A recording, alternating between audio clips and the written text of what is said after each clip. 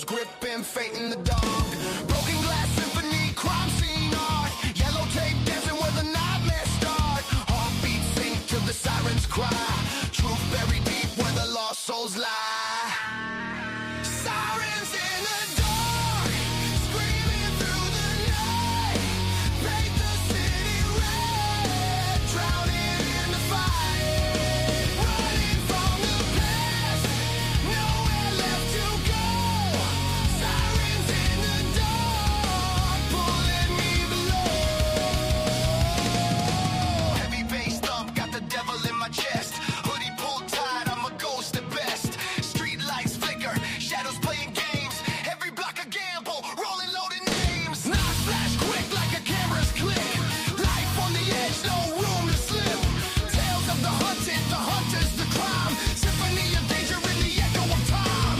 Bass drops heavy, chains on my feet. Marching to the rhythm of a city's heartbeat. Strings cutting sharp, slicing through the grime. Orchestra of chaos, the true crime rhyme. Sirens in the dark, screaming through the night.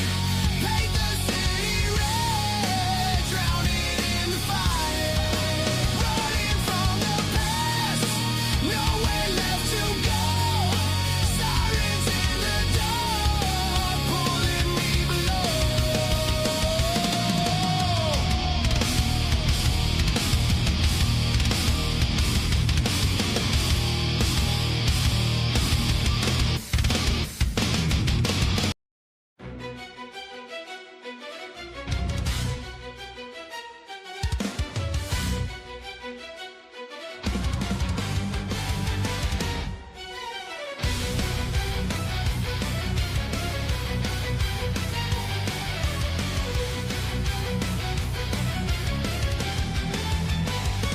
Shadows creep, blood on stone.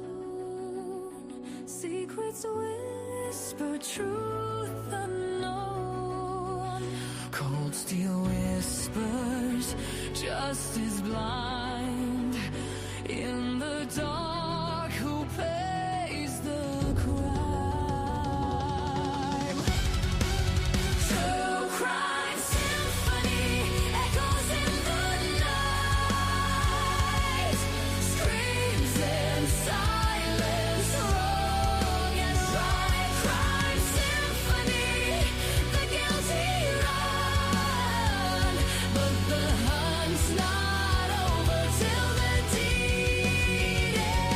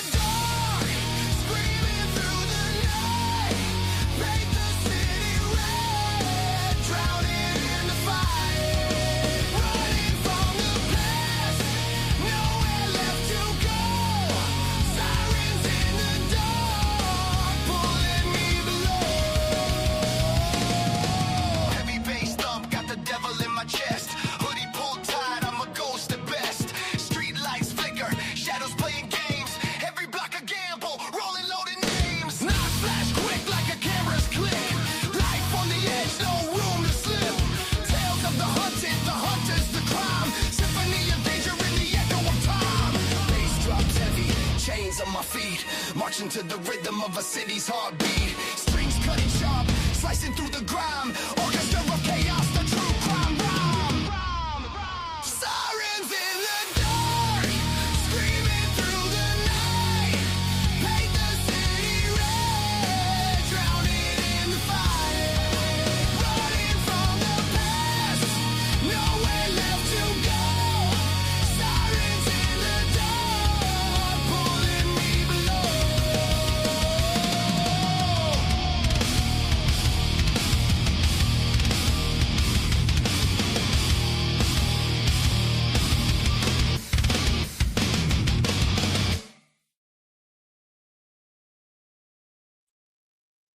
All right, all right. Welcome back to the cafe, guys. We are open for business. Back to the little city of Moscow, Idaho, guys. Looking into the Idaho murders as we do.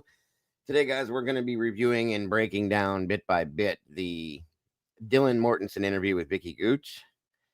Why so many gaps, Dylan? I think we actually hear Vicki say that at one point. Great question. So we're going to break that down, discuss that, and whatever else we get our little fingers and toes into. Let's do this. I hope you guys enjoyed the music intro while you're waiting for me to keep you a little busy there. Let's get this party started. Here we go. Here we go. Here we go.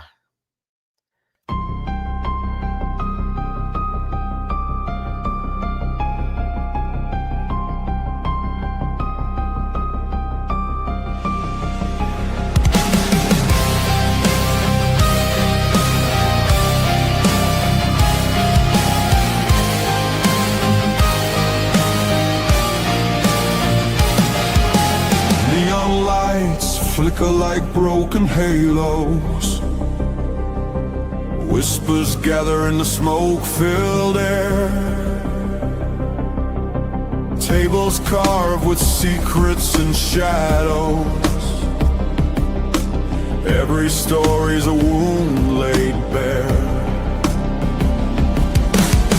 The kettle's boiling with restless rage. Justice written on an unseen page. I sip the silence, bitter taste, waiting for the ghosts to show their face. At the True Crime Cafe, we serve up the pain they try to hide away.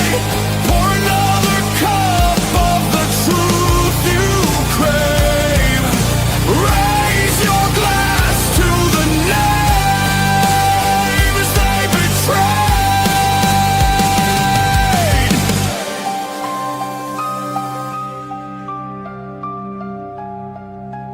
Mirrors cracked, reflections are liars. Ashes fall where the guilty once stood. The jukebox hums like a funeral choir. Echoes pounding through the neighborhood. Every scar is a candlelit vow. We hunt the how, we demand the now.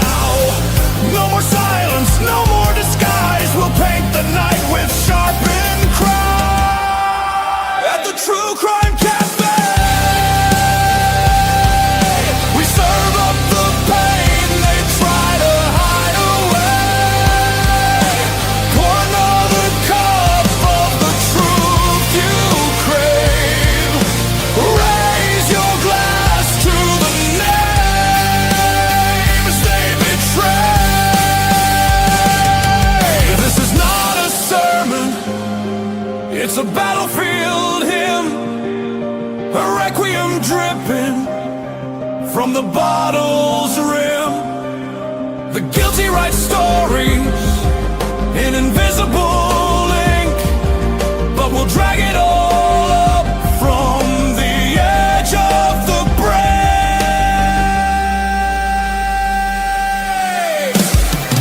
At the True Crime Cafe,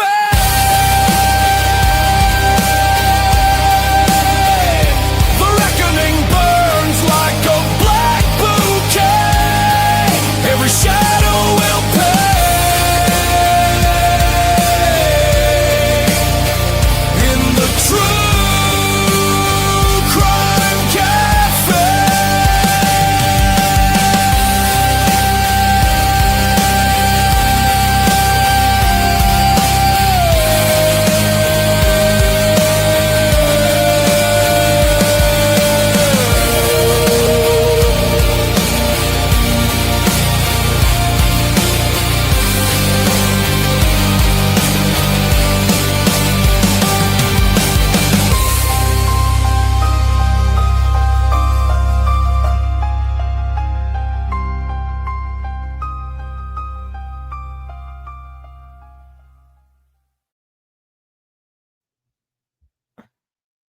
right. Welcome back, everybody. We are open. Doors open. Take a seat. Grab your coffee, tea, whatever it may be. Good morning, good afternoon, good evening, and good night. Whoever you are, wherever you are, it's great to be here with you guys. I hope you're having a great day. Thank you all so much for joining us today as we head back into Idaho to review the Dylan Mortensen audio interview with Vicki Gooch, and break that down. It's a wild interview, folks. There's definitely some things in there that will tell you some truth, in my opinion. However you read it, however you see it, it is what it is. So let's do this thing. Come on in, grab a seat. Looks like I got 27 beautiful peeps in the house. We got 18 likes, guys. Let's see if we can make that match, please and thank you. Let's see who we got joining us so far today. Good morning. Good morning. November 6th already. God, things are flying by. Come on in, guys. Let's see. It looks like Cat K's in the house. Gen 7, welcome back to you, Beach Babe. Great to see you. Mayhem and Miracles, Eminem in the house. Miss Christy from Christy's Chaos. Always happy to see you, Miss Christy. Thank you for joining us today. Good golly, Miss Molly's in the house. Miss Molly's the one that created that amazing song we just heard coming in here. The intro song. Let's see. Leah Story, we're listening from work. Great to have you here, Leah, as well. Beach Babe, welcome back to you. Yes, the intro is the best intro in the world. Good old Marl. Molly does amazing things. The other songs you guys heard beforehand while you're waiting, I put those together myself. They're okay. Just to give you guys something to do while you're waiting on me. I hope you like those as well. They're nothing like with the song that Molly created, but Mark Schumann, great to see you. Thank you for joining us. Truth and Justice, True Crime with Anna D. Welcome back to you. Great to see you as well. It's funny that you said that, my friend. Funny you said that. Let me see here. I think I got every. In Stitches is in the house. Sharon Cost, welcome back to you. Great to see you. Brady B, the OG. Great to have you in the house. Thank you to my moderators that have joined me today. We all know I couldn't do this without them. Facts are facts. Welcome, welcome, welcome. Yeah, it's funny you said that, Mark. That I love Evanescence. I'm a huge fan of Amy Lee, as a lot of my people know. A huge fan, always have been. I love her voice. She's just amazing as an artist. So it's that song, the True Crime Symphony, that I put together was based off of that theory that the male female Evanescence style music. That's what I did.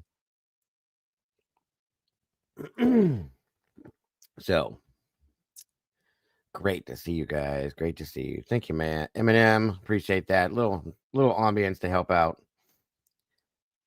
James Moen's in the house this morning. Good to see you, my friend. Thank you for joining us. Please make sure to hit the like button, guys. Share this out. Let everybody know what we've been doing in here today. The link is pinned if anybody would like to join me. Of course, Christy, you know you're always welcome to join me up here. And anybody else, if you should feel like you want to, please do. I'd love to hear your thoughts and feelings on what we're going through when we go through this. Typing is typing, but the emotion that comes from our voices and our feelings is a whole different thing. So everybody has a platform here to speak their feelings on this. Everybody knows that. So come on in, guys. Grab a seat. Get comfortable. Again, if anybody wants to join me up here today, the link is pinned at the top of the chat. Feel free to pop on up. Let's discuss this together. I think we got 35 peeps in the house. 25 likes. We're catching up. Yes, she does. She sure does. And it sounds great, as everything she does.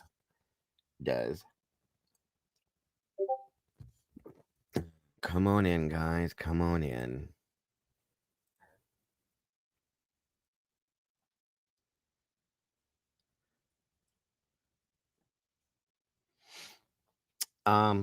Everybody, if we can, real quick, while we're waiting, I'm gonna ask everybody if you can, please, Molly, our videographer, part of our family here, she had asked if we can all say an extra prayer and keep her nephew in your prayers and thoughts. He was in a very bad motorcycle accident. From my understanding, most of his injuries are to his right side. He had multiple open fractures. He has a traumatic brain injury. They put a rod in his skull to relieve the pressure and monitor his brain. He has multiple brain bleeds and is intubated. His elbow was dislocated and they put it back in place. His arm is broken in 3 places. His wrist has a few fractures and his hand also has a few fractures. The swelling in his arm is concerning. So concerning that they had to basically make an incision from his hand to his elbow to relieve the pressure. Of course, I've seen that done. His hip has multiple fractures. His femur is broken in multiple spots. A piece of his femur was brought in that was on the street. My God. During surgery, they couldn't put it back together as well as they expected. And his knee is broken in multiple areas as well as the kneecap. His ankle is also broken. They described it as he has left a pretty good portion of the cartilage in his ankle on the road, sadly. Sorry, guys, trigger warning. So he may need to be amputated from the ankle down.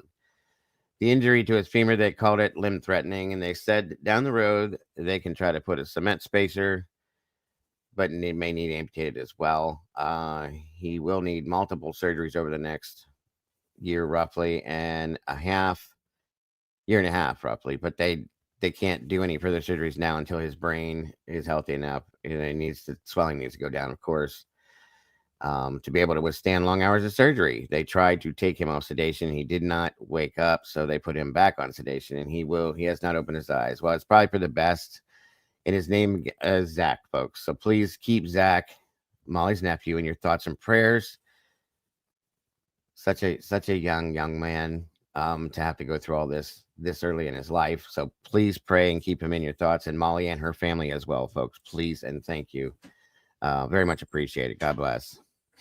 It's one thing this community does do is we support each other in every way that we can to keep everybody's families in our thoughts and prayers when they're going through rough times, even when they're not. I think about you guys. He's only 21 years old, guys. That's horrible. So one good thing is he's young. The younger they are, the more virile they are. They recover quicker than somebody like my age or something, that's gone through that. So we will be keeping Zach in our thoughts and prayers here in this community. Molly, we love you truly. And that includes your family, hon, because you are family. So no worries with that one, dear. And that goes out to your sister as well, sis. I'm sure she's going through hell right now, too. Welcome, Samira Dalby. Good to see you today. Thank you so much, James. God bless, brother. Very much appreciated. Excuse me. Thank you all so much for that. You guys are amazing. Nothing but love for you guys. I swear to you, and I say this all the time, but facts are facts, folks. This is the best community on YouTube, period. You can't fight me on that one, guys. Welcome, Karma Police. Good to see you today. Great to have you all here. Again, as we look into this newer interview with Vicki Gooch, with Dylan Mortensen, guys. Vicki Gooch is an FBI agent and is a little bit different than how Blaker and Payne and all them would do interviews. She kind of gets to some points, guys, and she questions. That's why I said it in the title. Why so many gaps in your phone? Within the story, I'll tell you one thing. Dylan sure as hell is one hell of a storyteller. That's for sure. Is it a fictional story or a nonfiction story? That's what we get to decipher here, and I have my feelings on it. We'll see what yours are. I was hoping Eddie would pop in here and join me today. I did send him an email. We'll see what happens. Thank you, Leah. God bless, hon. Absolutely, James. Thank you for being here. RC3's in the house. Welcome.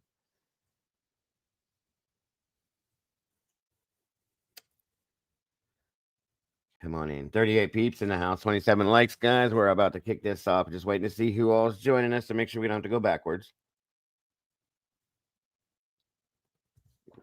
I know Lana was live, so we may not have everybody here because of that, and that's okay. Thank you, Christy, guys. Please make sure to check out Molly Drake's channel. Again, Molly is the creator of the intro and outro songs to the channel and always has been. She does amazing things at her channel as well. I would love to see you guys supporting her. helping to grow her channel, showing her a little bit of love because she's so very talented with what she does. Excuse me. Good Lord. Sorry. But yes, thank you, Christy, for that. So please make sure you subscribe to Molly Drake. And hit the like button and hit the notification bell. That way you don't miss anything that Miss Molly puts out because you would be disappointed for missing it. Give me 1 second here. Same goes for this next channel I'm about to drop in here. Right about here. Very, very, very talented creator as well. I'm very proud that she's part of our team, part of our crew here. Miss Christy for Christy's Chaos, guys. Please check out her channel as well. Subscribe if you have not yet done it.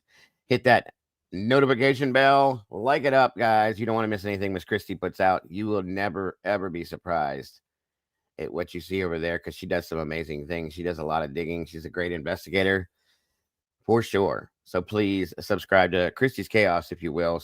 Hit the notification bell, like button, and share that one out and let everybody know what she does. It's so amazing, guys. I'm, like I said, very grateful. I have the best team on YouTube as well. I will tell you right now. People can argue with me, but they will not win. This blue crew is the best. Anybody to have these people would be. I'm surrounded by the best of the best of the best. So very grateful and very happy to have these people on my team, in my family. I appreciate you all so very much. Thank you for that, Miss Christy. Guys, if you're interested in getting a little bit of True Crime Cafe merchandise, please go check it out. We got some pretty cool stuff over there. Cassie's been putting things out left and right, different types of t-shirts with different sayings. You can get a Baby Dago t-shirt if you want. And it is getting colder. You can pick up some hoodies. Please go check them out. I'm going to have those linked to my actual community page here soon so you guys can see it on a regular. But go check out that link as well. And thank you, Christy, for that. Oh, Lord, Molly, I'm so sorry, hon. Thank you so much, Leah. 32 peeps in the house, guys, with 30 likes. We're catching up now. You guys are amazing. Thank you all so much for everything, for being here, for being you, for knowing your worth. That's so very important. Best community on YouTube. Fight me about it. You will lose. We love you, Molly. And we're all behind you, sis. Thank you, Christy, for what you do, hon, on your channel, for what you do for this community. Every bit of it. We appreciate you so very much. Brandy B, she's got a TikTok, guys. We got to get Brandy's TikTok link in here, too, so you guys can subscribe and follow that. I got really talented people part of this crew in here, I'm telling you. You cannot go wrong. Thank you guys for subscribing to Miss Molly's channel as well. Come on in, come on in. 37 peeps in the house. I guess we will get this kicked off and started here in just a minute.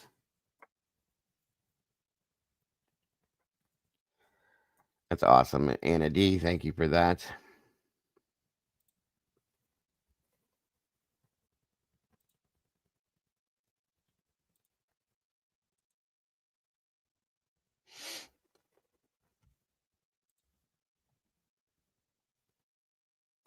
Come on, come on.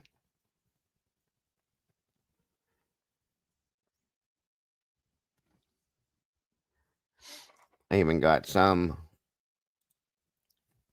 fan mail to open. I guess you could call it.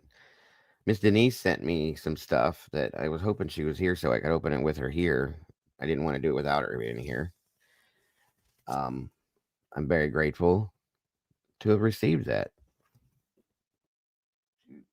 Three packages she sent me. Awesome. I appreciate that very much. I'm excited to be opening that up.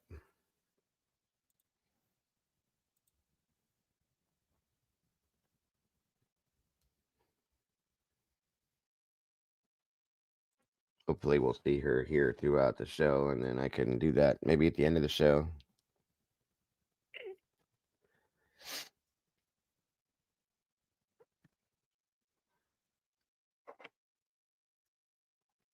That's what my son calls it, is fan mail. That's why I called it that. It was packages. That's what I said. But he came in and said, Dad, you got fan mail. I said, okay. You call it that. Grateful, grateful. Always grateful to receive anything from anyone. I get excited.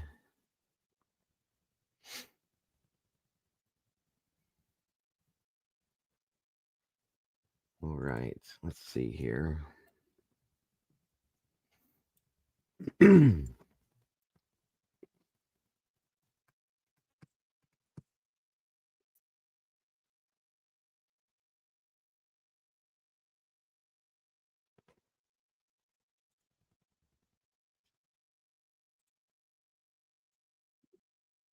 Okay.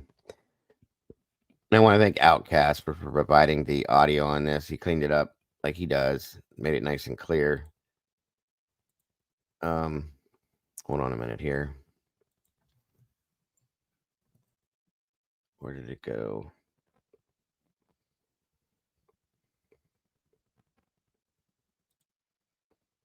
One second here.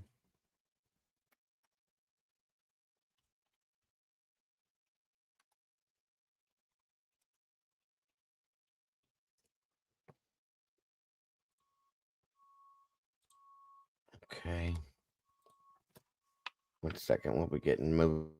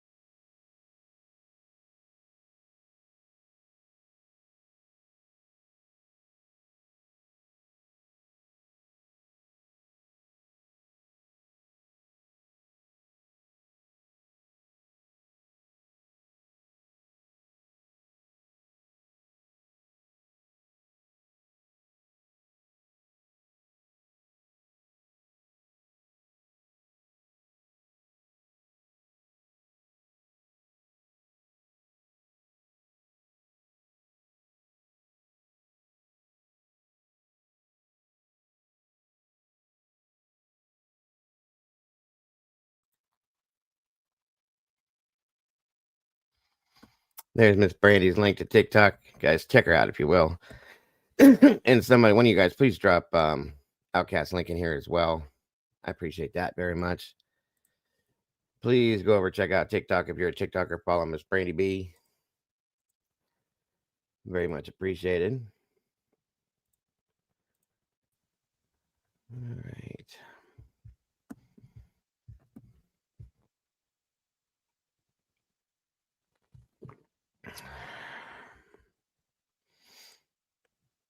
All right, guys, we're about to get moving.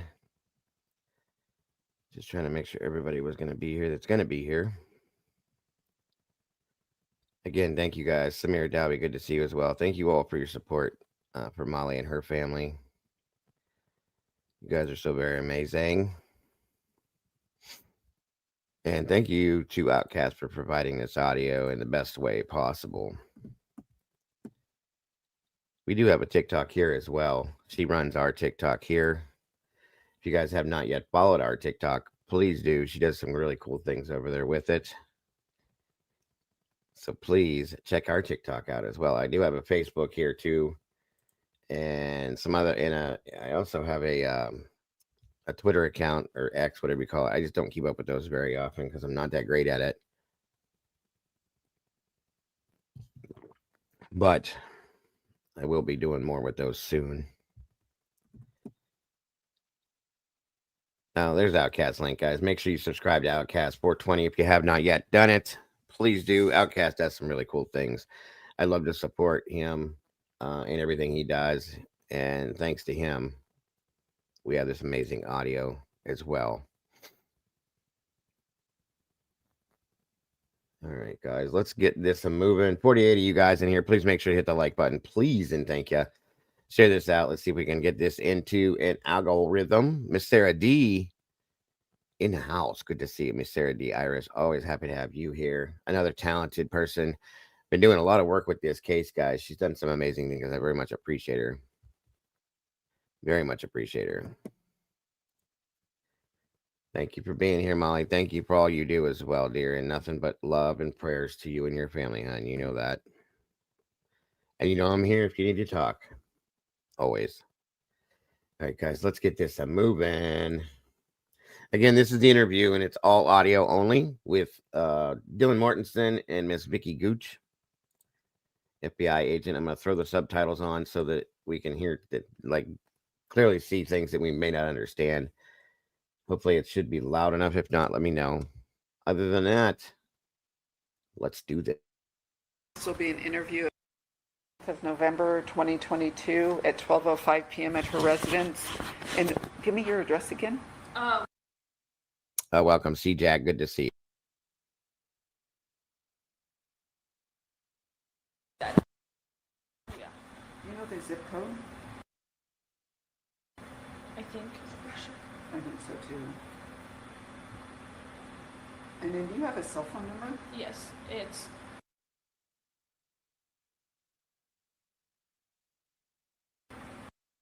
Just so you guys know, this is a 2-hour interview. Like I said, stop, start, whatever we got to do. I'm sure other people may join us throughout. And again, the link is pinned at the top of the chat. If you want to join me up here, you're more than welcome to. Please feel free. We will be breaking some of these things down, discussing what she's saying, working out what she's saying, and pointing out certain things that probably shouldn't be being said. That's all what this is all about. So let's go. So I didn't ask Sergeant Blaker, do you have her cell phone? You probably have her cell phone? Yeah. Okay. So that's the number attached to your cell Yeah. phone. So you know why we're here? We're here to talk Yeah. about what happened over the weekend? Yeah. So can I ask, what year are you in school up there? I'm a sophomore. And what's your major?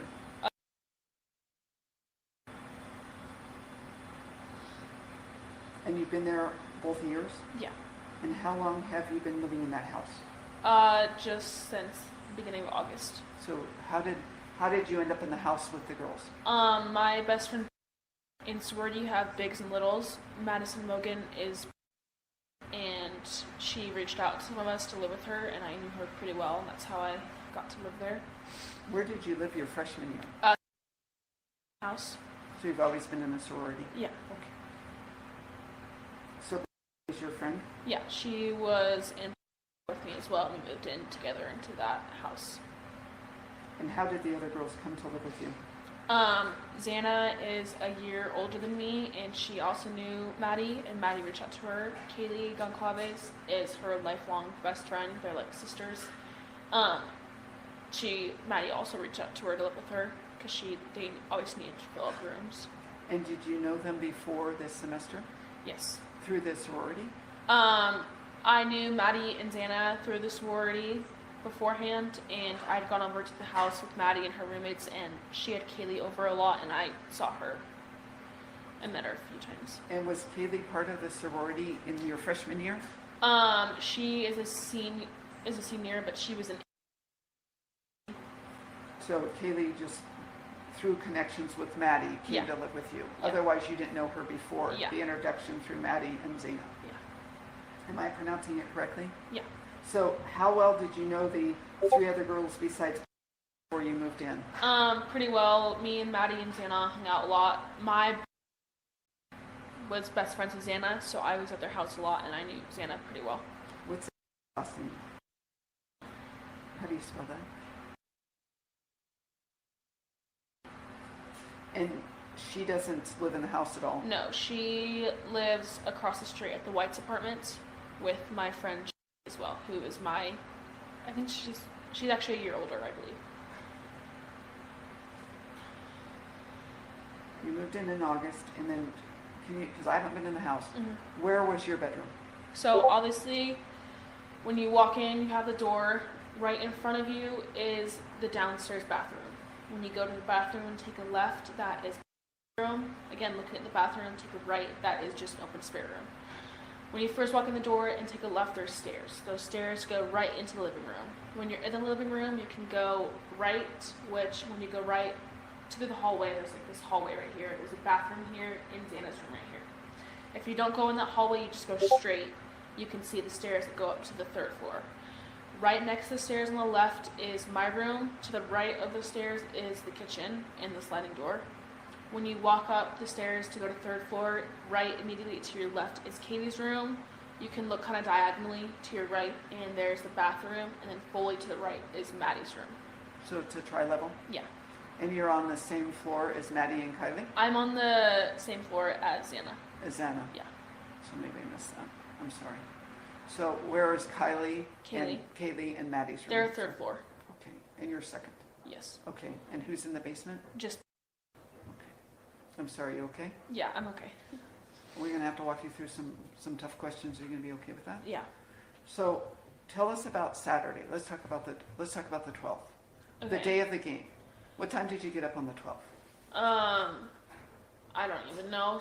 We had formal and we had a little party on Friday, so obviously a lot of us were pretty drunk that night.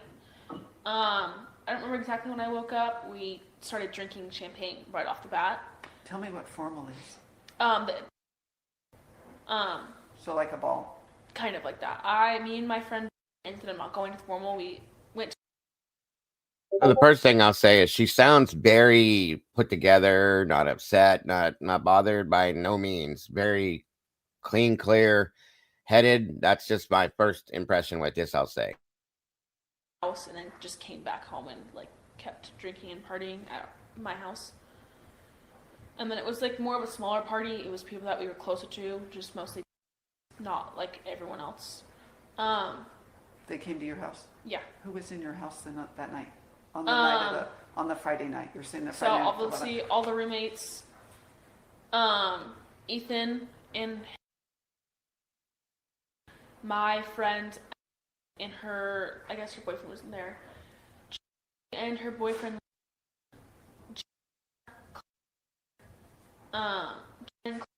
they brought, and I believe, I guess she brought her friend.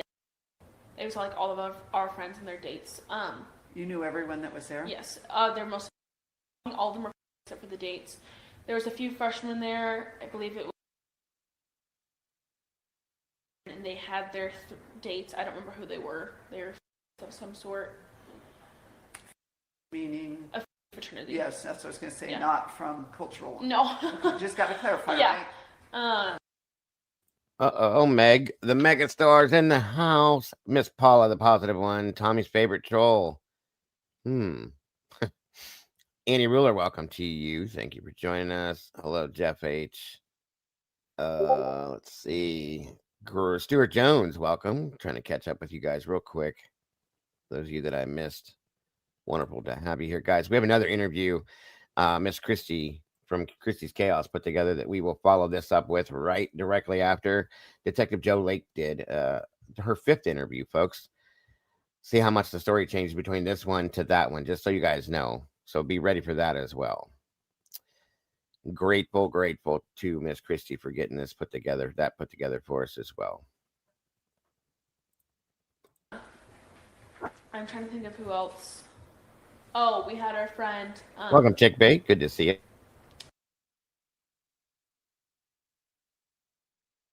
I don't think she brought a date, and then brought her date. And then I believe that was all. Is your first name? Yeah. Well, I guess you could say. And Yeah. Again, thank you to my mods for how being long here, did the doing what party you go do. From the 11th to the 12th. I appreciate each and every one of you. We started, I believe, around 4:30. Some of us. So when you have a formal, you have a sober hour. All the that were wanting to go, we got a ride from a sober person at 7:20. We had to be at the house before 7:30. We were at Pie for, I would say, maybe 30-40 minutes, and then Kaylee was my date with me, so she came with me. We decided we wanted to go home. So Maddie Mogan, she got me and Kaylee an Uber. We came home. And then who the Uber was? No, I don't remember. And then her date, and then her date got a ride from another Uber home, I believe, or Sobro. I can't remember exactly. I would say that was around 7:30,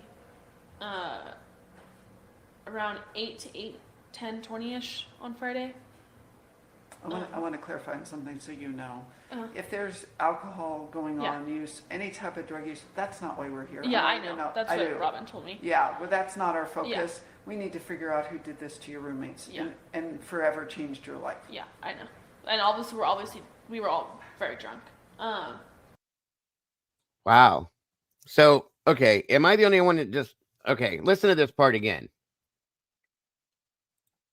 Gooch is like appealing to her sense of, sadness and trauma here and says, we need to figure out who did this to your roommates and forever changed your life. Listen to the way she responds to this, you guys. This bothers me. I'm sorry. 10:20ish on Friday.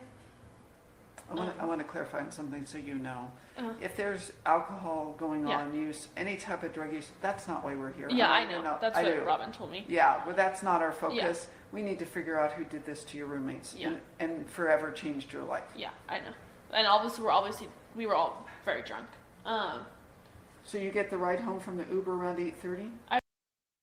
So she just kind of blows off like what Gooch just said about, you're forever changing your life, so on and so forth. This is a horrible thing. We get it. Yeah. Okay. Whatever. We were really drunk. What? So I think she's just claimed, I don't know if you guys caught this, that Maddie had a date. And we know that they weren't there very long. They didn't want to be there very long. They ended up having a party that night. Oh, goodness gracious. Thank you, Miss Cat. $10 super chat. Thanks for all you do. Thank you, Kat, for all you do, for being here, for just being you. I appreciate that so very much. That looks like we got number one out of our goal. Awesome. I appreciate that so very much, Kat. God bless, hon. I think Maddie's boyfriend was in Jake Schrager. I thought he was in Boise as well. So whoever she had a date with, I'm curious. That's interesting. Very interesting. Maybe. Good point, Meg. Yeah, Jake was in Boise, from my understanding. So, and that Jake Schrager is Maddie's boyfriend. Was Maddie's boyfriend. I'm sorry. I would say so. Maybe a little bit earlier than that. I think it was like right around 8:30 because that was when everyone was leaving to go to the formal. Have you ever used this Uber driver before? I don't remember. I think. Oh, it was. Then yeah. I believe yes. Because an Uber driver we know pretty well. We have his number. Super nice guy. I don't know for sure if the Uber that we got that night was the same guy, but we just usually would trust Ubers. So that night it wasn't. I don't fully remember. Okay. Sorry, I was intoxicated. I don't fully remember that. No, you're okay. Can I ask you, because I do, and I have to ask how much consumption, so we can understand her Yeah. statements from the perspective of consumption. Are you okay with that? Absolutely. I explained all that to her and she's ready to go. Okay, so Friday night maybe isn't as important as Saturday night. Welcome, Isla Shoals. There was little reaction from any of the students that were interviewed, including the Linda Lane Apartments residents. I just don't understand this generation. I agree with you on that one. It's kind of odd. Very odd, I should say. Welcome, Musical Contessa. Good to see you today. Thank you for joining us today. As always, much appreciated. Annie Ruler, good to see you again, dear. Chick Bake, great to see you. If you didn't hear me, Carolyn Prestage, always happy to have you here. I hope you do as well, Musical. I truly do. But what happens Saturday? What time does the party end on Saturday? On Friday, you mean? Friday to Saturday morning. I'm going to think it ended Saturday morning. Probably didn't end at midnight, right? I don't even really remember exactly. I'm trying to like rethink of what happened, but I can't even think about Friday night really. Well, this is why we're asking. Something I want to point out, you guys, is that this is a 2-hour interview. The initial interview we saw with her before was like 6 minutes, 8 minutes, possibly. Okay. And very minimal questions. Gooch asks harder questions than Dylan was asked before. You'll notice that when this starts to happen, Dylan starts reaching and looking for weird, different answers to these questions that she doesn't seem to have. Kind of panics a little, in my opinion, as we'll see. And point it out when you see it, guys, because it's there for sure. Do you care if I look at my phone to see? Because I I have probably videos or somewhat. Why we're asking too is maybe there's someone you met or some path you crossed Friday into Saturday that resulted in what happened on Sunday. That's why we're walking you back. Exactly, Carolyn. That was something that was brought out way before that her friend said she didn't drink that night. And another friend stated in a report she was surprised because she didn't think she drank that night. Gotta say, like Meg said it, but yet she still walks free and she just made over $150,000 from a GoFundMe too. That healing journey she's on. Give me a break. Yeah, okay. So I believe we got home and we went over to the Whites. Xana and Maddie were there. I think it was the White's apartment. We were there for a little bit. I decided to leave. I think it was in her room. I can't fully remember. It was just me, Maddie, and Xana at the White's apartment, and I just didn't feel like being there, so I walked home. And were She just didn't feel like being there because that's not her group of friends. They weren't in the same circle. She didn't want to be part of that. So she left. Interesting. Wonder where she went. at my house. They were playing music, and it was just us four for the rest of the night. And I believe I went, from what my picture I saw, I went home around 12. I went to bed around 12:10 because I'm in my bed at 12:15 in that picture. Who was in the house on Friday to Saturday again?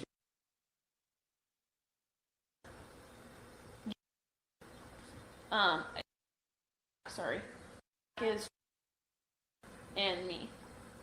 And how do you spell? Oh yeah, I believe. Thank you. And then I remember Maddie coming home at some point. I don't fully remember when. I don't remember where Kaylee was. She was either in her room or the club. I don't remember talking to her much after we got home. But you were in bed by 12:30? Yes, at latest 12:30. I think so. Do you remember on Saturday when you may have awakened? I'm not looking at my phone again.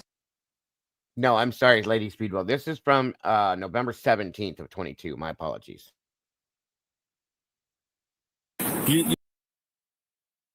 This will be So November 17th. I'm so sorry about that, you guys. an interview on the 17th of November 2022 at 12:05 p.m. at her residence. This is why we're asking. Do you care if I look at my phone to I don't see? mind Because at I have probably videos or somewhat. Why we're asking too is maybe there's someone you met or some path you crossed Friday into Saturday that resulted in what happened on Sunday. That's why we're walking you back. Yeah, okay. Good point, so, Dick. I believe we got home and we went over to the Whites. Xana and Maddie were there. I think it was the White's apartment. We were there for a little bit. I decided to leave. I think it was in her room. I can't fully remember. It was just me, Maddie, and Xana at the White's apartment, and I just didn't feel like being there, so I walked home. And were at my house. They were playing music, and it was just us four for the rest of the night. And I believe I went, from what my picture I saw, I went home around 12. I went to bed around 12:10 because I'm in my bed at 12:15 in that picture. Who was in the house on Friday to Saturday again?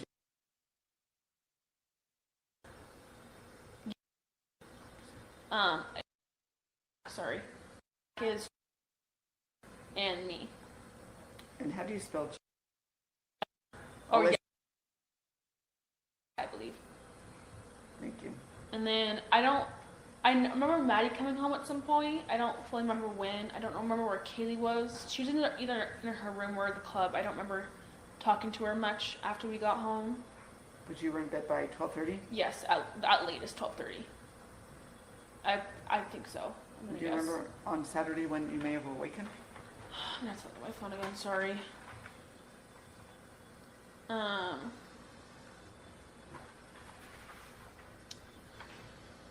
don't know exactly when we woke up, but I know we got up at around. I have a picture of me and Xana and Maddie and Kaylee were going to get coffee and going to the store to go get more alcohol. That's at 12:15 from my photo on my phone. I don't remember exactly when I woke up.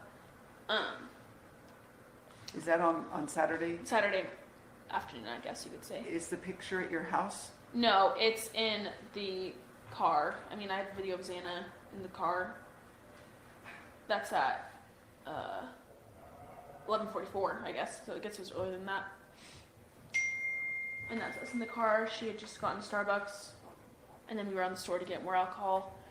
I believe after that is when we started. We had a few bottles of champagne left from Parents' Weekend, so we were trying to drink that. Kaylee was. She had some good friends at the White's apartment who were having like a little. It was like a day trip, I guess. They had like 100 beers in this little mini inflatable pool thing, but obviously it wasn't filled with water. And a lot of people showed up there, and it was good. Like we took pictures. That's that picture that's going around.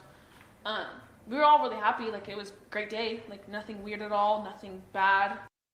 I absolutely agree with that. I'd be this calm if a car was stolen, but 4 friends have killed in a horrible manner. That's a no level of calm here. I absolutely agree with that, especially talking about it. It's very odd. At all. What were the plans for Saturday night? There was a lodge party, that's where we went to later that night. Good That point, was the main yeah. plan. Was like, okay, it's a party tonight. Like those are known as the most fun parties. No, I think she's a lot smarter than people have given her credit for, folks. Truly, I agree with that, Lady Speedway. Which is like you want to go to all of those pretty much. And all of you were going? All the roommates were going? Kaylee wasn't thinking so. Usually when you're a senior, you tend to go to the clubs more than the fraternity parties. That's just like the nature of it. Maddie she did go with us for a little bit, but ended up going home to go with Kaylee to the club. What time do you think Maddie left you to go from your function to the club with Kaylee? So I have a assignment that I turned in right before I left to go to Somalia. So pretty much Saturday night we got home from the White's apartment. I'm gonna guess around 5:30 again. I don't fully remember. Again, we were drinking that day too. Like I just had champagne. Like I had probably around 3 drinks, seltzers. We made food. I know me and Katie made pasta, and Xana made the sandwich. Xana, me, all of us were roommates. So Xana, me, Kaylee, Maddie were all together. Kaylee decided to go take a nap, and then me, Xana, Maddie were on the couch watching a show. I don't know if we were fully watching a show, but we were eating, talking, and we all decided we were going to take a nap. I took a nap on the living room couch. Maddie went to her room, Xana went to her room, and went to her room. I don't remember when Ethan came around. I can't fully remember. Might have been once after we all woke up. We all set a timer at 8 p.m. to wake up together. They all were getting ready to go out. I'm pretty sure Ethan came over when we all woke up. I had to finish some psych homework, and I can look at when I turned it in. That's when I know I left. But I'm almost positive. I guess I shouldn't say that. I don't know for sure when they left, because again, I was probably still intoxicated. I would say I think it's around 9:30 to 10ish. But you set your alarms for 8 p.m.? Yes, I know that for sure. We all set our alarms for 8 p.m. Well, what about the 2 guys that were there at 5:30 trying to get in, calling you to let you guys in the house? What about them? I'm just going to look at when I turn this assignment in. Let's see. What's the date? It would have been the 12. Yeah, the 12. I'm So sorry, I turned my assignment in at 10:12. So then they must have gone before around 9:30, before 10, because it took me about 20 minutes to Exactly, do Jan. this assignment. Were you in the house alone? No, Kaylee was upstairs in her room. She was getting ready for the club. One of her friends came over. I can't remember her name, but I met her a few times. She's super nice. They were upstairs hanging out, and they were all getting ready. I got ready, and I was like, okay, I'm going to go over to I left. If I turn this in, I got ready, so it means I probably left around 10:30. What was the class assignment that you were turning in? It's Psychology 215. Did you have a deadline at midnight or something? Yeah, that's when I had it. Well, I guess it's supposed to be turned in Friday, so I was trying to turn it in. To get some credit? Yes, some credit at least. So you think you left at 10:30, because I had to get ready. This assignment obviously is turned in 10:12. I'm going to say around 10:30 is when I left. When you left, who was in the house? Kaylee, I believe, and I know Kaylee was for sure, and I don't fully remember if her friend was still there. I'm What's pretty your friend's sure. name again? I don't remember her name. She's super nice. I met her. I mean, she's an 8, so like I'm not like. Yeah, everybody's super nice and pretty much 100%. Thanks, bro. close with her, but I know of her, and she's super nice. I just can't remember her name. So, my house is like a 2-minute walk. Like, it's right in front of our house, pretty much. Across the street up the little green hill. I guess you would know. As I was walking there, the White's apartment, like the parking lot between the street and the Whites. I was walking down there, I saw Maddie, and she was holding a box of White Claws, I believe. And as she was walking, I was like, oh, like, where are you going? Like, are you not staying? She goes, no, I'm going to go to the club with Katie. And I was like, oh, okay, well, have fun. I don't know when they left. I didn't go home. I just went straight to the movie. Real quick, the route you took to the, did you go down to King and cross, or did you take the shortcut? You know those little stairs that's in between, So that's Dustin Blaker that's there as well. Just so you guys know. the tiny little stairs that's next to the Whites. Yeah. Those tiny stairs. I walked down that, walked the Whites parking lot, and then up that green hill. Okay, so when you came out your front, I'm assuming you came out the front door Yes. into the parking lot. Yes. Crossed Queen. Yes. Took that short little path Yes. between the Whites and the blue apartments Yes. to your left. Uh-huh. What point in there is where you ran into Maddie? Right when that parking lot, like that big blue dumpster, I'm almost positive is where I met her, and I was like, oh, like, what are you doing? She goes, I'm going to the club. So you were already down then? into Yeah, the I was White's down the parking lot, and then Okay. like right where it ends in that blue dumpster is where I Okay. saw her. All right. Was she headed home with the White Claws first? Yes, she. Jeff, don't start. I'll bounce you right now. You're lucky you're sitting in here now. Don't start making stupid comments with people, or you'll be gone. Bye. So stop now. Had the White Claws with her, and she was walking home. And I believe it was like one of those mini 6-packs, not like the huge ones. And we're not here. We're not Yeah, I here. know. I know, you know that. So I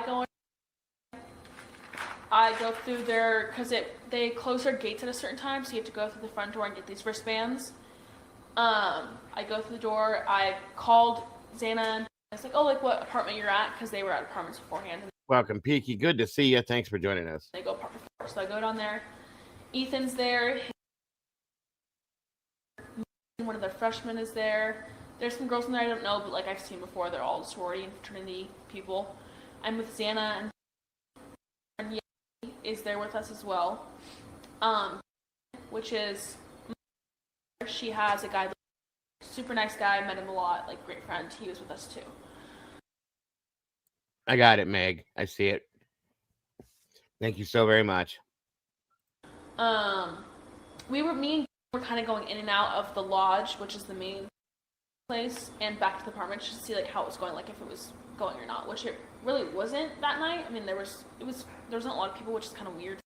Was there a football game going on at the same time, though? No, Oh, I don't believe there so. was a late game that night. Maybe there still was. I can't remember. Davis. So I think You don't think that's gaslighting there, Jeff? Saying, oh, forgot I can only say negative things about Dylan? Come on, grow up, bro.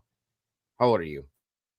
it started at 8:30. Oh, okay. It was a late I game, don't wasn't know. It started I at... thought it was at 4. Oh, Yeah. it's the Washington State game that was That the was late already game. done. Yeah, so that I think that should have been done before Sigma Chi, I Yes. believe. Yeah. Yeah, there was Sorry. That's That fine. was a Yeah, late I just game. didn't know. So me and Gibby obviously going back and forth, kind of looking around. Eventually they go into the room, apartment, which I think is, I can't remember, I think it's apartment. I can't really remember. He's a super nice guy, totally trust him, like, I've met him a lot. They were hanging out in there, and I remember Ethan was really worried about his... Very much appreciate it, Meg. Because is they also had their formal that night, and so as her date.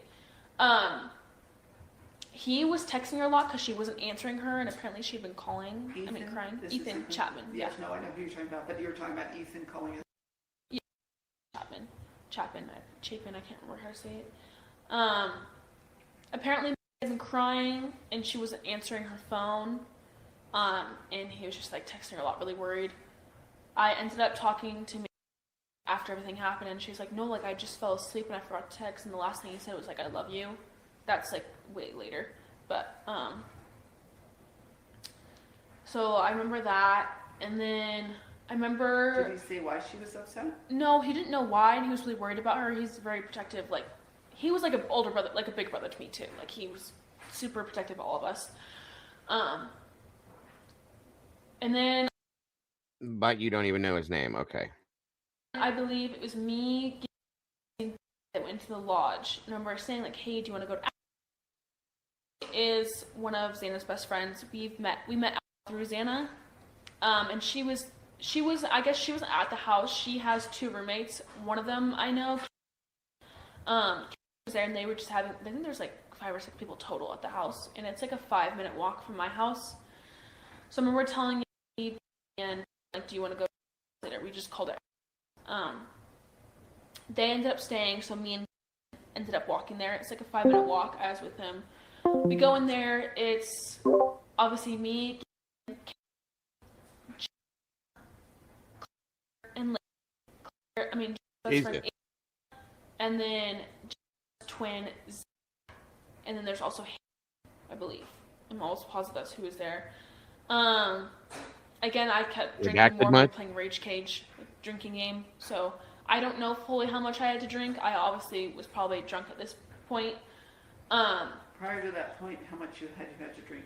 Up to the point that you don't remember, how much had you had to drink? So like after the nap, I had about 3 or 4 drinks of seltzers. I'm pretty sure. Like what type of seltzers? Like just White Claws. Is that 8%? Those are 5%. Yours are 5, so you're doing the lower end? Yeah. White Claws are 5%, I'm pretty sure. So she's at 3 to 4 of those. But what happened to the Borg she was talking about that she was drinking that night? Where's that at? Just saying. That's what we usually would always drink. Exactly, Leah. And this isn't a question of interrogation. It isn't a jam up. Were you doing anything else besides the alcohol? No, me and never have. Dan and Ethan, they would take Adderall every now and then, but that was the only thing they would ever do. Maddie would never ever.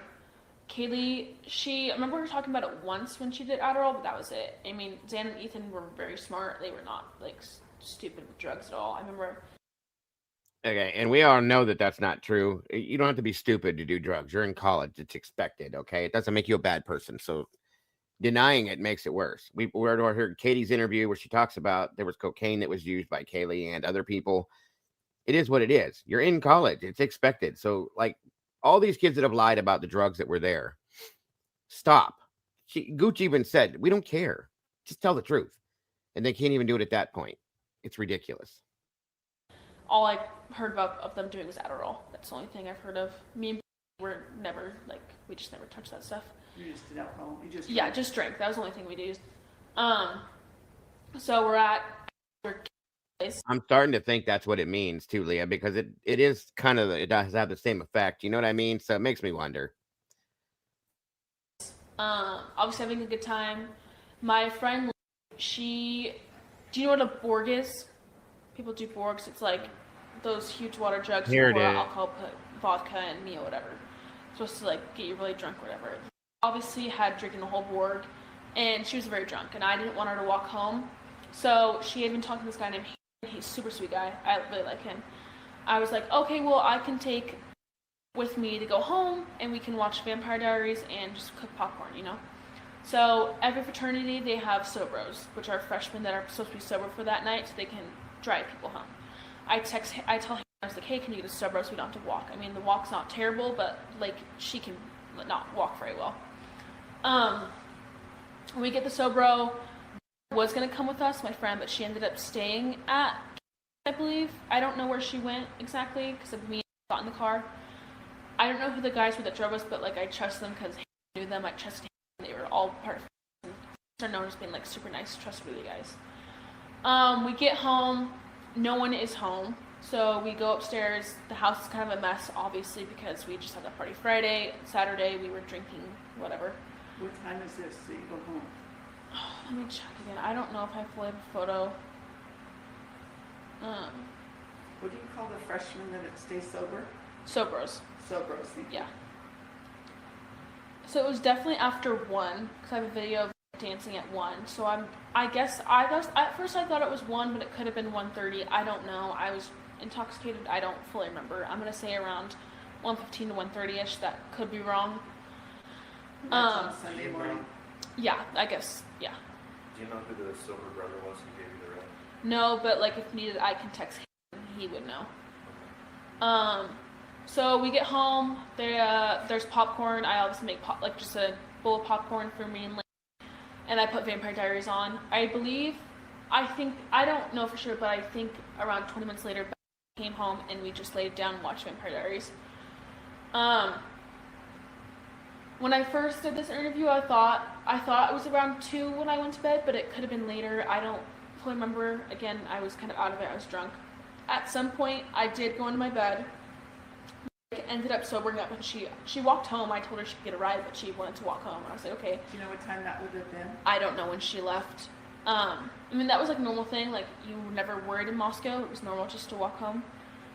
I don't know what time I went to bed. I have no clue. I remember waking up somewhere around 2 and 2:30. Again, I don't fully remember. I heard Maddie and Kaylee come home. Again, the walls are pretty thin, like you can hear everything. So Maddie and Kaylee get home from the club. I noticed they have grub truck, so it's just like that video that's going around. It's them at grub truck. They usually just get mac and cheese. So I can tell they got home from grub truck because they got mac and cheese and they take an Uber home. I have like a video of us. Let me see what time that's at. Oh, you got up and took a video?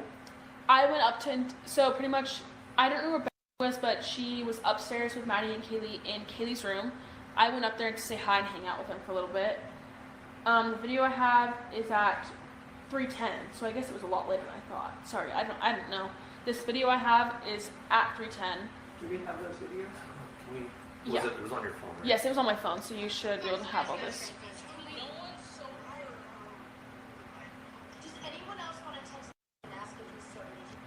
So is the Uber driver that we all know. Is that 3:11 a.m.? That was 3:10. I thought it was around 2:30. What were they asking to text Eric for?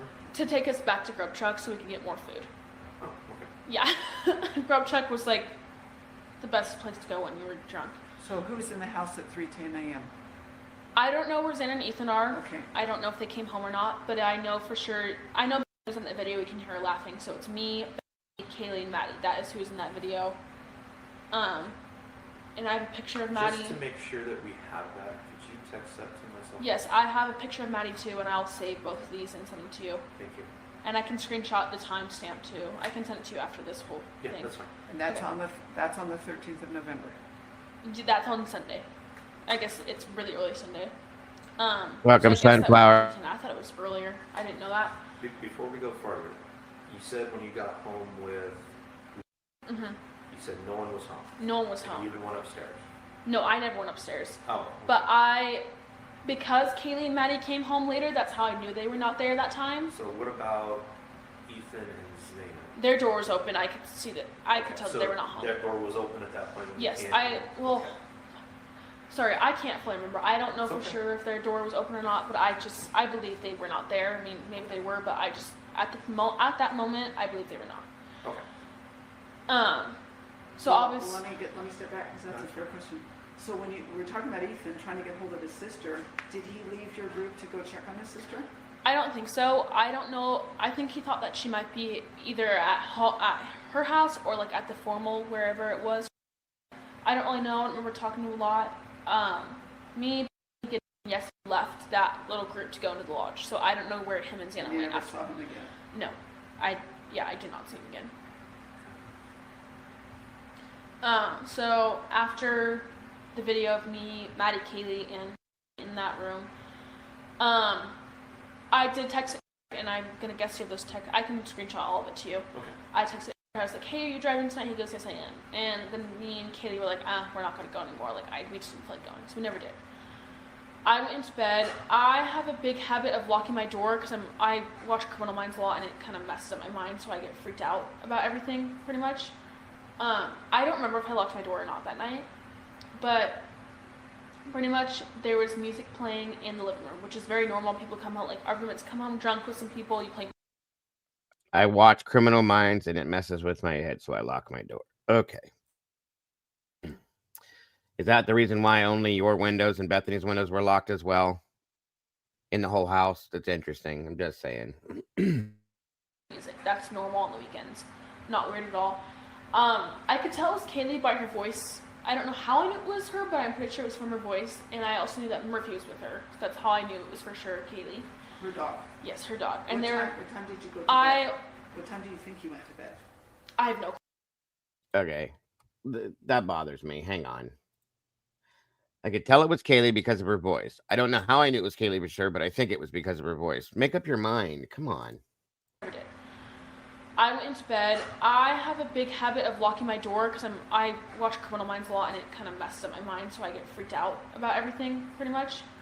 I don't remember if I locked my door or not that night, but pretty much there was music playing in the living room, which is very normal. People come home, like our roommates come home drunk with some people, you play music. That's normal on the weekends. Not weird at all.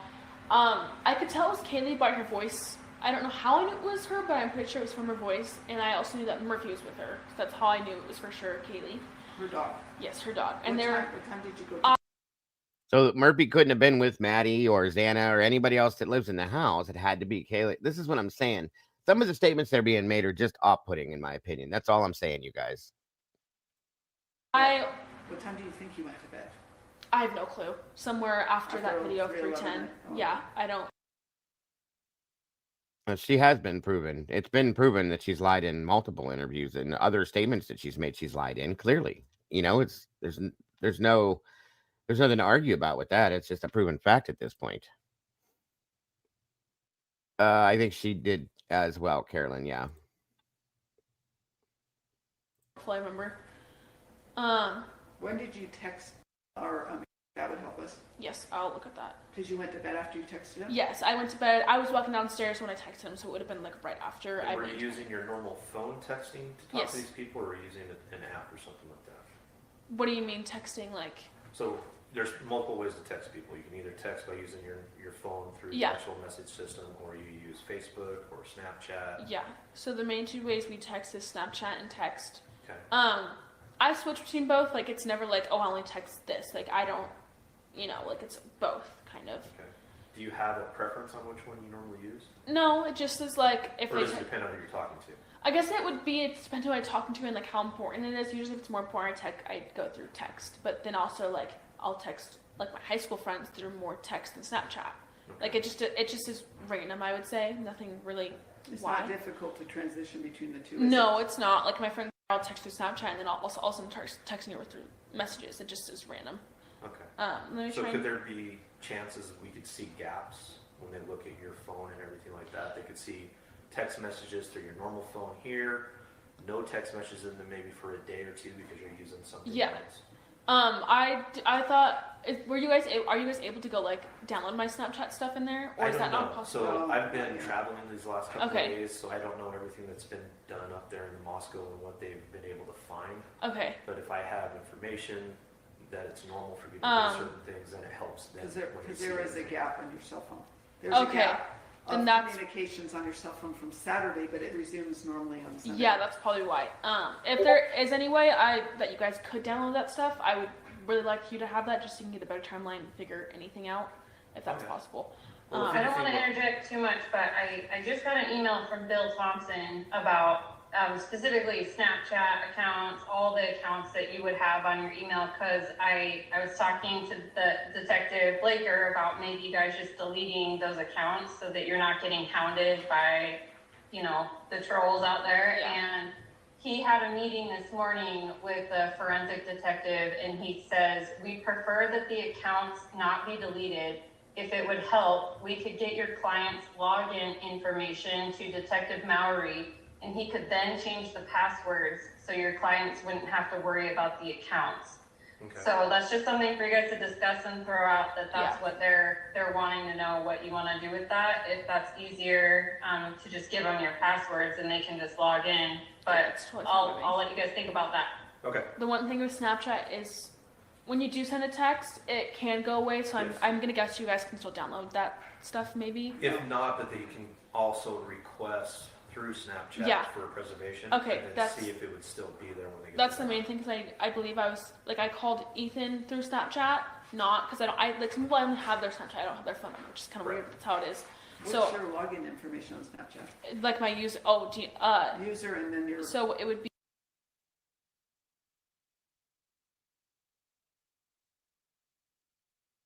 Yes. I have to figure out my password again, but it's probably gonna be. I mean, I can reset it so you guys can have that password. I'll try and figure that out. So your password would. I would have to. I've had a lot of passwords, so I have to figure that out.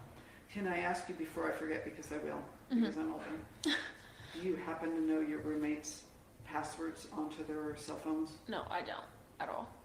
So you've never seen them put in their PIN or do a. No, usually you don't. You're not really logging out of Snapchat. I'm just talking just into their phones in general. Oh, I don't know. I don't know if they have passwords or not. I have no clue.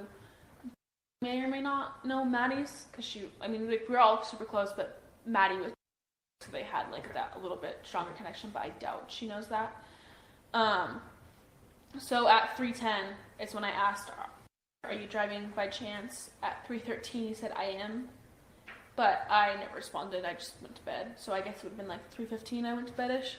So the timeline, and you know this already, it's so critical to us. Yeah, I mean, I remember when I first did the second interview, I didn't know the times, but now looking at photos and texts, I can see better timeline. Do you know if it ever came? I don't think so. I mean, I would guess he didn't because I never responded. But he, like, we talked to him all the time. Like, we would text him all the time. He knew where our house was. He knew, like, what Frontlandis was, what the Whites was. We really liked him. He was our favorite Uber driver. I mean, he could know something just because they do probably have cameras, and it probably would be a good guy to talk to just in case. But, like, we trusted him. He was a super nice guy. Always made sure we got home safe. I never had, like, any weird suspicion with him, ever. How old is he? Oh, I don't know. I think mid-30s, probably. He has a kid. I know that, and he's married. So he's talked to you. You've had conversations. Yeah, we've had a lot of conversations, like, obviously drunk with him. So you went to bed after that communication? Yes, after that communication. I don't fully remember, but I think I was on my phone watching Vampire Diaries for a little bit. I don't know how long. I don't know for sure if I was or wasn't. Again, I don't know if I locked my door. I have a habit of locking my door, but I don't know if I did. And I don't remember. I'm usually the one that locks the sliding door at night because Xan and Ethan would get up and forget to lock it. I don't know if I locked it that night. I don't know if anyone else. I don't believe I locked it. But it also wasn't like, oh, you have to lock it. Like, Moscow always seemed like a super safe place. Like, you walk home at night drunk by yourself or with one other girl. Like, that's just the norm of Moscow. So I fell asleep.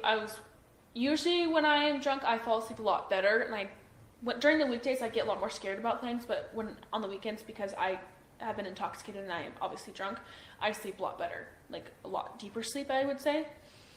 So... Do you suffer from anxiety? Yeah. Even before? Yeah.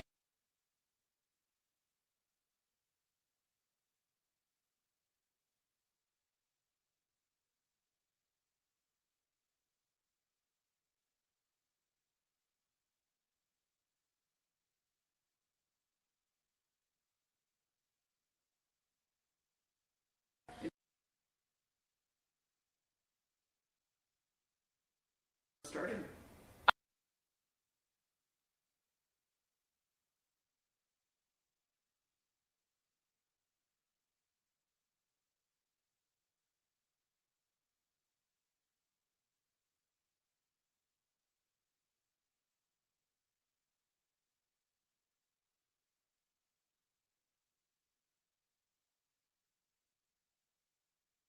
You drink anything at home when you ate the popcorn?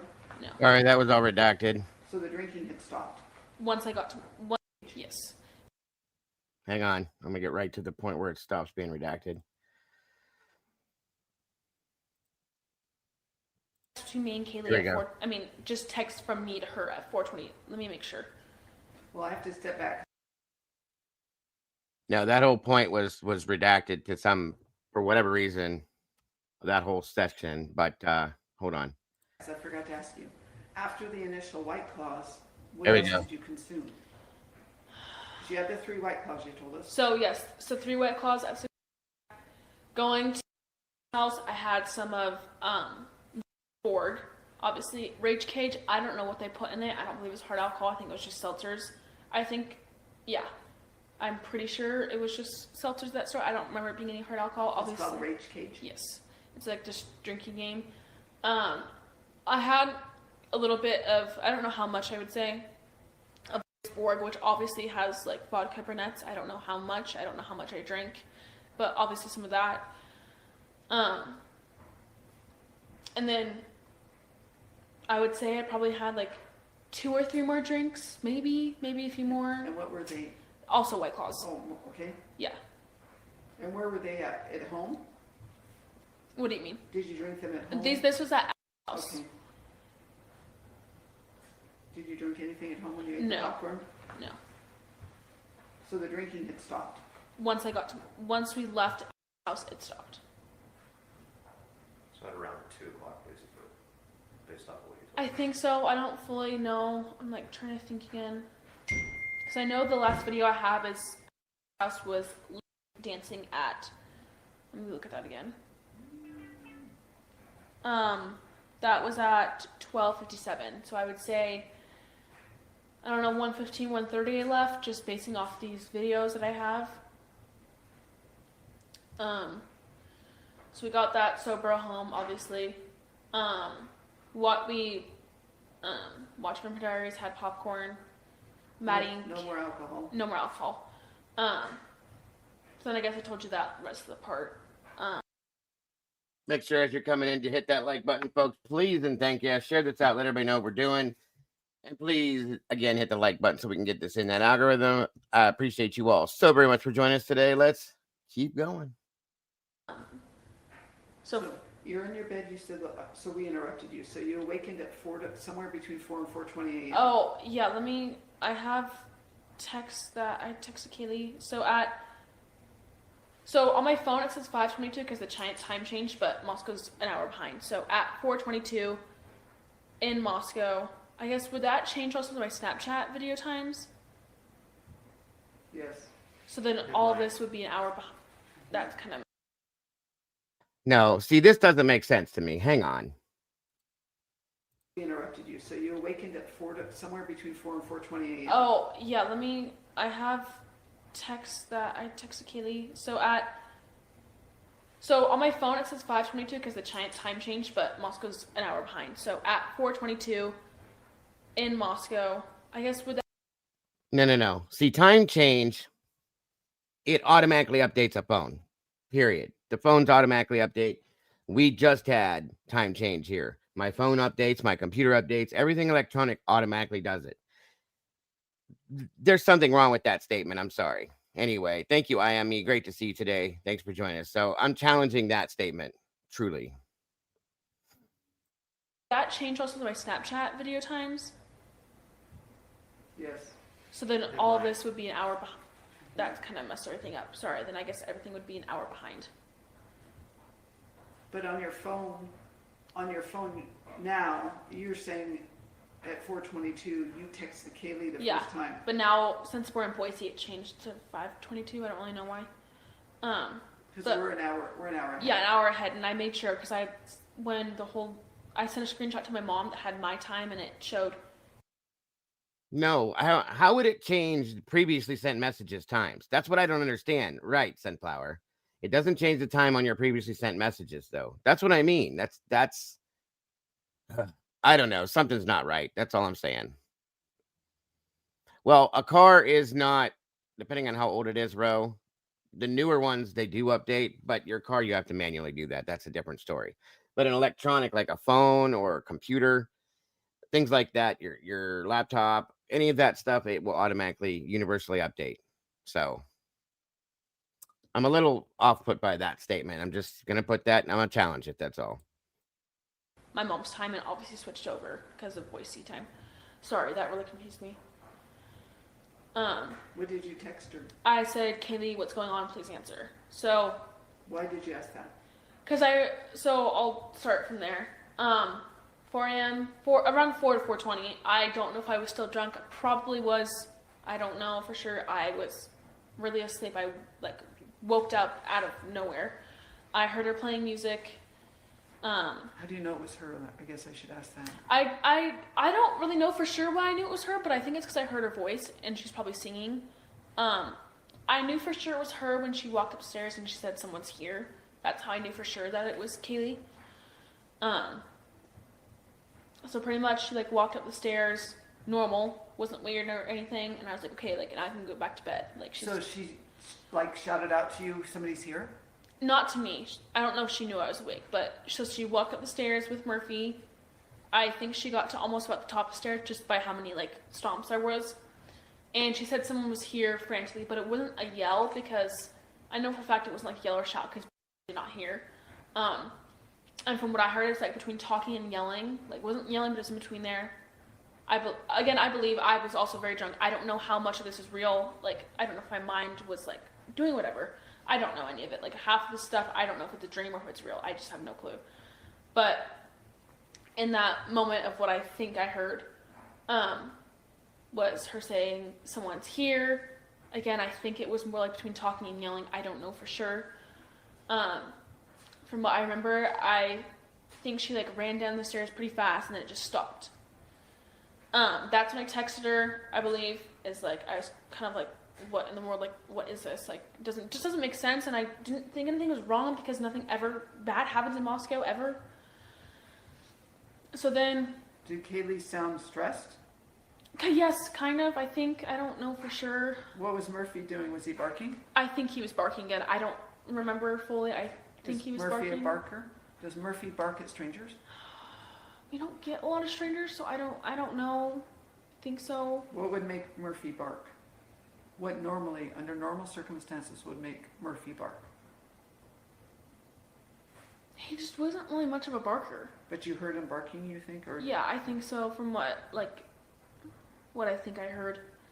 Can I step back a second? Yeah. Okay, let me ask you this because you've been consuming alcohol, but I have to ask you because you have gone.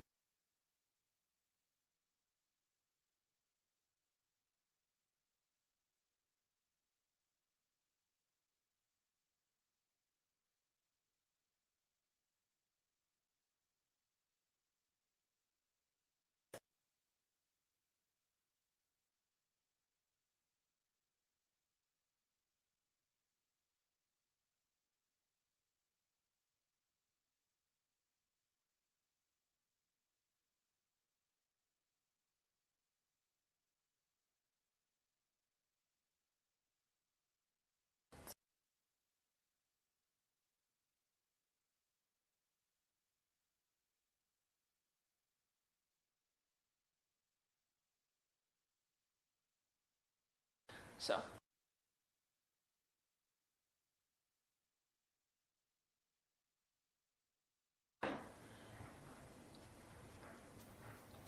So you heard Murphy barking, but Murphy's barked before. I mean, like, so when in the backyard there's dogs out there and he would bark at them. I don't think he ever really barked at people. Again, I don't like remember fully. I'm just guessing off of what I think.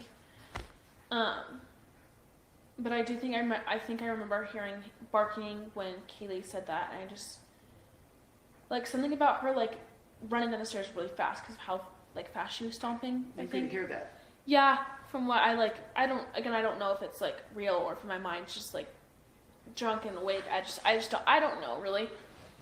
Well, that's important for us. So yeah, we can't tell you whether or not that was reality. Yeah, I mean, I have no clue. I keep trying to remember, but I don't know what's real and what's not. Pretty much from that night, and it's kind of frustrating not knowing at all. I don't remember who I called first. I don't remember when I called them. I mean, I guess I could look on Sunday from my phone. Was this at the time you heard Kaylee running? Yes. Okay. Let me look from Sunday. What's Kaylee saying? She just said someone's here, and then nothing else, from what I remember. But it sounded like you said you heard her say someone's here, then heard the friend. Yes, that's what I think I remember. So like she walked. She was wearing shoes or not wearing shoes? I think she was wearing, because all the girls like wear those Doc Martens, whatever. I think it was those. I don't know. I have no clue, but I'm pretty sure it was shoes because of how loud it was. Again, I don't know for sure. From looking at my phone. Okay, so I called at 4:19 a.m., which I didn't know. I guess I called 4, I texted Kaylee. And I think that's when she said something about firecracker, which I thought she was saying that there like someone threw fireworks in her house because she heard like I don't know what she heard, and something about like a light. I guess you talked to her. I don't fully know. I didn't understand it. I was out of it, obviously, probably still tipsy and just woke up. I thought she meant someone threw fireworks in her house, which didn't make any sense. So after that, I called Xana at 4:20 a.m. And then next, I called Kaylee as well as at 4:20 a.m. And what, did you leave a message or anything? No. And then I called again at 4:20. I don't really know why. Then I called Maddie at 4:21. Then Maddie at then Kaylee at 4:27. Welcome, Jamie Demon. Good to see you. Let's see. Aquarian's in the house. Great to have you here. Again, welcome, Sunflower. Good to see you. Let me make Matt Emlo's in the house. Welcome back, brother. Make sure I'm not missing anybody. 86 peeps in the house. Donna Salamander, always happy to see you. Jacob Monster, great to see you. Question: if she was drunk as she said she was, how is she able to describe in detail event from that night that does seem off? Right. Thank you. That's a great question, Jacob. That's a great point, my friend. Absolutely. Kind of partly my thoughts as well. Yeah, good point there, Jamie. Good point. All right, guys, on we go. Thank you guys so much for joining us. Again, make sure to hit that like button. Share this out, guys. Let everybody know what we're doing. So you never left your room? So after I heard Kaylee say that, from what I can remember is I opened the door, and I do remember like looking up the stairs and then looking to the side, and I could kind of see the living room, but not fully. And I just remember like seeing nothing. So I shut the door and locked it because I was freaking out. Like I didn't know if there was a guy there. I don't know if anything was there or not. Like I don't know. I opened the door again. Again, I don't know if this was real or if my mind was just like playing with me. But from what I think I heard was someone was crying in the bathroom, and I think it was Kaylee. But I don't know. I couldn't tell, and I just. Which bathroom? The one me and Xana share on the second floor. So the second time you opened your door? Yes. And again, I don't know for sure if this is in the bathroom, just like what I think happened from what I think I heard and all that. And then from after like the crying, I think I heard someone, like this guy's voice I had never heard in my life, just saying like, no, like it's okay, I'm gonna help you. But it wasn't in this nice way, like it was a weird, creepy way from what I think I remembered. And I'm pretty, again, I don't know anything for sure. I think I called out for Kaylee and Xana because it was the second floor, and I was just like, Kaylee, Xana. And so if someone was there, they would have heard me, and I don't know. So when you heard his voice, where would he have been when you heard it? I think the bathroom. I don't know for sure. It could have been. It just seemed too distant from the living room, so I just in my mind, I think in my mind just suggested, okay, bathroom. That's what I think I hear. Like I think it's bathroom. And what was it again? He said, I'm sorry. He said, no. He said, it's okay. I'm gonna help you. I think that's what I said. Again, everything's kind of fuzzy still. I don't fully remember. Was it directed at you? No. I think what he was saying that to was whoever was crying in the bathroom. And I from what I think I remember, it was a male voice. And what did you think? What were you thinking at this time? I don't even know what I was thinking. I was just like, what in the world is going on? Like, who is that? Like, are they talking to the girl crying? Like, I don't. And you thought the girl might be Kaylee.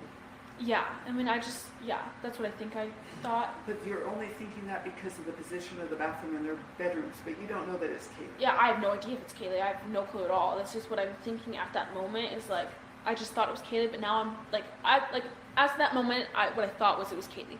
Now, after hearing more stuff and thinking more, it could have been Xana. But from that moment, I thought it was Kaylee. It's more important. That's what I was going to tell you. It's more important because I know you've talked to Kaylee, sounds like, from Dustin's interview. Yeah. Don't allow, if you can't, don't allow those, Yeah. that information to influence what you knew at the time that we're Yeah. asking you these things were happening, because we're trying to figure out who did this, and we can't have those influences drive our, we're trying to. Yeah. So like drive at our that car. moment, You thought it was Kaylee. I thought it was Kaylee. I totally thought it was Kaylee.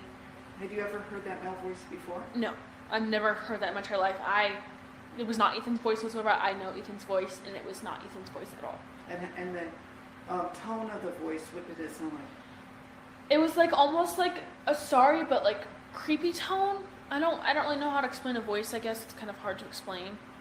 But it wasn't like, it's okay, I'm gonna help you. It was like, no, like, it's okay, I'm gonna help you. Like, it wasn't like this frantic, like, I'm gonna help you. It was just like, it was just weird from what I remember. Can we step back for a second? Yeah. I don't watch Vampire Diaries.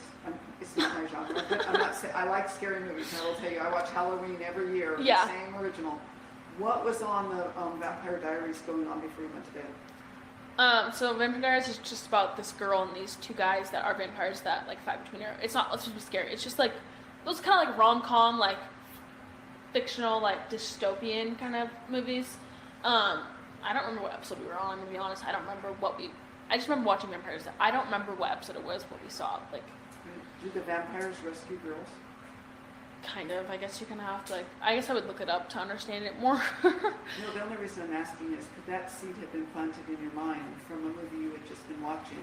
When I you mean, went to sleep? I guess it could have. I mean, it is vampire. Like, I guess I don't know, but I mean, it's like vampires.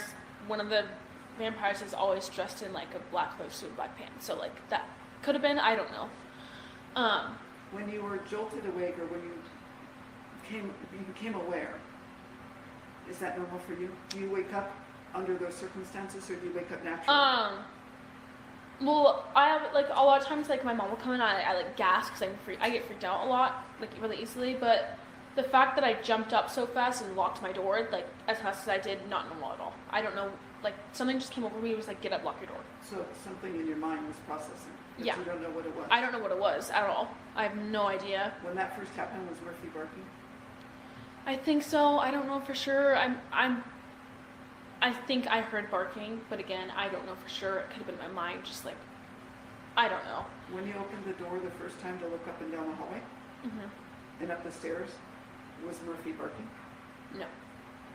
Well, I guess I shouldn't say no. I don't know for sure, but from what Do you remember if Murphy was barking? I don't think so. I think he was only barking when Kitty said something, and then I think he left the house. Like I like, you know when sounds get more distant and you can hear them getting more distant? That's what I thought I heard, and I think he went out of the house, like out the back door, which means that back door, I think it would have been open. Is he a very skittish dog? Welcome, Jay. Good to have you here today. Vicki Gooch, welcome back to you. Great to see you. Thank you so much for being here. Meg, thank you for that, guys. Again, donations never ever expected, but definitely appreciated. It helps keep my channel up and running, keeps the bills paid. Anybody that were to donate to the Venmo, PayPal, and Cash App is greatly appreciated. It goes into the account right now, and I can use it to pay these bills that are due right now. So thank you so much for that, Meg, and all of you that choose to support us in that way. God bless. Robert, good to see you again, brother. Thank you for being here. Siggy and Mike's in the house. Allison White, good to see you. Welcome to all you guys. Thank you so much for being here for this. Appreciate you so very much. I mean, he's a puppy. I don't know if I would say skittish. I mean, Is he easy to scare? I don't think so. I don't really know for sure. I mean,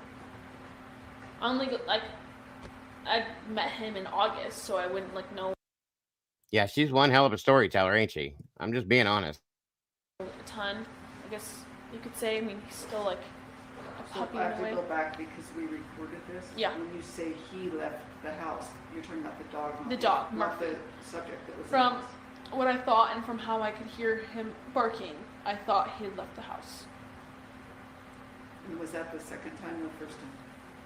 Because the First second time. time when you opened your door, The first time was my thought. I guess when I opened the door, I think, like, I just looked around, I didn't hear any barking, then I closed the door, and I think that's when I could tell Murphy was barking, like, out, like, leaving, I guess. I don't really understand it. My mind's like, things are just almost like misplaced, I guess. Like Because you've been through a lot. yeah, it just doesn't make sense. Like none of it makes sense at all. Like I feel like there's pieces missing that I don't understand why. Could be the alcohol as well. Yeah, that's what I thought. So after the crying and the guy's voice, I shut the door again. I locked it. I kept opening and locking it. Did you continue to call? I don't know. So like I can see I called Kaylee at 4:27 a.m. and then I called Xana at 4:28. So I don't know when those calls are between opening and locking the door from those 3 times, because I think I opened the door 3 times and then shut it 3 times. So I don't know when those calls are between. I thought maybe I called back the first or second time, but again, I don't know. It could have been before I even opened the door. I just don't know. Were you processing any danger? No, it was just like, I mean, obviously I was scared because I was like, why is there someone in the house? But like when I thought about it, I was just like, I mean, we have parties here a lot. People come in and out all the time. It's normal for people to come in like with other people. Like that's not weird. But I mean, I just didn't understand like what was going on. Like it didn't make sense to me at all. Like I never would have thought, oh, like intruder, murderer. Like that never crossed my mind once. That's what I don't understand. So I want to tell you, from the first time I heard the story, the perspective I had, not your story, but hearing it from the detective sergeant, I thought, this is why it's important, that the offender was talking to you. No. That you're going to be okay. No. It was directed at the person crying in the bathroom. Sorry if that got mixed up, but like. No, you're not. Yeah. This is why it's important. Who do you think that person was talking to? I think it was Kaylee, and I think the guy was talking to Kaylee in what I think was the bathroom. That's important. But do you see my perspective? Yeah, that makes more sense. Then yeah. That means he knows you and he wants to protect you. And that would be important for his investigation. That makes more sense. So obviously I locked the door that second time. I don't know who I called before, after, whatever. It's on your phone now? Yeah, it's on my phone. And So did you ever call anyone outside the house? No, it didn't even cross my mind. I was just calling my roommates, it's like my closest friends who I trust. I called Ethan at one point. I mean, let me go on Snapchat. I don't know if it's still there or not. If it is, can you take a screenshot of it so we don't lose it? And nobody's answering the phone. What about?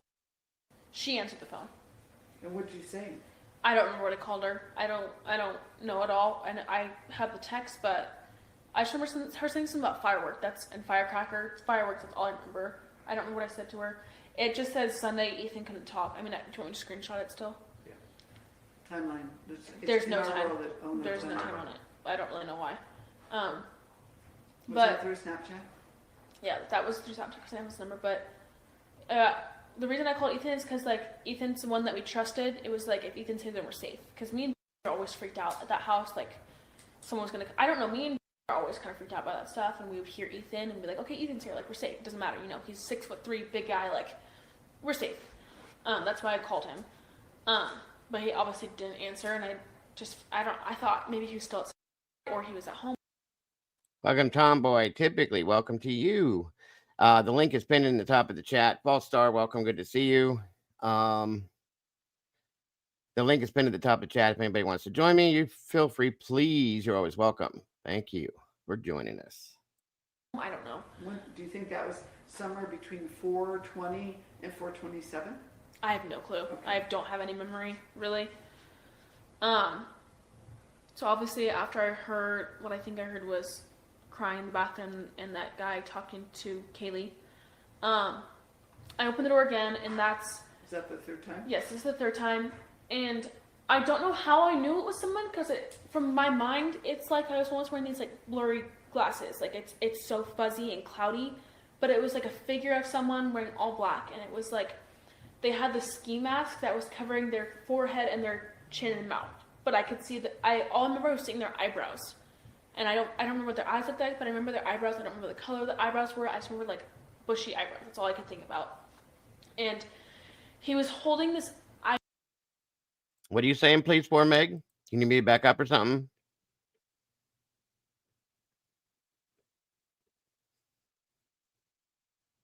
I don't see it. Are you out of here, Aquarian?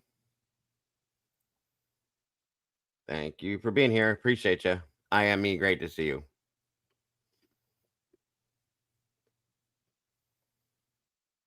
On we go then. I kept calling it a mini vacuum, which makes absolutely no sense. Why would he hold a mini vacuum? Like that makes. I just remember thinking that. I mean, you think he was a male? Yes, because of the voice I heard. I don't think it was female at all. And from what I remember, he was like, from looking at him, was like the figure of what I saw was about my height, maybe a few inches taller. That's how I knew. And when I got interviewed the first or second time, they're like, what was his shape? And I remember saying, like, from that moment of seeing him, I think he was like more, he wasn't like muscular, but he wasn't like super skinny. So it was like skinny toned, like that basketball kind of type, like the skinny but toned. How tall? I think around my height, maybe a few inches taller. How tall are you? I'm 5'10", so I think it could have been around 5'10" to 6 foot, somewhere around there. Where is he at in the house when you first encounter him? So my room, so it's like, say it's right here. There's this little wall right here that's like this. So this side, kitchen, other side's living room. I think he was walking past my door and like saw me. I mean, he had to, if I did see this, if it's all is real and it's not like imagination dream, like if it is real, let's just like say that it is for somehow. He had to have heard me call for Kaylee and Xana when I heard Kaylee crying in the bathroom, from what I think I heard. How many feet away is he from you? I would say about 3 feet from what I remembered.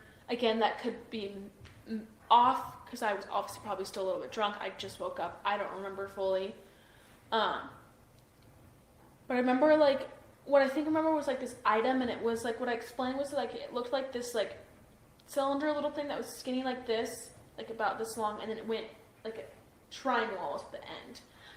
And I remember one of the cops saying like a bow or something. I can't remember something about that, and it was like the bow and arrow kind of stuff. Where was it at when he was holding it? Where was? I don't know. It was. I think it was lower, or it could have been higher. But like. But it's in his hands. Yeah, but when I remembered it, it was like when I saw him, I thought firefighter, like because what said firecracker, so I was like, okay, firefighter, like maybe he's like. So one of the cops, she said she remembers one of the cops was telling her it was something. Were they trying to feed it to her? Like, so you were seeing maybe a crossbow? Were you seeing this? You were seeing that, right? Right? Like they were feeding it to her. Come on. I mean, we know they were, but Jesus, it's pathetic. Like holding it to take out the fire. But when I thought about this, fire didn't even like occur to me like it's a bad thing. Like I never thought, oh, fire, we have to get out. That didn't occur to me at all. I just thought firefighter, like he's gonna help us. And it wasn't like oh, there's an intruder, like this is bad. Like it didn't ever occur to me. I don't know why. Welcome to the Sauce, Siggy and Mike. Great to have you here. Thanks for joining us. Sounds good, typically. Thanks for joining us. Thank you. Appreciate you. Looking forward to it. I know he looked at me because I could see his eyebrows. I think I just saw one eyebrow. I don't know why or how, but I just remember him like. What I think I saw was he was walking out and he saw me, but just kept walking. Like he didn't stop. He didn't like say anything to me. And I just remember saying no, and I slammed the door and locked it. And that was like all I remember. And I don't know if he actually went out the back door. That's what I think happened.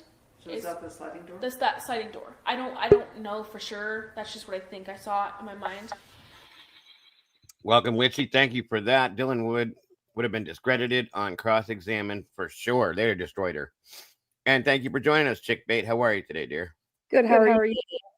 I'm doing good. Thanks for jumping up. Appreciate you. Yeah, no problem.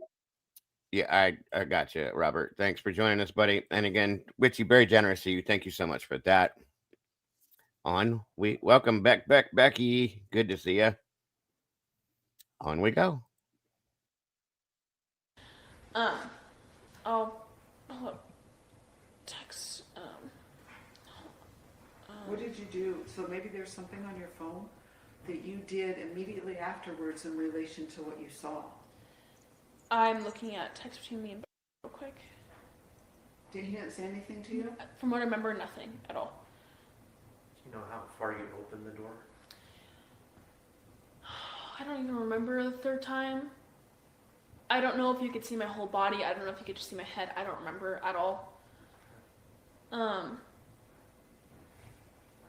Sorry, I'm just trying to find the text between me and I think it will help. Okay, so at 4:22, I said, no one's answering, I'm really confused. She goes, yeah, dude, what the fuck? Xana was wearing all black. I don't remember how all black came up, and I think I might have called her and said there's someone wearing, I don't know. Then at 5:23, I said I'm freaking out. It was like a ski mask almost. 5:23? 4:23, sorry, the time change. And she was like, shut the fuck up, like, actually. And I said, like, he had something over his head and mouth. I'm not kidding. I'm so freaked out. And you can tell I'm obviously freaked out and drunk because, like, the spelling is off. Like, I spelled something with a B and an F. And when I said and, I just put ND. And I spelled wrong. I spelled I wrong. And then I said, my phone is going to die, fuck. And then she said, come to my room, run down here. That was at 4:23. I said, I'm scared, with no A, a capital R. I'm going to guess you guys have these texts because it's on text message.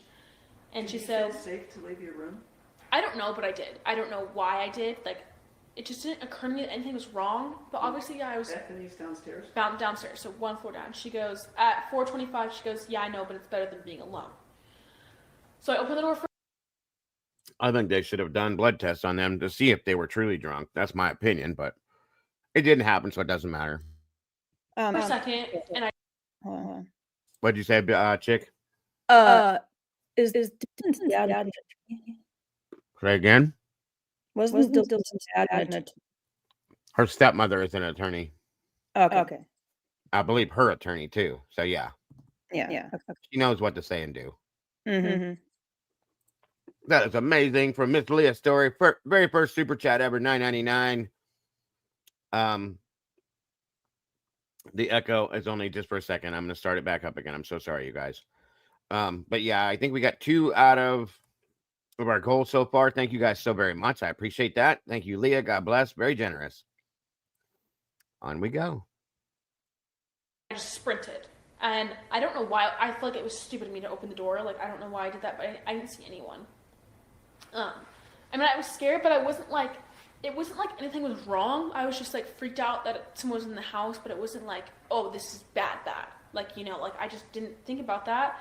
And I literally told her, I don't know if this is real or not. Like, I don't know if my mind's playing with me. I don't know if this is like a dream of some sort. So from what I remember is this is now the 4th time opening the door. I go outside, I sprint as I think I sprinted again. It could have been just like running, and I think I'm sprinting. I don't know. I see Xana in a room, and she's like on the floor, and I'm like, okay, she's just like drunk and passed out like that. Maybe she just drank way too much tonight. She'll be fine in the morning. Like, she's with Ethan, from what I thought. I didn't see Ethan. I just saw the door open. From what I remember, I think this is what happened. I remember her just on the floor, and I don't think she had any pants on except for underwear, and I was like, oh, like that was normal for her to like just wear underwear around the house because we were all so comfortable with each other. Like, that was not weird at all. So I thought nothing of it. I was just like, okay, it's fine. And I was almost too scared to go look into her room because I was like, I don't know if there's a guy here or not. I don't know if someone's here or not. Like, I have no clue. I don't know if like my mind's freaking out or not. All I knew was that I was awake. She had been calling me. I needed to go down to her because we could be together. But you saw Xana on your way by. Yeah. So when you go, from my room to get to the room, you have to go past the living room. To pass the living room, you look like so. Really? How did she see her if she sprinted by and the door's half open? Yeah. Okay. Here's my room. I'm coming out this way. I walk down into the living room. I look to my left. That is where Xana's room is. Like, down this little hallway. Was the lights on or anything? There were lights on. I think so. I don't know for sure again, but I think so because I was able to see her. In her room, the lights are on? Yeah, and I don't know if the bathroom lights are on. I can't remember. That was a quick process. I think there was because I'd have to be able to see her. So, yeah, there must have been lights on. Interesting. No, it's not you, Chickbait. It's just anytime I have a video up, if we try to talk, it bounces back. So I just pull it down if we need to talk. That's all. Okay? Yeah, I know. I still can't figure it out. I don't know why. No worries. I think they were, but again, I don't know. Like, everything's kind of wish-washy. I can't remember. Is Xana saying anything? No, I thought she was just passed out on the floor. Like, I thought she was just taking a nap. Like, it happens. Like, you get too drunk, you just, like the floor feels fun. Like, sometimes when we're all kind of drunk. We were just like, okay, I just want to fall asleep on the floor. Like, it just feels fine, you know? At no point after you encountered the man, Yeah. did you think that there's something about Zaina that isn't normal? You never thought that? Yeah, I never thought anything was wrong. Like, I thought she had just, like, fallen asleep. I never thought she drank, like, she was unconscious. I didn't even think that at all. I didn't think anything was wrong at all. So then I stopped for a second, look at her, like, okay, she's fine. Like, she's just asleep. Like, Is her bedroom light on? I think so. Again, I don't know for sure. Everything's... How far is Zaina from you when you first see her? What's the I distance? guess if, like, I'm right here, it's, like, behind that window from where I am. Like, it's pretty long hallway, I would say. Is her bedroom at the end of the hallway? Yes, the very end of the hallway, and, like, I couldn't see much. I guess, like, I could just see her... I could see the top of her head, because obviously her head is a lot higher than everything else, and I could see her legs a little bit, and that was it. I didn't see anything else. I didn't see anything wrong. Like, it just looked like her room. Like, yeah. Well, her head was facing the wall, and her legs were facing the door, so you should have been able to see her legs and feet before anything. But okay. She was drunk, probably messed it up a little bit. It didn't look, from what I think I saw, it didn't look super messy at all. Like, it just looked like there was a few clothes. You know, that's normal for all college girls. Like, it's normal. So this distance you're talking about, would you have been able to see her if the lights were out? Probably not. So some light had to have been on. I think so. That's what I'm thinking. Do you guys have night lights in your No. house? I don't. I So mean, nothing I would be lighting don't. the wall? I mean, we have this. Well, I guess I shouldn't say that because we have like little twinkle lights that go around. Like, Decorative? yeah. So I guess that could have been it. Maybe there was just decorative lights, and that's how I saw Zaina. I don't know. And we have this little Scentsy thing. I don't know if it's on. We're pretty good at turning it on and off, so it's not like going on through all night. But it does have a light. Right, witchy. I don't know if that was on. Where's the Scentsy light on normally? Where's it located? I'm sorry. So from my room, you first walk into the living room. There's like, so there's like, let's say this is the door to the living room. Right to your left is this bar cart with like some alcohol and like some decorative stuff. Right to your right, there's this little table that has drawers, and that's where the little Scentsy thing is. And then the couch. Would you have been able to see Zaina with that light from the living room? All the I way down don't the think hallway? so. I don't think This so. is important because in our world, for an offender to leave lights on a house, you increase the risk of identification. They would rather the lights not be on. So it's important that we get this straight. I mean, I think Zaina's lights were on. There's no way you could have seen her otherwise, though, correct? Yeah, I think so. Yeah, so I'm not trying to plant a seed in Yeah, your I head. know. But But think like, about where you're at when you see her. If all the lights are off, you wouldn't have been able to see her normally? well, I mean, we have so many twinkle lights, so I might be able to. I have no clue. I can't. I'm sorry. I just can't remember. No, that's again. I'm not suggesting you should tell me something you do not know. Yeah, I don't know if her lights were on or not. I have no clue at all. But you could see her. I could see her. I know that I could see her. And which way is she facing? Which way is her head facing? So like, let's say like, that couch is the back of her wall. That's where her head is, and her legs are towards like forward towards me. And then what is she wearing? I don't know what her shirt is. I can just see her wearing underwear, and that was normal. Like, she was really comfortable with us. She would wear just underwear around the house, and that was fine. Did you call out her name? No, I don't. I mean, Why does she keep over explaining the underwear thing, like how normal it is, so on and so forth? She said that twice now, like, and really like went in depth into that. Nobody cares about that, you know? Or are you trying to point something out or point away from something? I don't know. I think that's a little too much. I think it's I don't think so. What'd you say, hon? You think what? It's a distraction. It could be. It very well could be. It's just I feel like she said that twice about what she's wearing, the underwear thing, and how comfortable she is with her, so on and so forth. It's just a little odd, I think. Like over explaining, maybe I'd say. Almost too much information. Like, okay, we don't need to know that. Right, right. And then having to like put on top of it the detail of, but that's normal. She always did that. Yep. Like, right. Almost as bad as her talking about the Vampire Diaries over and over again. Like, these are details that don't really matter to the facts of the case that night. Like, exactly. it'd be an important detail if that was abnormal. Right. Like, I've never seen her dressed like that before. You know, but Kitty Kagard, welcome, says she's over explaining it because it's a lie. Well, could be. And that's a possibility too. Mm-hmm. When over, what's the word? Like, emphasize something. People, And when people over talk things, it usually doesn't mean it's not true. Yeah, it has happened quite often. yeah, Very good point. that's my theory. So All right, on we go. It's an interesting interview for sure. it's very weird. I agree. It's a way to explain why she would be in her underwear that was not normal, but she needs to make it seem like it was odd for her to be seen laying half naked on the ground.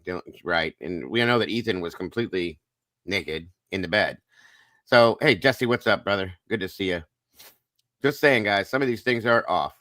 There's quite a few things I have issues with, questions about, and a couple that I challenge. So, on we go.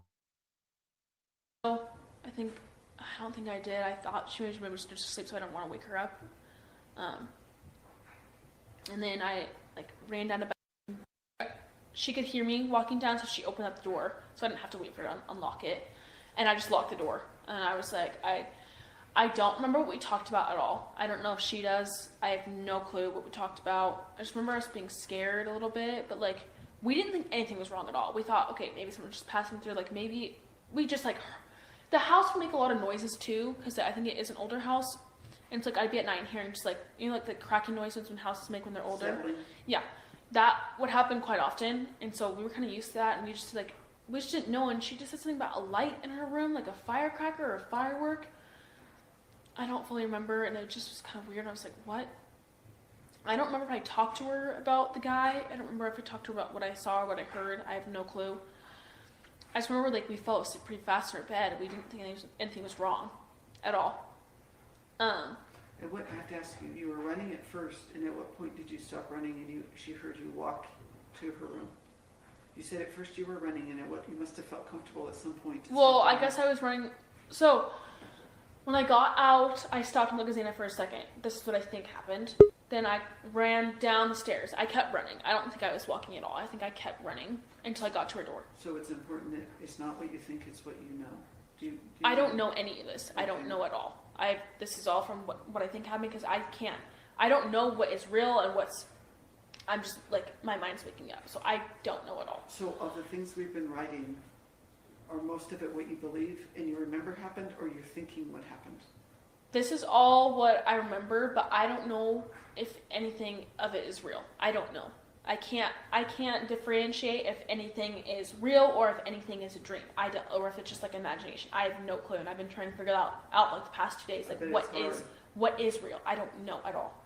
That's what it's just it's frustrating, because I'm just I want to know, and I keep thinking about it, but I can't tell the difference anymore. I don't know it's just all mixing together, and there's pieces that just don't make sense, and everything of it just doesn't make sense. So none of this I can say I know for sure. None of it I can say I know for a fact that happened, because I don't. But you know some things that are factual because you have a timestamp on your phone. Yes, this stuff. Thank you, Vicki. Yeah, you know certain things that are factual, but you can't seem to put the rest of everything else out there. Welcome, JC. Good to have you here today. Hey, what's up? And I think that's a problem. If you could break certain things down, but no. See, I have a problem. Dago. Yes, ma'am. Can you hear me okay? Of course I can. Okay. I am 5 seconds into this, and this is crazy. That's what everybody says. She's like, I think this is what happened, but I'm not sure, but this happened, but I don't know. Mm-hmm. What? Then she'll fully... She's all over the place. Right. Then she'll fully explain in detail that if she was... under normal circumstances for all of the rest of us human beings, if she was as drunk as she said she would, she shouldn't be able to remember that. But you can't remember this. You remember that. And Vicki just pointed that out. I'm glad she did, because that's truly what she's done through this whole thing. I can't see chat, but this is all she does in this whole thing is she talks in circles. Absolutely talks in circles. Well, understand something too, you guys. This interview is 2 hours, not the 6-minute interview that we've seen before. And this is with a professional interrogator, an FBI agent, Vicki Gooch. And Vicki, they know how to ask questions that don't sound like they're real questions, that they're digging with, but they truly are. And they can get certain answers out of it without even realizing what the person realizing what they just asked them. You know what I mean? They make it conversational. Yeah. Yes, and they make them break very it down, comfortable. yeah. Right. So Vicky's a professional as compared to Blaker and these other idiots that shouldn't even be riding a bicycle, let alone driving a police car. Um, it's ridiculous. I'm just saying. So What do you think about her saying, was it a dream? Was it reality? You know, like, were you even in the house at that point? that's so stupid, chick. You know you were in the house. You know what you saw. You know what you heard.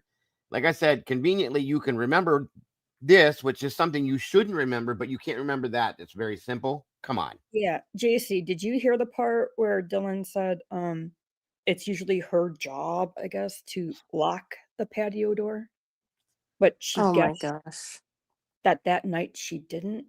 I think Dylan has the ability to be manipulative. Mhm. Okay, and there's no way for Gooch to prove that she's lying. Well, she can be manipulative to other people, but she ain't being manipulative to me. I think she's full of shit. Well, and that's the thing is a lot of And people. she's fake. She's definitely fake. It's not the kind of lying that's so blatant that, she'd be wrong, like, she memorized her timestamps in her phone, like, must have written it all down, committed it to memory. Yeah. It's more of the whys and the how, like, I she don't can't like that they allow them to look in their phones to remember certain things either. I don't like that. They shouldn't have their phones, She but had her phone out when they showed up to the house. they've always had their phones. They took them, they uploaded them to their system and then gave them back.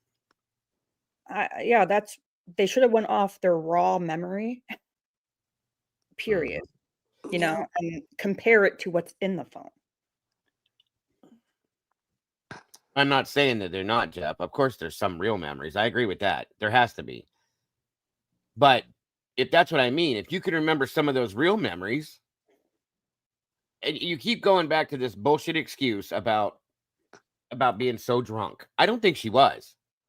I don't think she was that drunk, you guys, because the next morning during the body cam interview, the reaction to Jack DeCour, all of that stuff, she was very with it. I'm sorry, but she was. If she I've was, heard two different stories. I've heard she wasn't drinking at all, and I've heard she was really, really drunk. That's it. There's two separate stories, like there is with everything in this damn case. but Yep. with her own self saying she was very drunk, off whatever, I don't believe 3 or 4. But she's got friends that are saying, I didn't think she was drinking that night, so I don't understand that. You know what I mean? And that should factor in, It absolutely should. Yes, ma'am. I agree. And if she was actually drunk, that would put her in unreliable witness territory. No, Which I that's what think I she said. is anyway. Yeah, when we found out that she was so drunk, supposedly, or on whatever she was on, that should have absolutely made her an unreliable witness immediately, in my opinion.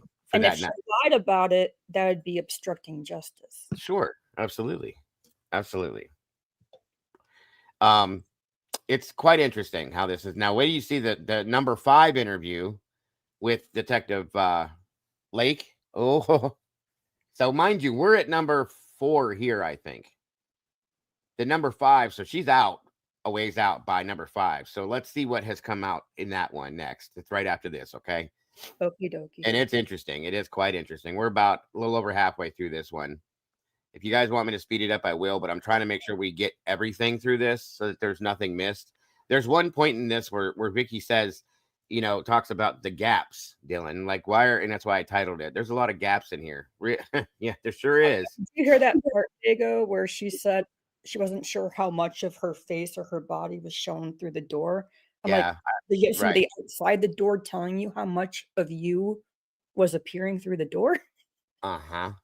That's a weird question a weird comment. I don't know. Oh my God, yes. And listen, believe this or not, even professional psychologists, psychiatrists can be duped, folks. You can be that manipulative and be very good at what you do, even without even trying to be sometimes, okay? And people can be duped because they don't know you that well. They don't know you well enough to know the difference. So, well, I mean, you guys would agree, though, having a lawyer in the family would have been a red flag to the police. Why did you call your family? It should have been immediately, yeah. I even asked my wife, because my wife, she's got 2 degrees in psychology. And I said, let me ask you, so with all these interviews, and she's watched a few of them with me, I said, do you think that these people could get away with like lying to these law enforcement officers, so on and so forth. Absolutely. Yeah. She said 100%. She goes, especially with the Moscow guys, they're kind of derp. And I said, yeah, but here's the thing, hon. I said, I think that they're purposely ignoring certain things and purposely not following up with certain things just because they're just kind of doing a once over, just very lightly icing the cake with these questions because they've done nothing more. Okay. Yeah. So they're either stupid as shit and horrible investigators, all of them, or something's not right. And I don't No, believe they're all smarter. They're smarter than that, and they're strategic is what they are. they wouldn't have the job. Mayberry would have done better with this, you know. Yeah. And that's why I said I think there's some purposeful ignoring going on here because there's no way that they're all on that one police agency and they're being that dumb. There she is. Miss Kim's in the house. Welcome, typically. Good to see you today. Thanks for joining us. Hi. Hi. Hey. Hi, JC. So this is your second time seeing us, Kim? Probably like the third. Or hearing. Okay. Not all the way through. Yeah, can you hear me okay? Oh, yeah, you sound good. Okay. Good. So you know what we're pointing out, what we're not pointing out, things, this and that, everything else. So okay. Yeah, I just feel like there's some manipulation going on here. And like was stated before, this is not a Dustin Blaker interview, which I definitely feel is just kind of goofy to begin with. But, there's no follow-up. There's no nothing within those interviews. This is an FBI interview. This is a little bit different. She's way more professional, in my opinion. And still, there's some manipulation going on. And you can notice that Dylan gets nervous with some of these questions because these are real questions. They're not that joke ass shit that they did. They're not softballs. She says, "Oh, not at all. No, she's following up. She's trying to get through all that. I don't know, and all this. She's calling her out on it. I wonder at what point do you get treated like a hostile witness? Well, Like- typically, what do you feel about her use of Yeah, she's got a lot of distractors. Yeah. I mean, I only minored in psych, so a little bit of background on that, but the way you talk, the way you answer, the ums and the fillers and the I don't know, and my wife said, she goes, your best bet in this interview would be able to watch her face as she's answering the questions. She goes, and because I learned body language from my wife, what to watch for and all that. Without the body language, all we have is the audio, And you can hear it some ways in the audio. You can hear her hesitating, the stuff like you said. It seems to be the automatic with her. I really don't know. She just talks she just talks really fast and then really slow and then really fast and then really slow. No, she can be like really aggressively certain and then suddenly wishy-washy. Yeah, that's the back and forth is very bipolar. It's absolutely. Like I said, you remember things that I don't think you should remember, but you can't remember simpler things that make no sense. She was watching TV with her friends, and then she was also watching it on her phone. And I'm like, I don't know. Yeah. I liked that Gooch said, look, you hear what you hear. What did you hear? I have a video example that I did a few weeks ago. I can't remember what the YouTube channel is, but they showed an interview of these, and they were teenagers, and someone got killed at their house. They were all there, and they were asking, they were interviewing them, but the person will chime in, and someone in that case was doing the same thing, and there was a name for it. I keep saying like distractors, but there's another technical like word for it. And there are certain phrases, and pretty much is one of them. And it's an indicator, and it doesn't mean you are lying, but it could. And what these investigators, like the Moscow and the state investigators, what they should have done is like you're supposed to engage in that casual conversation that seems pretty stupid at first. You're like, why are you wasting your time? But you should be doing it to see what is their normal language like. How do they normally talk? And then when you get into the hard questions, if they start doing that stuff and they never did it before, that gives you a better indicator that maybe they're lying. They got to create, they have to create a baseline to know the person. And that's why they'll typically, like that's another thing my wife said, they'll ask a series of questions that are way out of, has nothing to do with this situation. Yeah. That they already know the answers to in some aspect or don't for some other aspect too, to see how they're answered. And then they can get like a baseline of the person since you don't really know her. And then you get into the questioning and you see how it balances basically. Dago, that would make sense why they would ask her what was the show about, the Vampire Diaries, like trying to get like, how good was your memory that how her detail is now for that as compared to this other question that you shouldn't have that much detail for, right? Yeah, and then using pretty much is kind of like an acronym for if you say so. Yeah, that's true too. And it depends on how you use it. Like a lie. But the repetition, it's like she was given a script to be like, stick to these baseline words, these terms. Yeah, you could say that way. I don't know. I don't remember. I think so.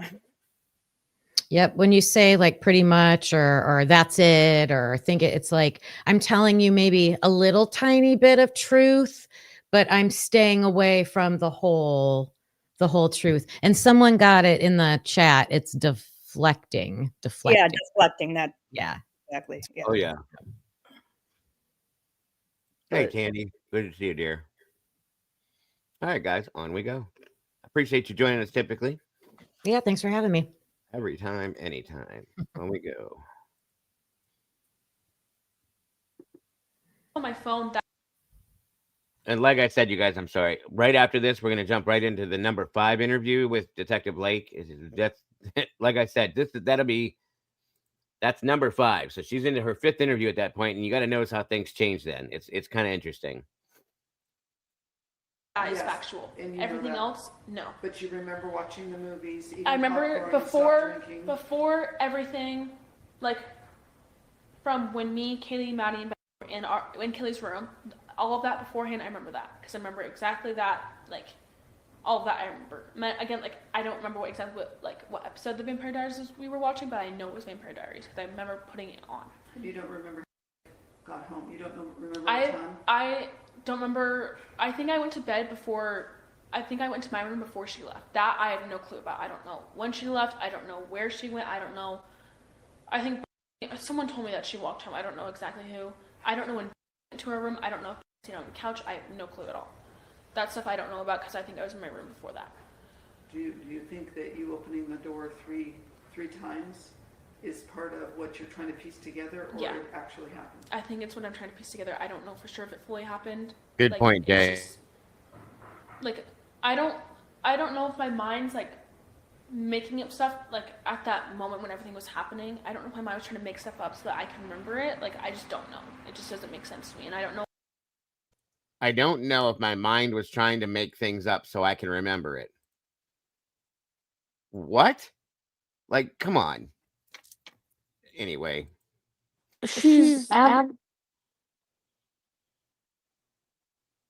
Go ahead.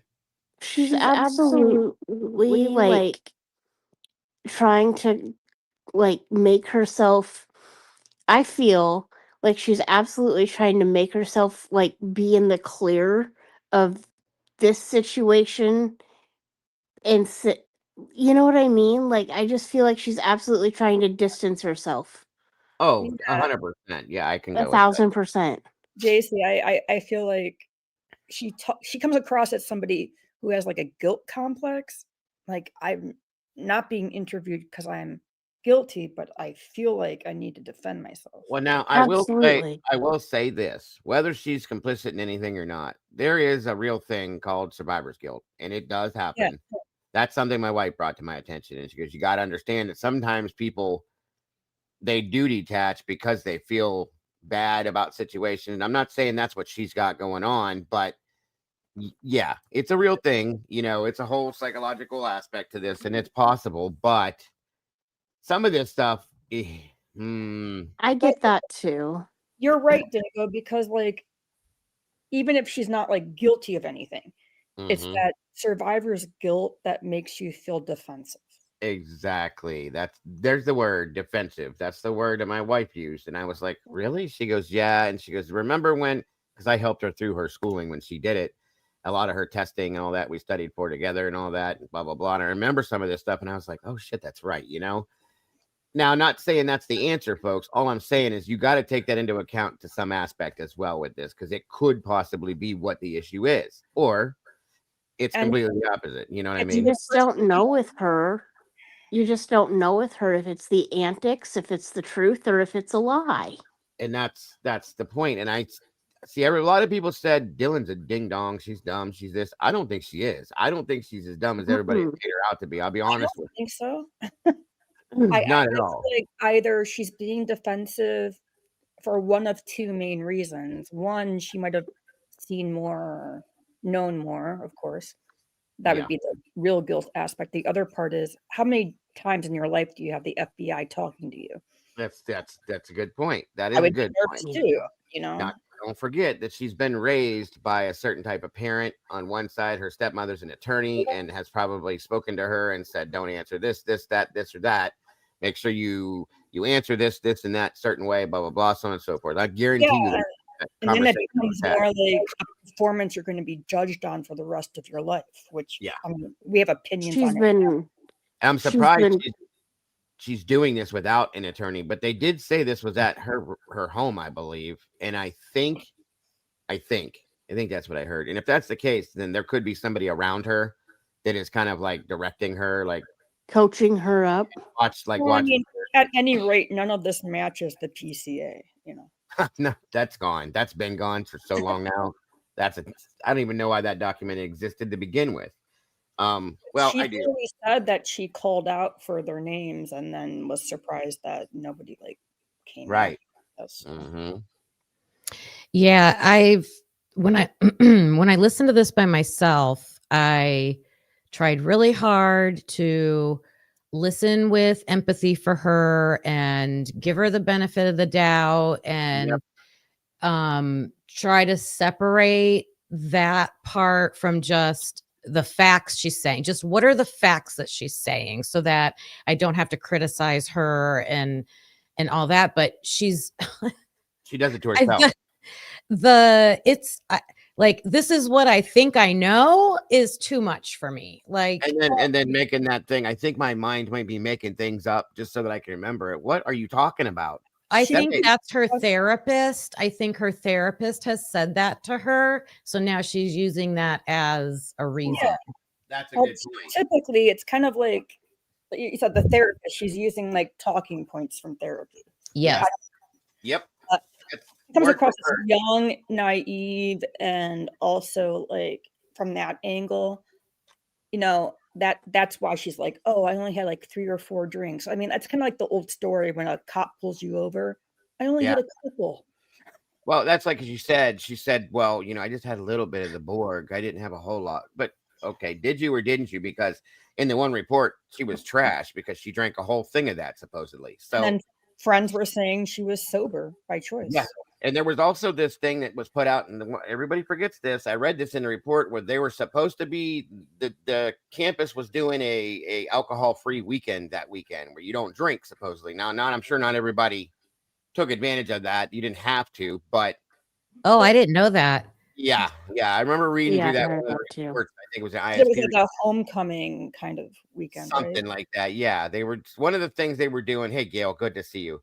And that's why the one girl had stated, I thought, I'm surprised because I thought she wasn't drinking. She said she just wasn't doing it. She wasn't feeling it, blah, blah, blah. Well, were you or weren't you?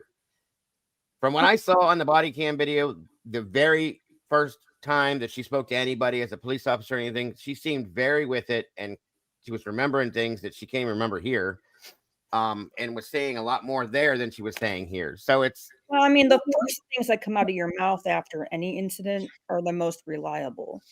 Yeah. You might hear from other people. That's why they're supposed to separate people, but they put them in a huddle. And she kept reaching for different people. Like, what did she say? What was it you saw again? And they're like, no, that's what she saw. What did you see? You know what I mean? Yeah. you, and then they let these kids all go together to a hotel that night, and they went to Emily's apartment before they went there and got changes of clothes, and like, no, none of these people should have been together. That was anybody that was found at the scene when Nunez arrived should have been completely separated and stayed that way until everybody was talked to, swabbed, whatever they had to do, and they never did any of that, and that blows my mind. So, especially after they knew like 8 hours had passed when they arrived. That should have locked everybody down immediately. Yes, because 8 hours was enough for them to talk amongst each other and do many other things too. You know. Yeah, and I just every one of them should have been treated as a suspect, not a witness. At that moment, that would be appropriate. Yeah. Agreed. And then you separate it and you figure it out later on. Immediately, though, they're all suspects. Treat them like they're suspects, but handle it like a responsible law enforcement agency. Like, I agree. Them. That's it. Very good point. It's interesting that this is what the one we're watching is that number 5 interview 4. No, we're gonna do number 5. This is number 4, I believe. 4. Okay, so this is her 4th interview, and if I think hasn't she gotten more?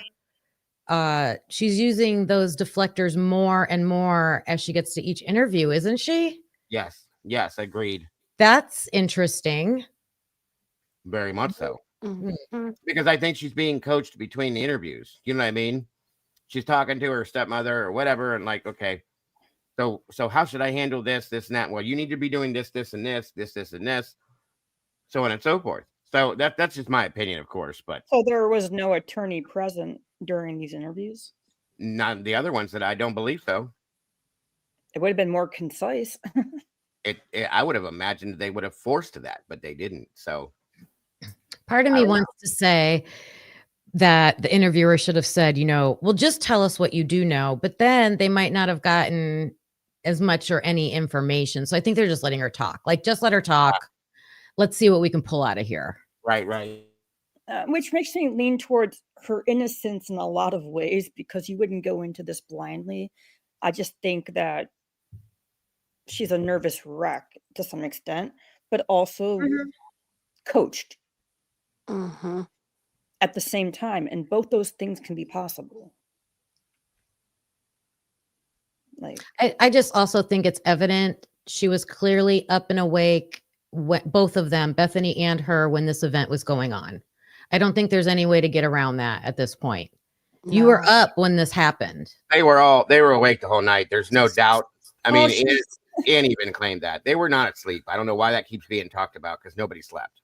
No, so then I want to say, yes, you're traumatized. You heard this whole horrific event, but then you're not telling us that you heard the whole horrific event. And I think that's where this big conflict comes in with all of us trying to make sense of what we're actually hearing from both of them. Good point. I mean, my main question is not like if you did anything or not, or if you had anything to do with it, with the actual crime itself. It's what's your involvement? Yeah. If at all, right. A good point. Thank you, Tandy. Well, we know, I mean, they're involved at all because 100% because they were there. Yep. So their involvement is that they were there. The problem is that they're unreliable.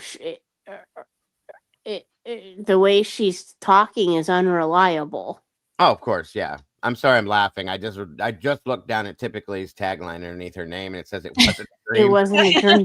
I know, I saw that too. If you look at mine says pretty much. Pretty much. Oh my god. I'm being open-minded. So anyway. Of course. And that's typically, I think the word for people in war is shell-shocked. There you go. Yeah. Oh, I've experienced it. I know. I mean, it's horrible. It's horrible. It is very much so. I agree. It didn't affect my memory though. Like, I remembered everything, but everybody's different. I get that. Across it was more affecting like your being able to relax your body and not be tense and not being able to sleep and not being able to find comfort and more of those type of symptoms. And the trauma seems to be, that was another thing my wife pointed out. It was like with this one here, because we looked through this last night, just scanned through it for a little bit. She was like, how long after the murders was this? And I said, this is the 17th. So she said, like 4 days, 4 days later. 4 days. Yeah, she goes, she seems like there's certain triggers that should be making her get upset. This is my wife's thinking this, not saying it had to be, but just like could. Nothing is upsetting her. She just seems very with it, very calm, cool, matter of factly in some senses even. And it's like, okay. Like they're talking about her car getting stolen or something. Sorry, JC. I know that's probably traumatizing for you, but you know what I mean? Yeah, well, that was something I said, and I couldn't find a better analogy. Well, poor JC's been through it like too many times in a row. Like that's why I said that. Like it, you know, but well, I mean, maybe having a home broken into and somebody stole something. You know, like there's nothing, there's no triggers at all, and it's kind of like surprising me. Especially when she's talking about looking towards Xana's room. That should be very upsetting. Or hearing Kaylee, like, especially hindsight. In the moment, maybe, if we believe she said she didn't know, but now you do. Now you do know. And what's your reaction? I wouldn't say having your home broken into or having your car stolen wouldn't be traumatic. It is for sure. Yeah. Like knowing that nobody was unalived. This is a different scenario. When you're talking, well, here's for instance, Vicki Gooch said at one point, she goes earlier in the interview, said, we're just trying to find out who did this to your roommates that changed your life forever. Yeah. Dylan talked right through that and said, yeah, we were really drunk that night. That should have triggered this. Right. That should have really, really, That right there, that's the one my wife said would have made me start crying. That bingo. My wife said that should have triggered the fact that you survived this. You could have been one of the victims and you were not attacked, and that should have sent her into a thing. But it didn't. And she just said that I was really drunk that night. Yeah, she rolled right through that statement. Like, yeah, I know. We were pretty drunk that night. And it's still very fresh too. I can understand where she might still be in a state of shock. Right. And just trying to get through this. I understand that completely. But I don't know. It's odd. And Heather, good to see you, hon. She never had to stop the interview due to being triggered. She never needed it. Nothing. Never. Not one time. That's what weirded me out a little bit. I'm thinking I was going to hear, are you okay? You need to take a minute, some sobbing, something. Well, sometimes they let people take. There's none of that. No, it's not here. There's not. You don't even hear it like in the back of her voice. You know what I mean by that? The back of her voice. There's no trembling in her voice. There's no shakiness. There's no nothing, which just bothers me a bit, guys. I'm not saying not everybody's the same way. I understand, but a young 20-something, very young 20-something-year-old girl that just went through this very traumatic situation. That would just mean her baseline is like no emotional context or very hardcore. I think the proper term is selectively hyper. Yeah, okay. And that could selectively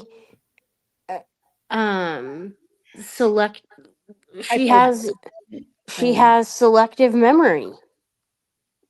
Absolutely. You can agree with that, can't you, Dago? Yeah, she's definitely not like How do you pronounce there's a selectivity to this for sure. What's the term? Village?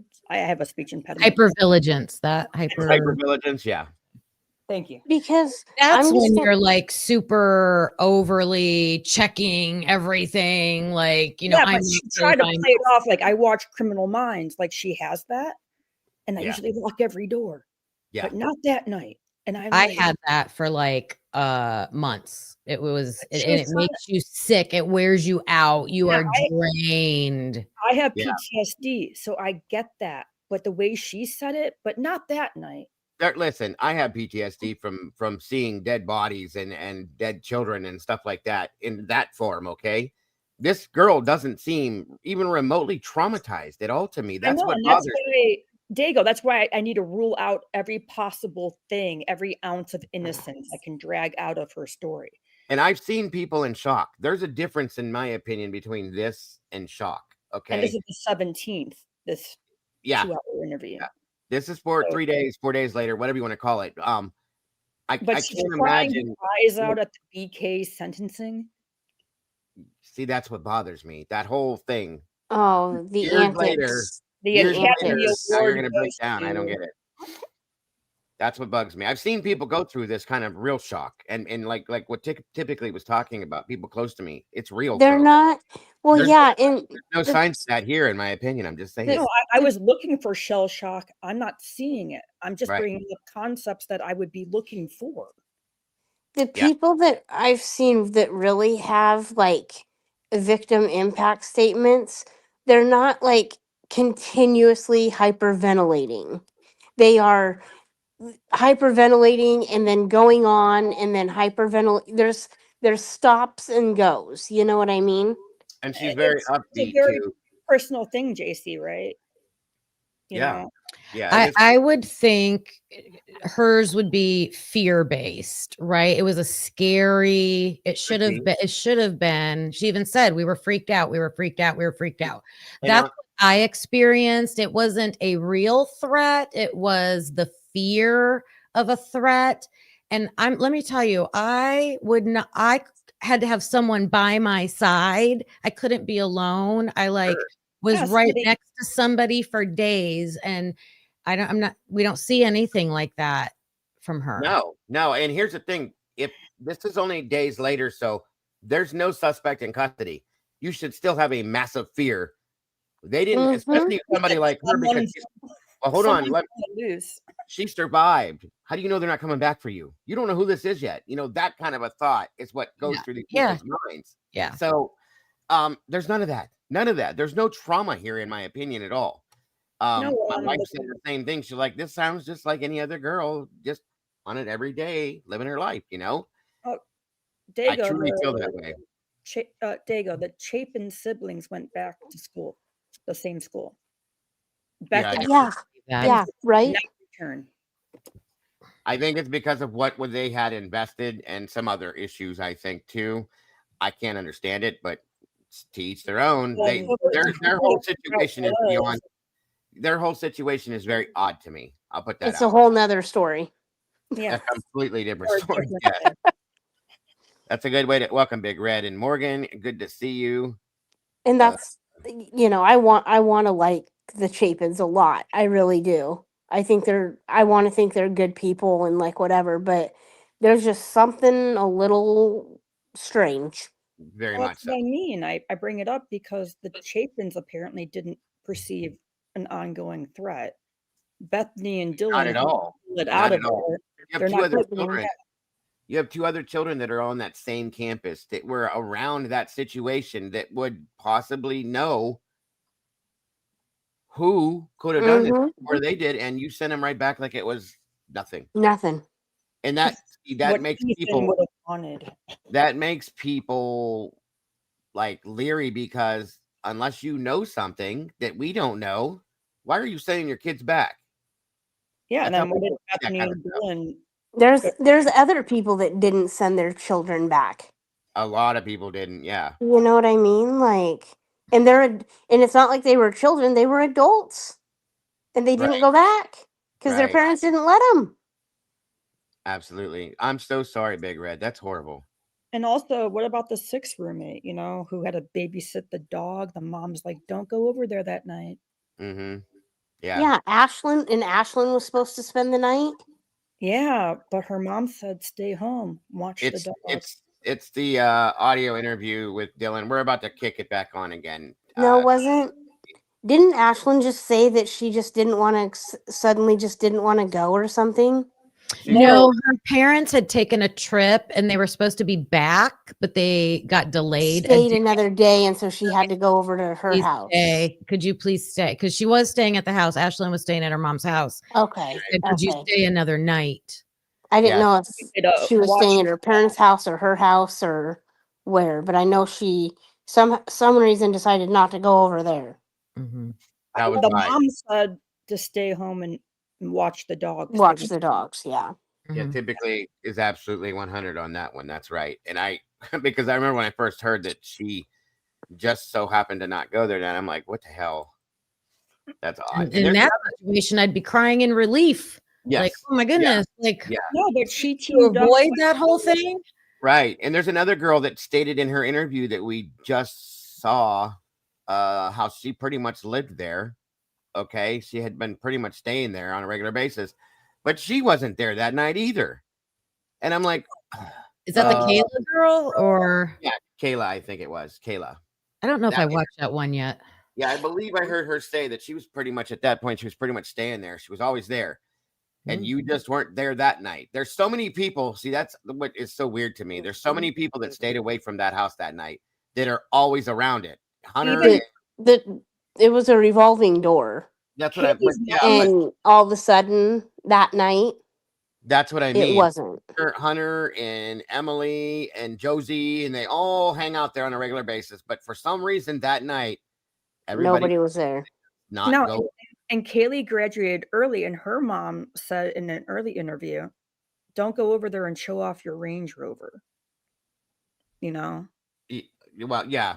Earlier on, I remember something like that. Yes, she was actually Kaylee was going to graduate the Tuesday after this happened. Yeah, she went home. She was doing this, doing that, but she was going back Tuesday to do graduation and all that. She was done, but she was done earlier. I think she was. Wasn't she taking her final test on Tuesday? No, I think she was actually graduating that day. I think she was already done the final and all that other stuff. Had that done early, was going back Tuesday for graduation, and then was going on I think it was a backpacking trip through Europe, and then was heading off to Texas. I heard that she had a final test on Monday or something. I mean, it could have been. I don't know. I might have missed that, you can't graduate right after a test. You need to turn in your intent to graduate. I thought it was and they usually do it like May graduations and December graduations. Yeah. Yeah, she would have been done by the end of summer, at least. Right. Thank you, Lucy. Ashlyn Couch said she moved out in May of 22. There you go. Yeah. Well, I think Kaylee was supposed to graduate in December because then she was going to take that trip, right? Wasn't she supposed to take a trip? Yeah, she was going to graduate in December, but she was taking her she was done and taking her finals that week. I'll have to look that up then. That's another thing. Yeah, but there was a lot of misinformation put out about stuff like that originally, so it could be it's a variation of things that was misconstrued. That's all. Yeah. When you get into that next interview, is that the Detective Lake one? Yeah. When you get into that one, they do talk more about her finances in the car. Yeah. And stuff, so that'll be interesting. It is definitely, yes. And Morgan says, can you imagine you are responding as EHS and nobody is asking you about the victims for a whole hour? No, that's just crazy. Another weird thing Dylan said there, Xana and Ethan were in one room and there's two girls upstairs. Suddenly she didn't know their names. Yeah. Well, that could be early onset shock too. That could be something that's that moment. You know what I mean? I get that. I do to some extreme, but at some point it's denial. A little bit of, and that's a little bit of that too. Not yet, Jay. We're gonna do that soon too. That'll be after these, I promise. All right, I'm done yapping. Okay. Me too. You guys are good. Welcome, Leah, Ava, Georgia. Yeah. Thank you for joining us today. I appreciate you very much. I've seen some new names and faces in here. I appreciate that. Great to have you all here. Thank you guys for being here. Please make sure to hit the like button. Make sure that we can get this in the algorithm, and on we go.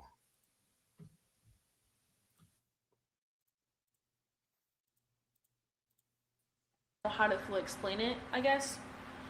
Well, what's important for the detective sergeant and myself is that you're not telling us something that's not true. Yeah, I know. That's the most important thing here. the fact you can't remember, I understand that you're traumatized, Yeah. but that you're not intentionally telling Yeah, us I know. things. Okay, do you But this is understand like, why? yeah, this is all stuff that this is what I remember from that night. Again, it's something I don't know if it was real or what happened, but this is what I remembered. Some of it could be real, some of it could be not, I don't know. This is what I think I remembered. So watching you, and I've done hundreds of interviews, and Yeah. so was the detective sergeant, I believe you're recalling some things from memory. The dog barking isn't something you can make up. It's not something Yeah. you felt. Either the dog was barking or the dog was not. Do you know what I mean? Yeah, So it's the things we hear is different than the things we think we saw. yeah, What we hear is something awakened you, some Okay. noise, and then you heard crying. yeah, That you heard that. yes, You're not filling something in. Something brought you out of sleep. yeah, And it's probably what you're suggesting is that you heard somebody crying. You don't know if it was Kaylee. We're not Yeah. certain because you don't know that, right? Yeah. You know somebody was crying. Was it a Yeah. woman? yeah, it was a woman, I know that. And were they saying anything? No, they were just crying. Was it unusual for your roommates to cry? I mean, I feel like all this, like, I wouldn't cry in front of my friends, I'd cry in my room, I wouldn't really cry in front of my roommates. Like, we were comfortable enough, but if there's, like, my own situation going on, I wouldn't. I don't know. What did the crying sound like? Just like, Do you ever cry when you're frustrated? yeah, Do you ever cry when you're hurt?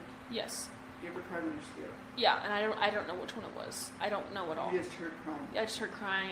I can't process what kind of crying it was.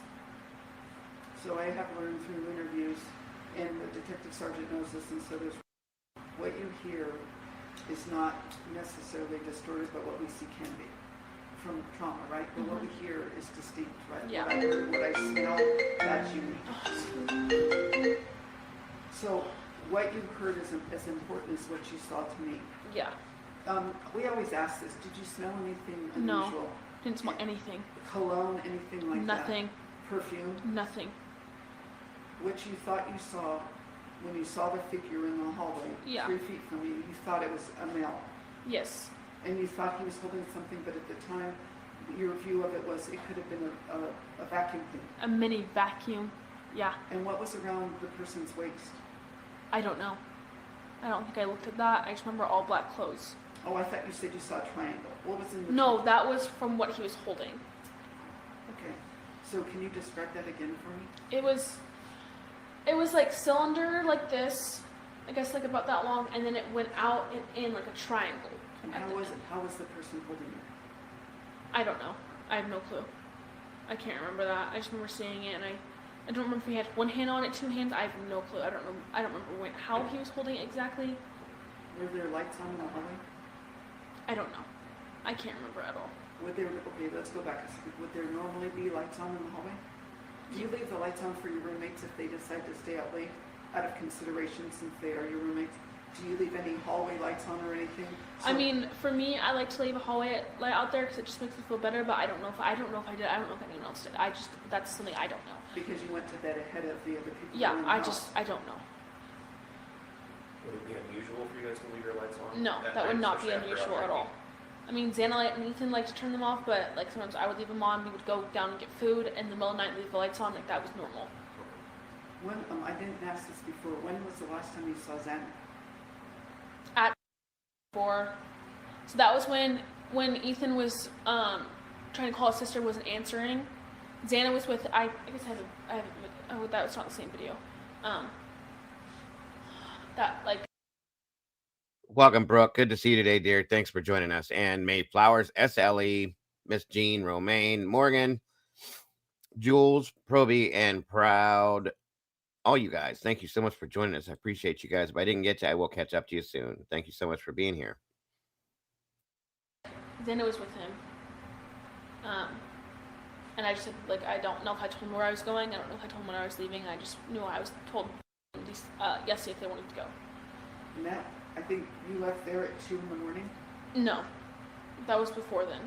What time, can you give me a time frame? I'm trying to figure that out. And she was with Ethan? Yes.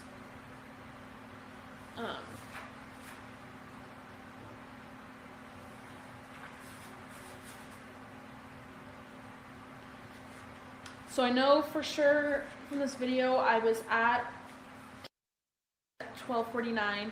The last video I have is of Xana holding a White Claw at 11:04. So in between that time, I'm gonna guess more towards the 12 side is when I went to. So you have a video or a picture of Xana at 11:04 Yes. p.m. Yes, with I a do. White Claw. Yes. And then you're at 12:49. For sure, yes. I have a video of that. I could have been there before then. I don't know. But this is what proof I do have. And that's what you've been using to piece some of this together. Yes. I mean, I didn't fully look at my phone and stuff until my mom was like kind of asking me about that, and that's how I've been like trying to understand timelines, I guess. Can I ask? It's not a judgment question. Yeah. Did Xana and Ethan ever stay at Ethan's house? No, I don't really know why. I think Ethan. I don't know why Ethan always just liked to be at our house with Xana. Does he have roommates? Does he have roommates? I don't know. All I know was that because of his grades, he wasn't allowed to live at. So we had to get an apartment. I've never been to his apartment. I don't know where it is. I don't know what it looks like. I don't know if Xana's ever been there. We just never asked about it. We didn't even care. We liked having him there, so it was never a question to us. Yeah, it's not a judgment. Welcome, Denise. I'm glad you're here. I received a mail from you today. We'll be opening after this when we're all said and done. So I can't wait to do that, and I appreciate you being here. Thank you so much for sending that. Candy Girl, good to see you. Good to have you here. Yeah. I'm just wondering, did Xana ever go to Ethan's house? I don't think so. I think about every single night she was at our house.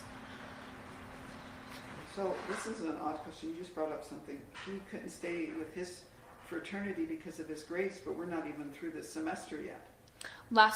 So last semester, that's how they depend everything. So let's say you get below that what you're supposed to get semester ago. That means that's at the end of last year, yes? That means for this semester, those are the rules you have to follow. Then if this semester you get better grades, then the next semester you'll be fine. So he had to come into this semester in an apartment. Yes. It's not like he was there and they kicked him out. No. Okay. That makes sense. Yeah. Yeah. You okay? Yeah. So don't beat yourself up, because maybe we can come back and talk some more. I know that Detective Sergeant Blaker has questions. I have some more questions, but don't Gooch's FBI. Sorry. Don't let that weight. I can see the weight of I wish I could give them more. Yeah. What you're giving is important. Yeah. So when you went to bed, who was still in the house? When you went to bed at 3 o'clock, 3:10, but at 3:11, who was still in the house? From what I know of Kaylee and Maddie coming home, those two. Just Kaylee and Maddie? And but I know Xana was home from what I saw. I don't know if Ethan was with her. I did not see Ethan. He could have been home with her. He could have not been. I don't know. But when you went to bed, you still in the house? No. That was. Are you talking about the first time I went to bed? Early before all this happened? Oh, I see, yes, because they came home from the grub hut. After left, yeah. And you don't, how about little was with you? Yes, I know he was home with me because I went, after everything of all this, I went to bed with her in her bed. At what time? I don't know. I have no clue. Somewhere after, I would say 4:30-ish. I don't know how long all this happened. I tried to remember and I tried to give a time frame, but in reality, I don't know at all. So at some point, we always ask this, at some point, you weren't perceiving a threat? I never perceived a threat ever. Even with the guy in the hallway? I mean, yeah, it freaked me out, but it wasn't in Moscow, in a tiny town, you never have to worry about that. It's never oh, this is bad. It just isn't. I never thought about, robbery never crossed my mind. Something happened to my friends, never ever crossed my mind. Oh, it just was people come in and out of our house. That's how it is in Moscow when you live out of house. People come in and out all the time. Because you know them, you know everyone in Moscow. It's so tiny, it's not weird. So did you know this person maybe? I don't remember. I don't remember what his face looked like. All I remember is I don't just thinking of the covering of the forehead and the mouth. That's all I remember. And the eyebrows. And what was covering it? I don't know. At the time, the way from what I texted, it was a weird looking ski mask. It wasn't the regular ski mask with eyes and because I saw his eyebrows, and I think I saw his nose and this part of his face, but I don't know. Do you know what a balaclava is? No. If I showed you a picture of, I don't have the phone view, a balaclava, could you tell me if it looked like that? Maybe, I think. So it's something that we use. We use it in cold weather gear, and sometimes we use it on raids when we go in. When we don't, like if we're working narcotics, we don't want offenders to know who we are, so they can't come after us and our families. So we wear these things called balaclavas, which are issued. Anyone can buy them. It's not unique to law enforcement. It's not unique to any other population. But we buy them so we can conceal our identity when we go and do raids, so suspects can't figure out who we are. Yeah. To keep ourselves and our families safe. If we showed you a picture of a balaclava, could you say if this is what it looked more like? I think so.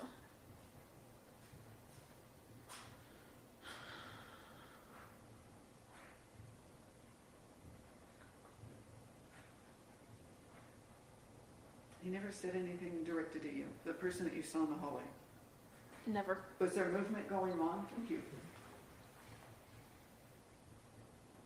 That could have been. I think that could have been it. Okay, possibly. Yeah. Thank you. Was this, you couldn't see his mouth? No, and I don't remember if I saw, I don't remember if I saw his nose, but I know I saw eyebrows, and I don't remember his eyes look like. I just remember seeing the eyebrows, but, I mean, that could be it. I mean, that would make sense why the forehead was covered and this part of his face was covered. And so, I don't know this. Detective Blaker knows a lot more than I do, and I probably knows some things too, but have there been any issues leading up to Sunday with anyone that you can think of that would have done this to you, your roommates? So obviously the cops told us to tell us anything weird. About a month ago, Kaylee was taking Murphy out, and she just saw like this figure like watching her, and it freaked us out for like a day or two. Then we forgot about it. You know, like it wasn't a big deal. Like people live up like I guess you maybe have seen my house. When you go out in the backyard, there's like that hill of all those brushes, and there's like houses up there. It could have just been like someone walking outside their house. I don't know. But like obviously it freaked us out for a second because we're an all house girl. That's why we all girls, we loved having Ethan, because it's like we always were like, no one's gonna come to our house if Ethan's here. Like we would always talk about that. Like we feel so safe when Ethan's here because it's like 6'3" guy. He's pretty big. Like it's, you know, like you wouldn't really come to a house when there's a 6'3" guy here. And then another time, I also told the cops this. I think it was about 2 or 3 weeks ago, maybe a little bit more, maybe a little less. Kaylee had told us she went to Winco. I don't know what she was buying. Xana was in the car. Xana waited in the car for her. Kaylee is very good at being aware of her surroundings. She's always been like that. And she noticed this guy was like following her. And I think what she said that was, no, like this guy didn't have any stuff. It was just kept following her, like wasn't checking anything out. This guy kept following her. And she noticed as she got to the register, this guy was like still following her. So she rushed out of Winco into her car and got in the car, threw the stuff on Xana, locked the doors. She could see out of her side mirror camera that the guy was right behind her in the car. And then she went home, nothing, like, it kind of freaked us out for a second. She was like, just be, like, careful when you go to the stores. And like, how many weeks? Probably 2 or 3 weeks ago. When we've been hearing, like, stuff on TikTok of, like, stuff happening at Target and Walmart, just people, like, I've been hearing a lot of stuff about sex traffickers at stores, and it's like, we worried about it. We were just like, okay, like, we'll just always go together, but it wasn't, like, a big deal, I guess, because I don't know, you just don't want to think about that.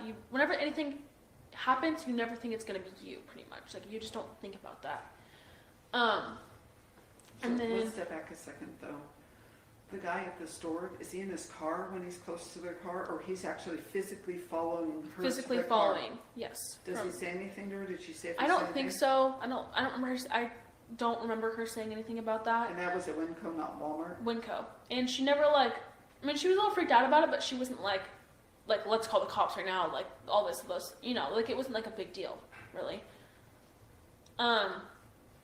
And there was another time, like, obviously our front door, it's fixed. I don't know how well it's fixed, but our door was broken for a little bit where, like, you would have to shove it to close it. And, like, I talked to some girls last year, and they'd be like, yeah, we would leave our doors so broken, we had to leave it wide open. Like, it would just be wide open.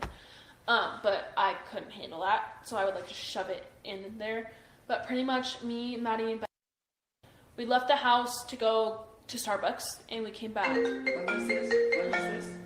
I don't know, like 2 or 3 weeks ago. 2 to 3 weeks before the event? Like, as of right now, 2 or 3 weeks ago. Okay, thank you. maybe more, maybe a little bit less. You went to Starbucks over by them all? Yeah, that one.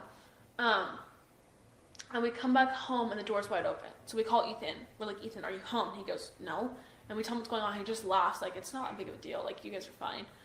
So we walk in and our washer's going, and that was normal. Like, we were all washing clothes, and it made a sound. We all screamed because we were freaked out.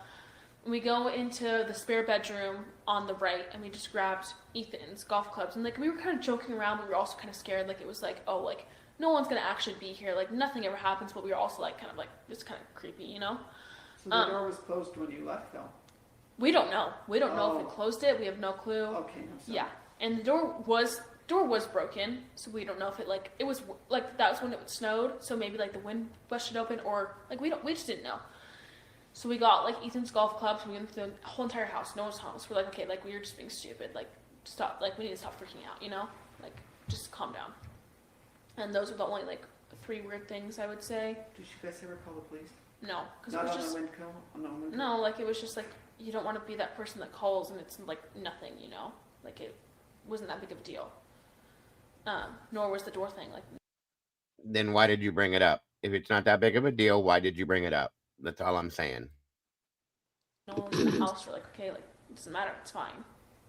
Did any of your roommates ever say to you that they have been freaked out by somebody recently? That in any interactions, they worked, I saw 2 of them worked at the Greek, that Greek. They never had anything weird, never. And like, we would always talk about stuff, we never had anything weird. Remember one night, this was pretty recently, she heard someone scream, so she had one of our friends who lives at Identity pick her up and she stayed the night there. But none of us, the rest of us heard that. So we're like, okay, like, that didn't freak us out. We were just like, okay, whatever. Like, because only one of the 6 of you heard it. Yeah, and it wasn't like we have so many people, like we have a lot of neighbors around us, like again, like Moscow's small. Like I have friends that go to Seattle and Chicago, they have some weird shit happen, but it wouldn't happen in Moscow, you know? Like you never expect that, and nothing bad's happened here in a long, long time. So you just didn't think about it really. I mean, like, yeah, I would get freaked out at night just because that's how I am. I always get freaked out at night, just like worrying that someone's there, but there never was. So I have to ask you a question, and it's not a judgment, so I don't want you thinking, I believe what you're telling me, but you're not telling Detective Sergeant Blicker and I anything that will prevent us from solving this. You're not trying to fill in pieces because I'm not saying maliciously, to prevent us or to assist us, because that won't help us. Do you know what I mean? I know what you mean. Yeah, I understand. And it's not a judgment. Yeah. I just we don't want to follow this path and spend time and find out that this is really, you're not absolutely certain. But there are some things, I think the things that you heard, I think the crying and the voice, I don't think that you could, you could create that in your mind. Those are things we hear, that something brought you out of your sleep. Yeah.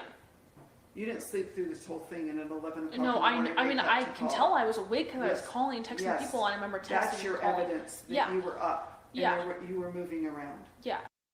So there's your answer. They didn't sleep that whole night, or she didn't for sure. Okay, she just admitted to it. End of story. Welcome, Hiromi. So there's the answer. So people stopped saying they were sleeping because they weren't. And I, like, from the things I saw, it's like what I think I remember, but again, like, I don't know how real it is. Like, I don't know if my mind made it up or if I did. Or, like, if it was actually, like, you know, real or something. Like, not I did, but, like, saying if my mind made it up or if it was real. She is talking in circles. I believe I did hear that. And I believe... That is ridiculous, what she just said. I'm sorry, but that should not be accepted. My opinion.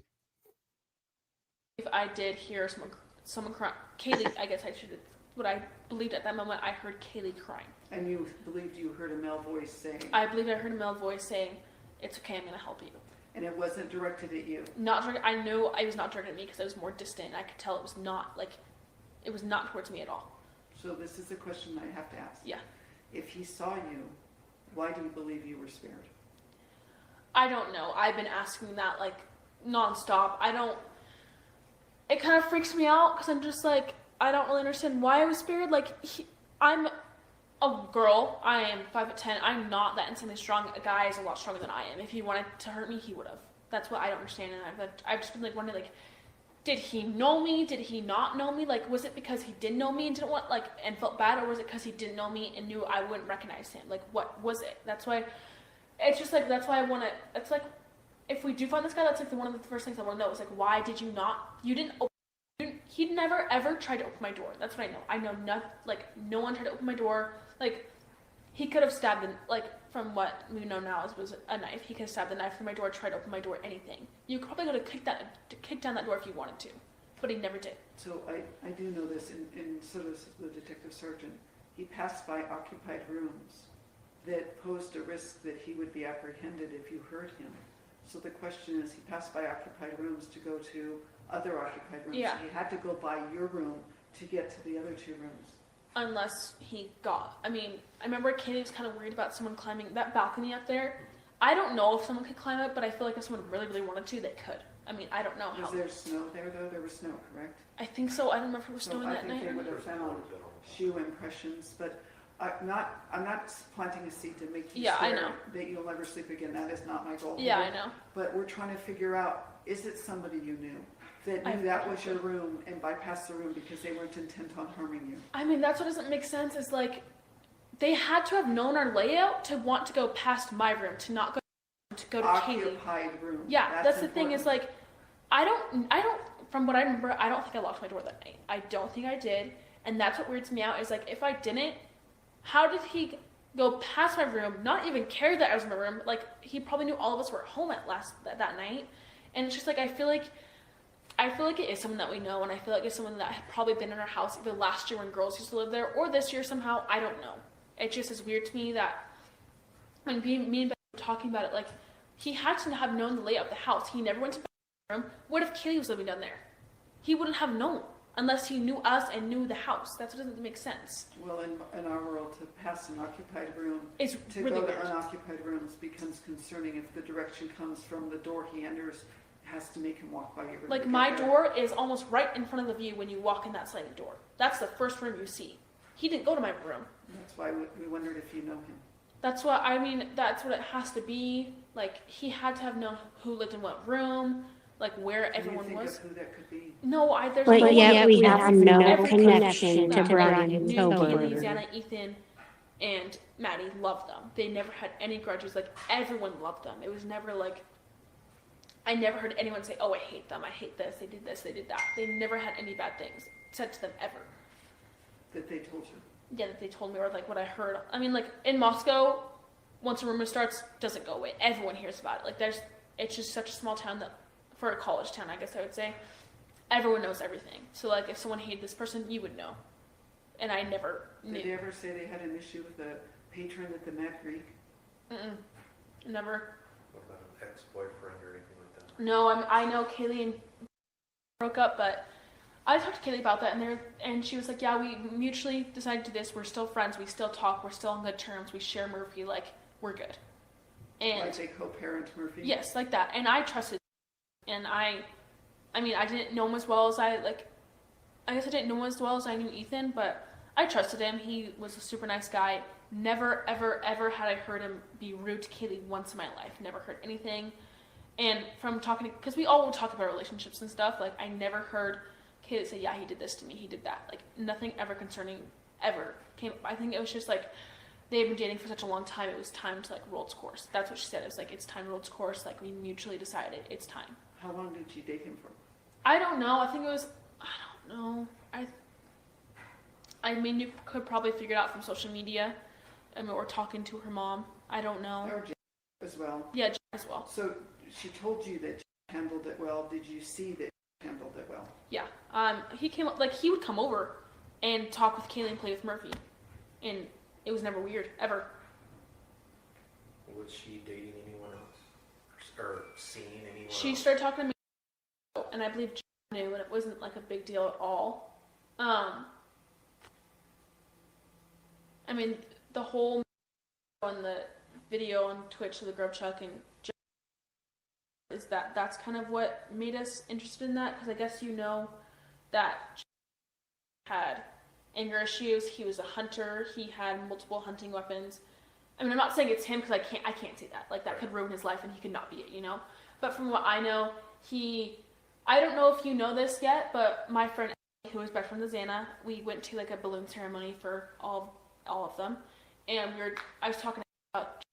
She said, yeah, one time like he just like I guess Ashley and can both tell you that he like need one of their best friends in the stomach and like just pretty much beat her up for some reason, which I don't know why you would beat up a girl. Doesn't make sense. But he was kicked out of for in-ear issues. He didn't have any connection to except for which Kaylee was talking, which is just a weird coincidence. Like it could have just been coincidence. We don't know.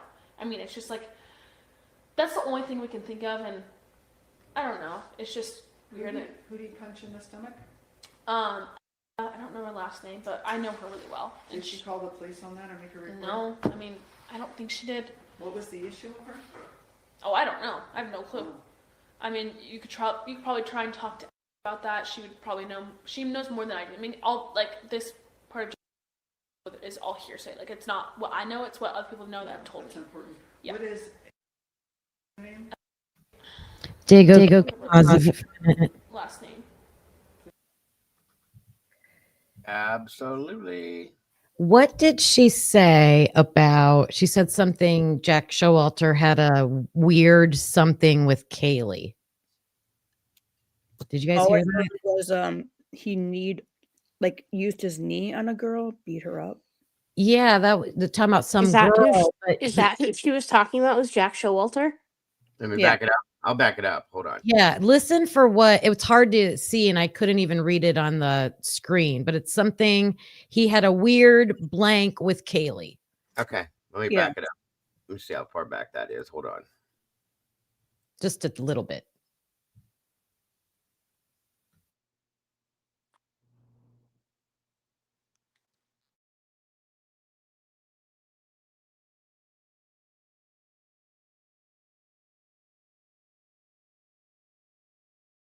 All right, hold on. I think I went back far enough. I might have went back a little too far, but that's all right. We'll catch it up. And this is like the third or fourth time I'm hearing. Listen. That's okay. I said we could listen to something 10 times and you still might hear something new every time. You know what I mean? So very good point. Go to other occupied rooms. Yeah. He had to go by your room to get to the other two rooms. Unless he got. I mean, I remember Katie was kind of worried about someone climbing that balcony up there. I don't know if someone could climb I went back too far. Hold on.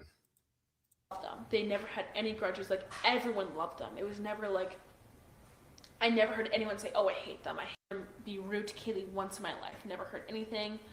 And from talking to, because we all would talk about relationships and stuff. Like I never heard Kaylee say, "Yeah, he did this to me. He did that." Like nothing ever concerning ever came. I think it was just like they've been dating for such a long time. It was time to like roll its course. That's what she said. It's like it's time to roll its course. Like we mutually decided it's time. How long did you date him for? I don't know. I think it was.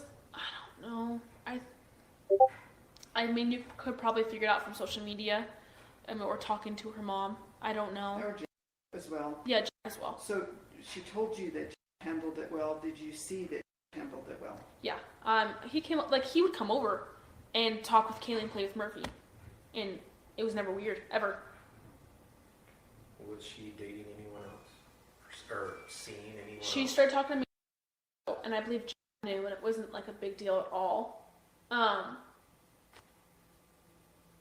I mean, the whole on the video on Twitch of the Grub Chuck and Jack, is that's kind of what made us interested in that, because I guess you know that Jack had anger issues. He was a hunter. He had multiple hunting weapons. I mean, I'm not saying it's him because I can't see that. Like that could ruin his life and he could not be it, you know. But from what I know, I don't know if you know this yet, but my friend who was best friend with Xana, we went to like a balloon ceremony for all of them, and I was talking about. She said, yeah, one time like he just like I guess Ashley and can both tell you that he like need one of their best friends in the stomach and like just pretty much beat her up for some reason, which I don't know why you would beat up a girl. Doesn't make sense. But he was kicked out of for in-ear issues. He didn't have any connection to except for which Kaylee was talking, which is just a weird coincidence. Like it could have just been coincidence. We don't know. I mean, it's just like that's the only thing we can think of, and that part. I don't know. It's just weird. Who did he punch in the stomach? Best friends in the stomach and like just pretty much beat her up for some reason, which I don't know why you would beat up a girl. Doesn't make sense. But but he was kicked out of for in-ear shoes. He didn't have any connection to except for which Kaylee was talking to, which is just a weird coincidence. Like, it could have just been coincidence. We don't know. I mean, it's just like, that's the only thing we can think of, and I don't know. It's just... It's hard to make out what the hell she's saying because they redact and jerk it around so much. It was a coincidence that he just beat her up? I don't think she's saying Kaylee's the one he beat up. She's saying it was a friend. It was a friend of one of theirs that. It sounds like she broke up with her Jack D, Murphy's dad, right? The dog. Yeah, this is somebody being Showalter casually. No, I didn't take it that way. It said that they had a connection.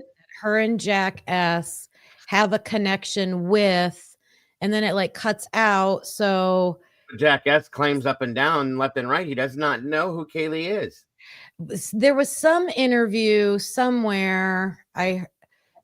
Didn't someone say that, or maybe it was Maddie, who like they were in business school together or something. Is that Maddie? Oh yeah. You have to remember, guys, there's a street in Moscow, Idaho named Showalter. So, we know who he is, of course. His family's very important. Yeah. But she's saying right there that there's a connection between the two of them so I don't know if it's a person or a place. Well, she called him a hunter and all this. That's Showalter. That's not Decor. He doesn't hunt or none of that shit. That was Showalter. It's Showalter. She said they broke up, and if you wanted to let me play it back slower and see how it comes out then. First they're talking about Jack D, and then they move on to Jack. Yeah. So I'm gonna slow it down, and that way we don't, because she is talking fast too. So she is talking. That's one of the things I was gonna say. Is she is talking really fast, and she's nervous, but yet also talking in circles. Somebody getting beat up is not a coincidence. No. Like how? That's weird, but okay. She doesn't know what word to use there, but okay.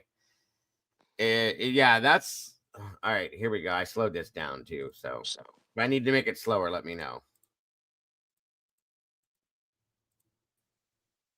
Twitch to the Grove Chuck and that's kind of what. All right, hold on, because I think that explains it right there. 1 second. An issue with the patron at the Mad Creek? Never. What about an ex-boyfriend or anything like that? No, I know Kaylee and broke up, but I talked to Kaylee about that, and she was like, yeah, we mutually decided to do this. We're still friends. We still talk. We're still on good terms. We share Murphy. Like, we're good. And like they co-parent Murphy? Yes, like that. And I trusted, and I mean, I didn't know him as well as I guess I didn't know him as well as I knew Ethan, but I trusted him. He was a super nice guy. Never, ever, ever had I heard him be rude to Kaylee once in my life. Never heard anything. And from talking to, because we all talk about our relationships and stuff, like, I never heard Kaylee say, yeah, he did this to me, he did that. Like, nothing ever concerning ever came up. I think it was just like, they had been dating for such a long time, it was time to like roll its course. That's what she said. It's like, it's time to roll its course. Like, we mutually decided it's time. How long did you date him for? I don't know. I think it was, I don't know. I mean, you could probably figure it out from social media, or talking to her mom. I don't know. Or Jack as well. Yeah, Jack as well. So she told you that Jack handled it well. Did you see that Jack handled it well? Yeah. He he would come over and talk with Kaylee and play with Murphy. And it was never weird, ever. Was she dating anyone else? Or seeing anyone She else? started talking to me, and I believe Jack knew, and it wasn't like a big deal at all. I mean, the whole on the video on Twitch of the Grub Chuck and is that's kind of what made us interested in that, because I guess you know that had anger issues. He was a hunter. He had. Okay, so right here, she's talking about, you can hear her say, and then she's talking about Showalter. That's him there. So that's where we can go from here forward. Multiple hunting weapons. I mean, I'm not saying it's him because I can't say that. Like, that could ruin his life and he could not be it, you know? But from what I know, I don't know if you know this yet, but my friend, who was best friend with Xana, we went to like a balloon ceremony for all. Her friend, something, who was best friends with Xana. That's got to be Emily. That's what I'm guessing. That's what I was getting ready to say. It's got to be Emily. So they went to a balloon ceremony for all of them. Okay, here we go. Yeah, I was talking about. She said, yeah, one time, like, he just, like, I guess can both tell you that he, like, need one of their best friends in the stomach and, like, just pretty much beat her up for some reason, which I don't know why you would beat up a girl. Doesn't make sense. But he was kicked out of jail for anger issues. He didn't have any connection to except for which Kaylee was talking, which is just a weird coincidence. Why are they redacting all this shit? It's like, it's so broken up, you can't get anything out of it. So now it's like he didn't have a connection except for. That's the one part I want to hear. That one of Emily's best friends that he did this kneeing in the stomach and beat this girl up, but pretty much a coincidence that she. I don't know. God, I hate that they do this like this. Hold on.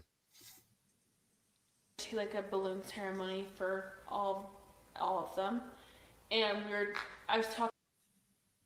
I'm gonna slow it down one more and see if that makes a difference. I doubt it, but I'll try. Bear with the whole draggy talking. Hold on. Well, she's almost on normal speed. Yeah, I know. Yeah, he beat up a girl. That's a bad point, regardless of how you look at it. But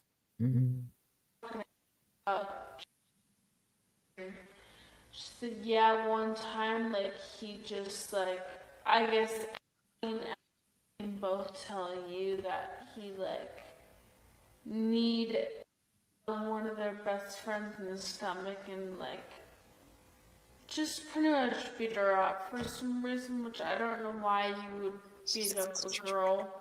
Doesn't make sense. But he was kicked out of jail for anger issues. He didn't have any connection. He was kicked out of, was somewhere for anger issues. I don't know if it was a corner club or whatnot, but Private fraternity. Yeah, he didn't have any connection to. This is what they're going to say next. Except from which Kaylee was talking, which is just a weird coincidence. Like, it could have just been coincidence. We don't know. I mean, it's just like,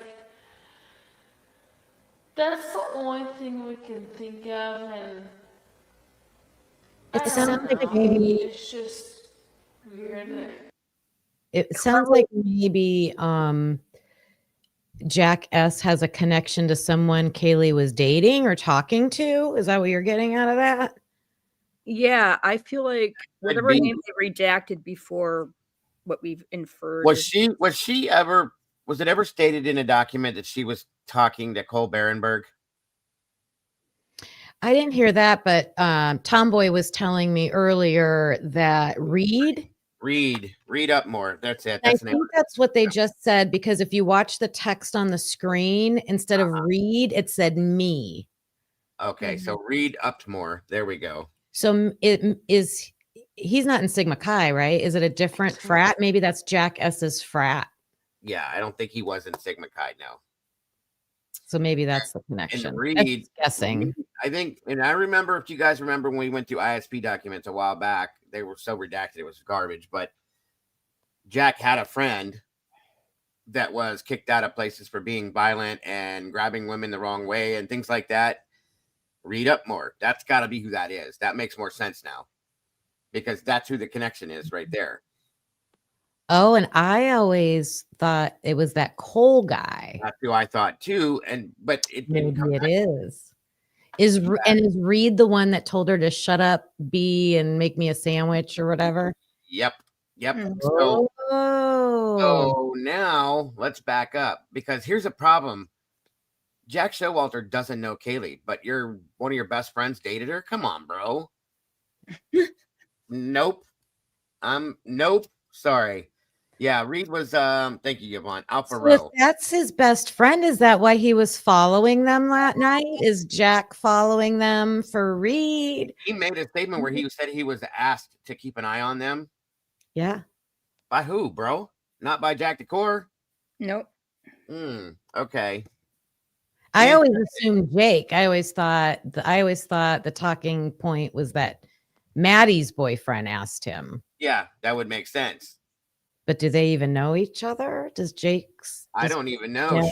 Schreiger's older than them, I think. I think that's my understanding. That I couldn't put that together, but we just did. That's awesome. Jake was graduated and working a full-time job back in his hometown. So yeah, Jake's an old guy. He's like going bald and everything. He's out of the picture. Sorry, but okay, here we go. All right, James. Good luck, brother. Thanks for being here. All right, so that is a good point. Okay, Jason, thanks for joining us. I'm sorry. The audio is basically only probably giving you issues whenever this is up on screen. Once we pull it down, it should be okay. But either way, thanks for joining me. I appreciate you very much. But anyway, this is an interesting connection for sure. And I knew we've been talking about his name. Tomboy's brought his name up a few times. Okay. And he was connected to Bethany too.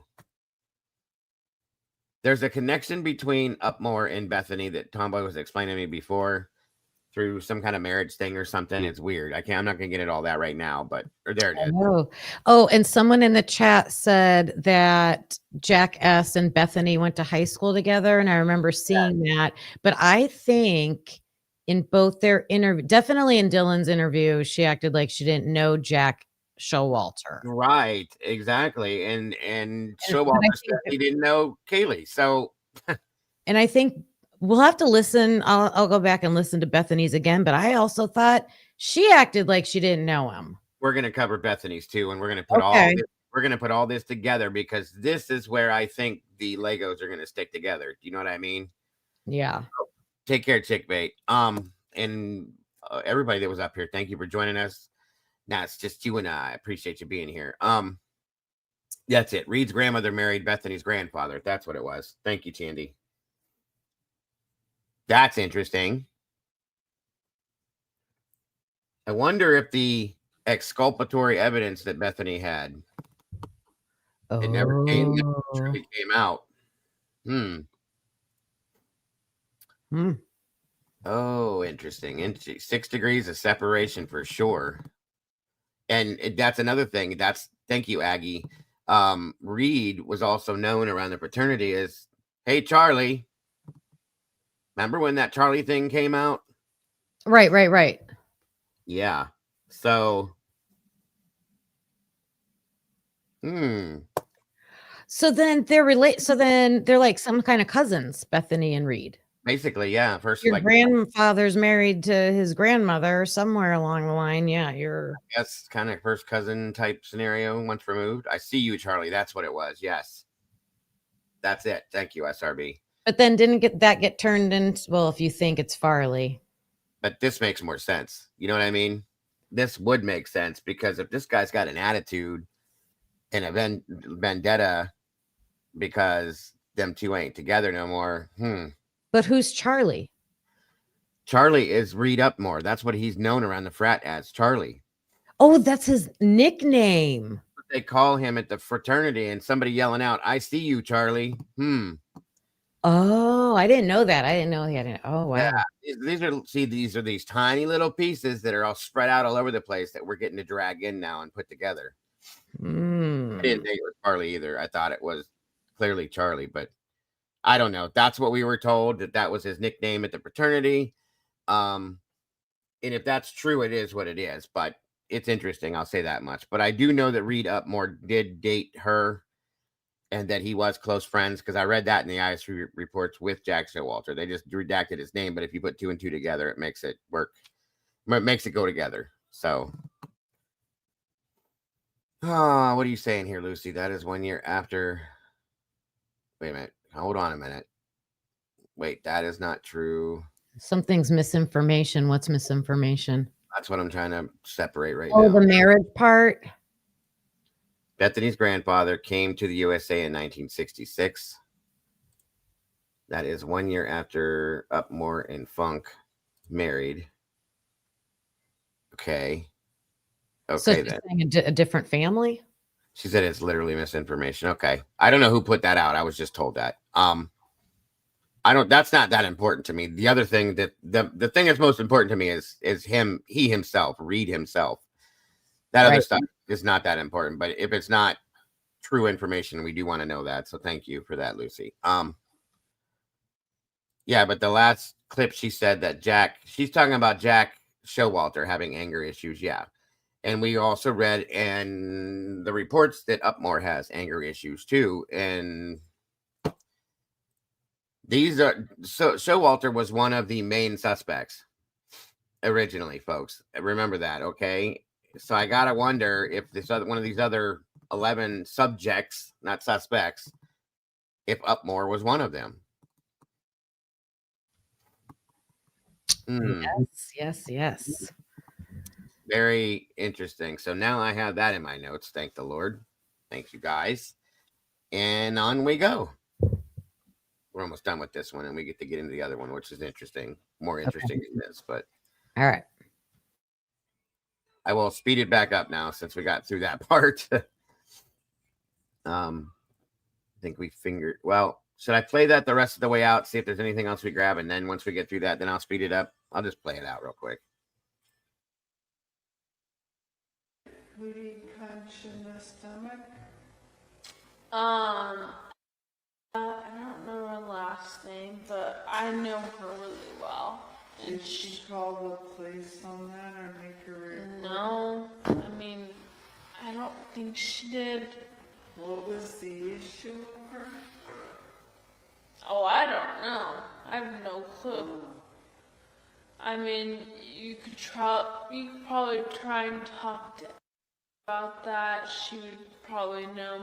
She knows more than I do. I mean, all this part of is all hearsay. It's not what I know, it's what other people know that have told me. That's important. Yeah. What is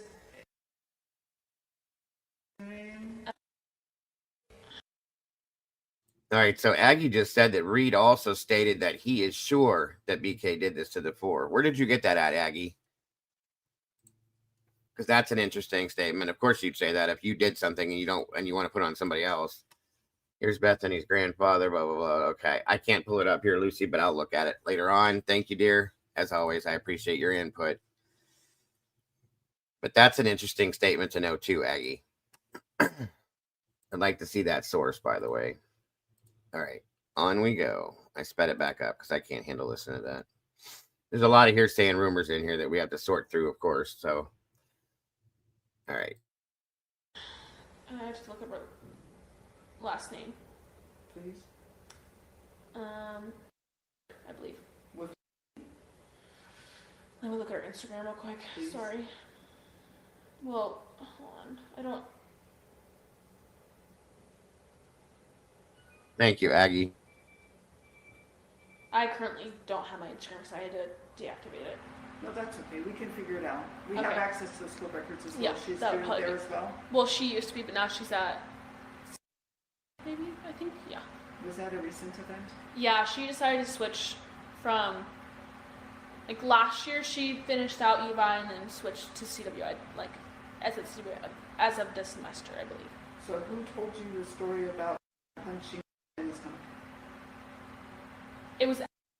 And then I talked to her about that earlier today, and she explained that a little bit more. So they both know about that. And Welcome, Virginia. Good to see you, brother. It's been a minute. Great to have you here. which I think you wrote down her last name. Last name. Oh, yeah, I saw this fellow. So most of the students have left up there. Do you happen to have any phone numbers for any of these people? Huh? Do you happen to have phone numbers for any of these young women? I have a phone number, but I think you guys have her phone number as well, because she was at the station with us. She was at the PD with us? Yeah. Okay, yeah. Sorry, my dad keeps calling me. I'm just going to text them back real quick. This is your stepdad? Are they out there Stepdad, freezing? that's my stepdad out there. My actual dad is. Are you freezing them out? No, we have a casita back there that has heating. Oh, good. I was worried. I was thinking we're going outside and we're going to keep them there 2 hours. And it's like 20 degrees. Hey, Angel, I didn't even know you were here. Good to see you, Angel. Take care. Thank you for joining us. I hope you have a good day. Didn't even know you was in here. They've been working. Sorry, I'll just text them. So I always ask this because I don't know everything. Neither does Detective Sergeant Blaker. We don't know everything about what you know. Is there something he haven't asked of you that is important for us to know? That you think, why didn't they ask me? And so we're going to ask you, is there something that we haven't covered that you think is important for us to figure out what happened here? Nothing right now. I mean, the only weird thing that we had was that no one took our DNA at the station, which I know you guys are doing now, which I totally forgive up. But the one thing is about the DNA stuff is Friday night we did have a party, and you have most of those people, but like there's going to be a lot of DNA, and we had parties about every single week, and that was normal. We did deep cleans, but like I don't know if you can take away every single DNA just from a deep clean. I don't think you can. So it's just like I hope you find something, but it may be really hard because we have people over all the time. Yeah, when did you do the deep clean? When was? Do you know when Parents Weekend was? Yes, it was the weekend. So that we did the deep clean either Wednesday or Thursday. I think we did both days. I'm pretty sure. Well, what's important is there is evidence in this scene that the offender left, and that's what we're going to focus on. There is. So that's important for you to know. It's going to give you some help. Well, that's good. Yeah, it's important. I'm glad what you're volunteering, that you're willing. Yeah, I mean, I like when they asked my phone, I was like, I don't care what you find. I don't give two shits. Like, I just want you to find this guy, and that's all I care about. See, that statement too always bothered me that she made, where she said, well, I don't know if you'll be able to find anything because we deep cleaned the weekend before. That makes no sense still, but whatever. Do your thing. Hey, Fizzy, good to see you. Susan B, welcome. Good to see you, and thank you. Paco, welcome. Virginia's in the house. Heather Mosher, great to see you as well. Everybody else that's joined us, thank you. Oh, wait a minute. There's another one up there. Lee, Ava, Georgia. All you guys, welcome. It's good to see you. Virginia, it's always good to see you. Detective Maury's in the house. Everybody behave. Big Red, don't be hating. Anybody I may have missed, I will catch up with you. Grateful to have you all here today. Thank you so much for joining us. What did you just say about I'll play it back. How far back? I don't think you don't need to play it. Oh, okay. She was really. She was like, "Oh, you did." Like they found something, or they were able to get something. She said something about what you're doing is very helpful, or something like that. Is what I caught, and then she said, something that you said or did helped them somehow, and she said, "Oh, you did," or something. I heard that part, yeah. But it was I thought it was like, oh, we're gonna be able to get DNA, or they're testing DNA, or I don't know. Oh, hold on, then. It's like just a couple seconds back. It's not far. Let me see.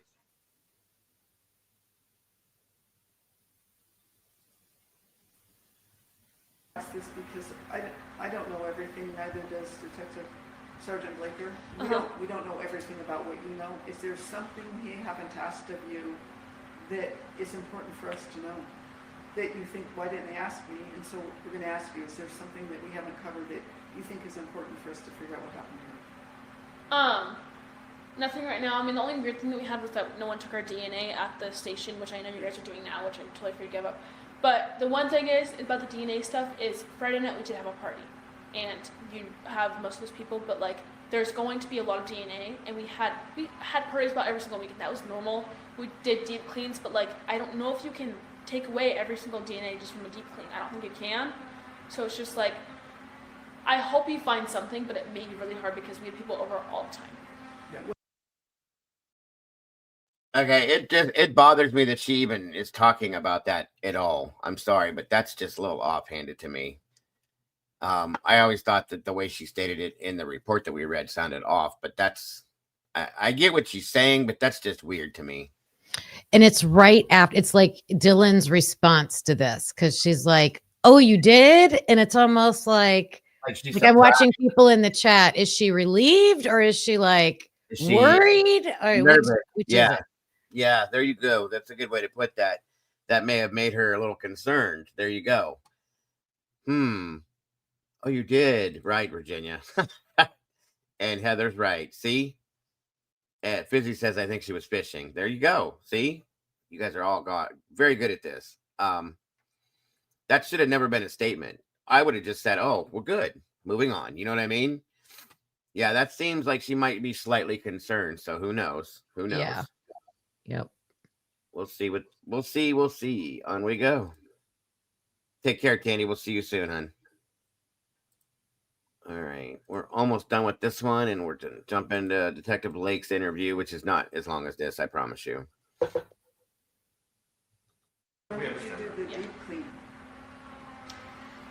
When was? Do you know when Parents Weekend was? Yes, it was the weekend. So we did the deep clean either Wednesday or Thursday. I think we did both days. I'm pretty sure.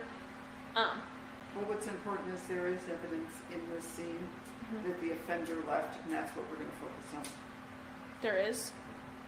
So that's important for you to know. It's going to give you some help. Well, that's good. Yeah, it's important. I'm glad. Yeah, see, that pause was a bit, I don't know. She said there is. I think if we could have seen her face at that point, that may have changed something. I think that's what Gooch was doing, trying to see what that statement was going to provoke from her. You know what I mean? But it sounded like there is. Pause, like, uh-oh. You know what I mean? It could be taken that way, or maybe. I think she did feel genuine. There are parts in here where I really do feel like Dylan is at least she's saying, I guess I'm going to go back to what I said. What she's saying is, I'm trying to help. Yeah. Now, the others, Well, knowing that, see, this is what bothers me with that typically, is that knowing that there was a cleanup done after the murders. Yeah. It makes us question, like, what are you referring to as compared to what she's talking about? You know what I mean? I don't know. It's a little odd. I'll just say that. I'm not going to go deep into it and pull a whole bunch of crap out of it, but it's definitely odd. Right. All right, on we go.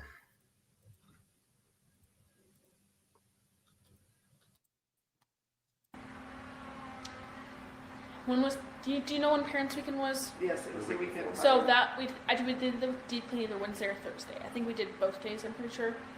Well, what's important is there is evidence in this scene that the offender left, and that's what we're going to focus on. There is. So that's important for you to know. It's going to give you some help. Well, that's good. Yeah, it's important. I'm glad what you're volunteering, that you're willing. Yeah, I mean, I like when they asked my phone, I was like, I don't care what you find. I don't give. See, I don't know. Something's odd about the way she answered to me, but that's just me. Two shits. Like, I just want you to find this guy. That's all I care about. Is there anything you want to ask of us? I don't know if you can tell me, but is there any people of interest? Anything? Well, some of the ones that he's been provided for, we're doing the follow-up. Lucy's got a really good point here, guys. Remember when Steve said that they had to call over people that were 21 so that they could call for help, 911? That literally implies that they knew that the people in that home were 21, were deceased. That's a good point, Lucy. Very good point. Good catch, too. K Kaz, girl, welcome. It doesn't seem to. No, I agree with that. That statement of hers is just dumb. For poor people just died. It don't matter if you clean the day. I agree, Mike. I agree. It's stupid. Okay, on we go. Those are the first ones we're doing follow-up. So there are like people of interest. Yes, but not suspects. Not suspects. So people of interest. What's important is we're like you. We don't want to ruin somebody's reputation. That makes sense. They have no involvement whatsoever. That's what my mom was telling me. Is like they're not going to, like, in the press conference, they can't say anything if there are people of interest, because that would just, like, let's say it isn't, that would ruin his whole entire life, you know. So see, she has been being talked to by her attorney mother. Okay. She does know what things mean. She knows what terms are, people of interest and suspects. She knows the difference of that. So she's been being talked to about these things, obviously. We know that for sure. So I understand that part. Like, you can't say someone's a You're suspect. important though. I mean, we're not trying to put extra pressure on you, but Yeah. you're important because maybe you did see, you're the only eyewitness that put somebody in that house. Yeah. That's why it's important if you can sort through it with, who's your may I ask? Oh, what's wrong? I mean, they're qualified. They did, this is, I don't make light of this because Yeah. I work with victims all the time with trauma, right? They didn't just start their practice yesterday. This is somebody established. Yeah. It's in a it's. I can't remember her name. What's her name? And she's been doing it a while. Yeah, she's been doing it for a while. So can you keep working with? Yeah, I'm going to. I met with her yesterday. Really liked her. She's really calming, and I feel good with her. And the good thing is, I've worked with victims for 42 years. The further away you get from it, you're going to start piecing things together. The trauma's just too raw and too real right now. Yeah. And you've lost your friends. Yeah. That's compounding. These are people you were connected to. Yeah. And you cared about. In time, things will start to fall into place. And for your own peace of mind, I want that to happen for you. I'm not selfish. Yes, it is somewhat about the case, but it's also important that at some point in your life, you get to move on beyond this trauma. Yeah. So let's say, like, somehow I piece something together. Should I call you and be like, hey, like, I remembered something? Like, call me. I have a business. But what if it's something like but all this is like, I don't know for sure. Even if I don't know for sure, but I think this is piece of my memory, should I still? Yes. Okay. Because what if it is real? Yeah. And we don't know about it. I mean, that's the main thing is, like, I wish I could understand if anything of this was real. Like, seeing that guy again, like, it was just, like, cloudy. Like, what if he wasn't even there? But, like, after everything that's happened, like, I think he was there. But it's like, how much do I actually know is real? How much do I think is, like, made up in my mind? Do you think you can remember enough of him to give a composite for a composite artist? No. Not enough. No, I don't remember what his eyes look like. I don't remember what his nose looked like. I just remember eyebrows. I don't know exactly what his eyebrows looked like at all, really. I just remember thinking, like, eyebrows. So, like, I couldn't even, like... Earlier you said because they were bushy? Yeah, bushy, but that's all... Like, I don't remember the shape. I don't remember, like, the color. I just remember, like, bushy eyebrows. That's the only thing I can remember. And when you saw him outside your door, was he moving? Was there movement going on? I've been trying to think through this, and I've been trying to think, like, what do I remember from that? And I just, like, I don't remember if he was just, like, standing there or if he was walking. But what I think was going on was that he was, like, slowly walking, like, across from the living room to the kitchen out the sliding door. That's what I think I remember. So I haven't been to the house. Is there a drop from the sliding door, or can you walk out onto the street without having... So pretty much you go out to the sliding door, there's just, like, this gray cement patio thing. Then, let's just say your back is at the outside of the door and you're looking outside. To the right, you have to go, like, there's, like, some rocks and some bushes you have to walk down. Then to your left, there's just, like, this hill, like, these bushes, and then behind, like, kind of to the back side, you can walk past my window, and there's, like, this hill of, like, bushes and stuff, and then up there's, like, houses. So, I mean, it would be kind of hard to, like, run up it or run down it, because there's all those, like, rocks and stuff. Especially in the middle of the night. Yeah, so I'm kind of confused, like, if there was one there, why that way? Like, that doesn't seem like the smartest and fastest way, but, I mean... Which direction is the front door from your bedroom? The front door, you have to go, again, out to the living room and downstairs. When you hit the bottom of the stairs, directly to your right is the door. So it's, like, kind of a little bit of a walk. So it's a typical tri-level? Yeah, typical, pretty much. Okay. Can you think of anything else right now? No, I'm trying to... Oh, this was something else that I remember. Cars do come by a lot, but I remember looking out the window, I just remember... Well, I think it was a black truck, I don't know for sure, but, like, that is normal for people's cars to go by, but I don't know if that could be something. It was just, like, car driving past our driveway. What time was that at? That was right when I went down to see... So I don't know exactly when that was. Was it moving? It was in movement? I was moving. I wasn't stopped at all. It was moving, and, like, people drive by our driveway to go, like, around, like, this side housing neighborhood a little bit. Like, we hear cars go by all the time. Like, that's not weird, but But when you were making your way to the room... That's not when I heard. Oh. It was when I got into the room. I don't know why I looked out the window, but I looked when I saw a car, like, driving by, and I believe it was what I I guess I shouldn't say I believe because I don't know for sure, but I think it was a black truck. But I don't know for sure. It could have been, it was just dark and I thought it was a black truck. But there was a vehicle there? Yeah, but it was like, it wasn't stopped, it was moving. And like, from my window, again, my window is like, if like, let's say this is the front of my room, this is my back room, this is my window right here. There's like a neighbor, I guess you know there's that neighborhood up there. I can hear cars go by right there all the time. Like that's normal, it doesn't weird me out. And I, like, from what I think the car was just going up to that neighborhood. But again, I don't know, but I thought I'd just let you know just in case it could have been a suspect. Yeah, like I don't know. It could have been, but who knows? And you said you sure it was a truck? I don't know. I think it was a black truck from what I'm thinking, but again, I don't know for sure. Were the headlights on? I couldn't even remember. I can't remember that at all. What drew your attention to it? I think I just wanted to look at the window for some reason. I don't know why, but I remember seeing the red lights on the back of the truck. Brake lights? Yeah, I don't really know why. I remember seeing that. It was like, I don't remember if there were headlights or not. I just don't know about that.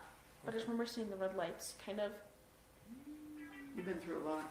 In time, you'll remember more. From my experience working with victims, you'll remember more. So anything, even if you don't think it's significant, we would still want to know. Yeah. What are your plans? Are your plans just to stay here? It's a hard decision right now, isn't it? Right now, there's a candlelight memorial I'm going to with some of my friends. That will be, I think, just like, when I got to, I guess I gave the name. They all knew Maddie. Talking to them was really nice because, so they were super close. And it's just like nice knowing that other people are going through this too. Like, it's not just us. Like, there are so many people.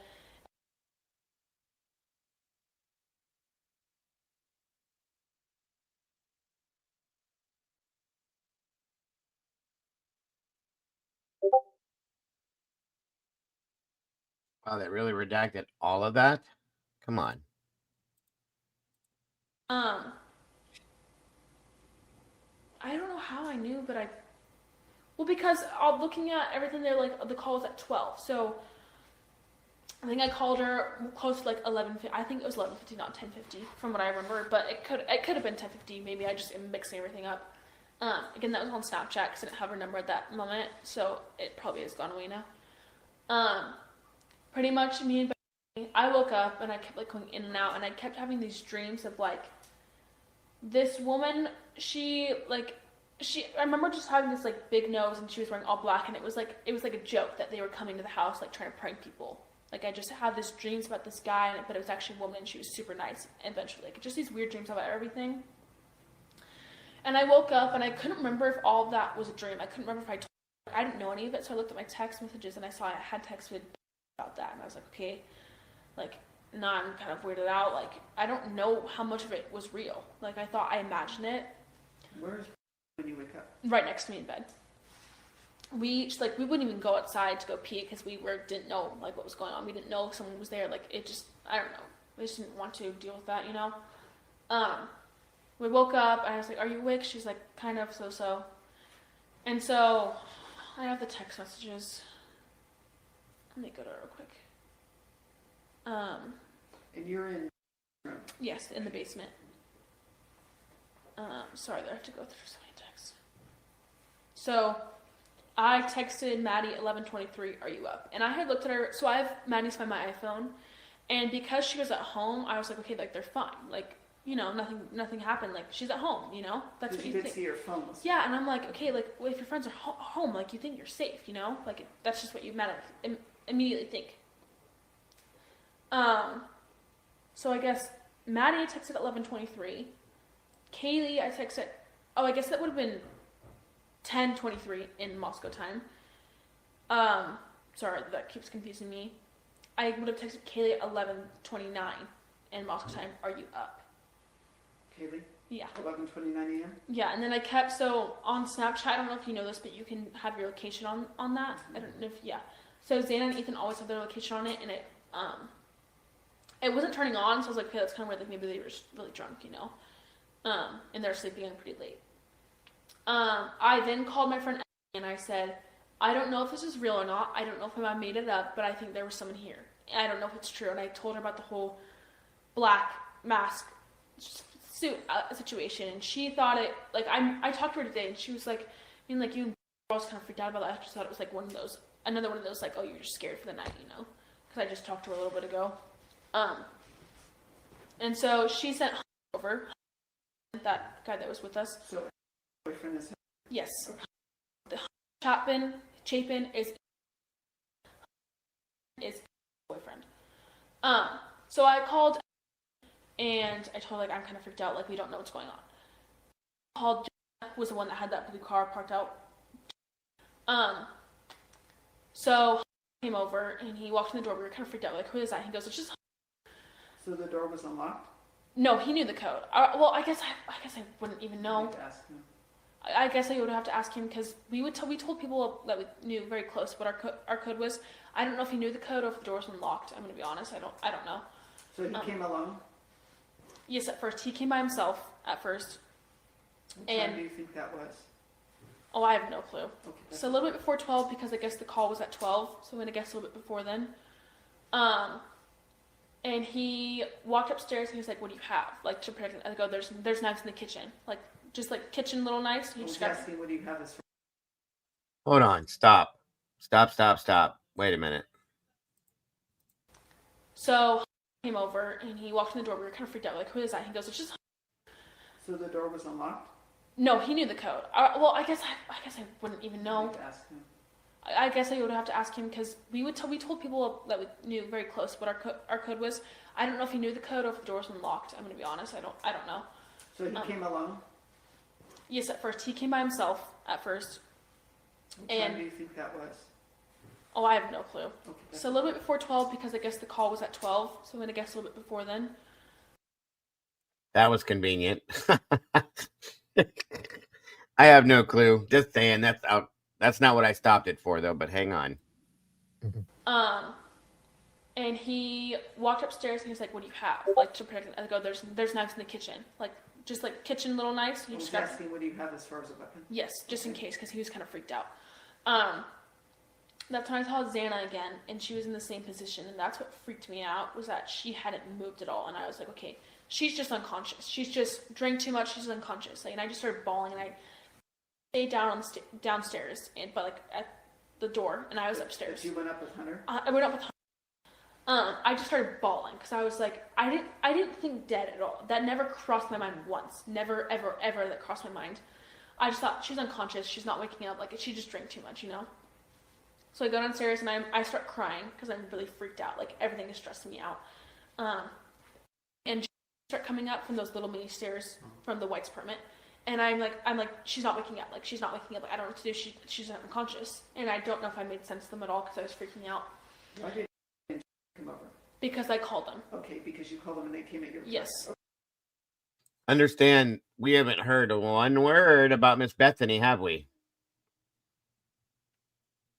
No, that actually sounded like she saw Xana more clearly this time. She did. I agree with you. I truly agree with that. Yeah. And I think she knew right there Xana's dead. She didn't think that, but she knew it then. Mm-hmm. And again, nothing is stated about Bethany, folks. Bethany's not talked about. And it okay, which I'm starting to come to a real conclusion and believe now that Bethany wasn't there. Okay. I'm sorry to say that, but that's what I'm starting to think. And I believe she did know.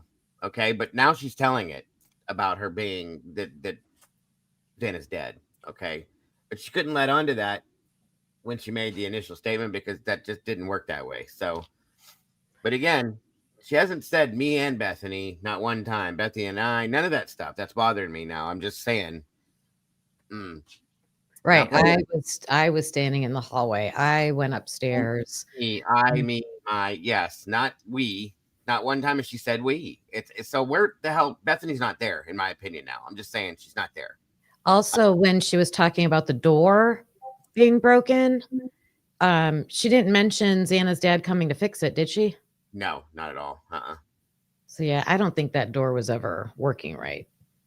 Wait till you see Bethany's interview about that. Mm-hmm. The door. Crazy.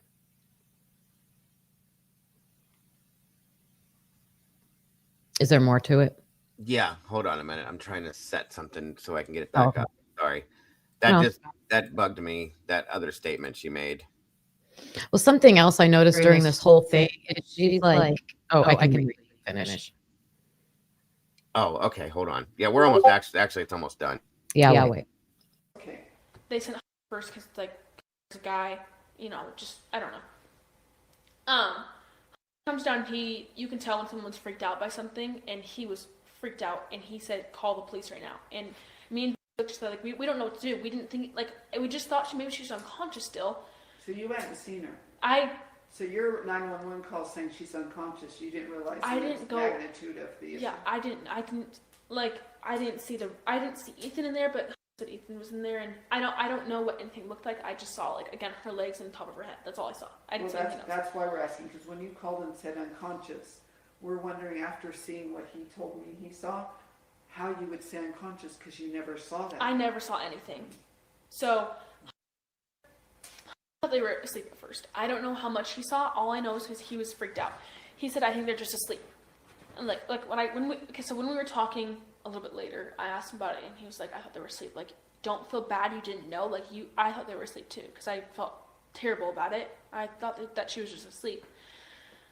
And so obviously he came down the stairs and he was like, "Call the police right now." And so he's the one that called it. Okay.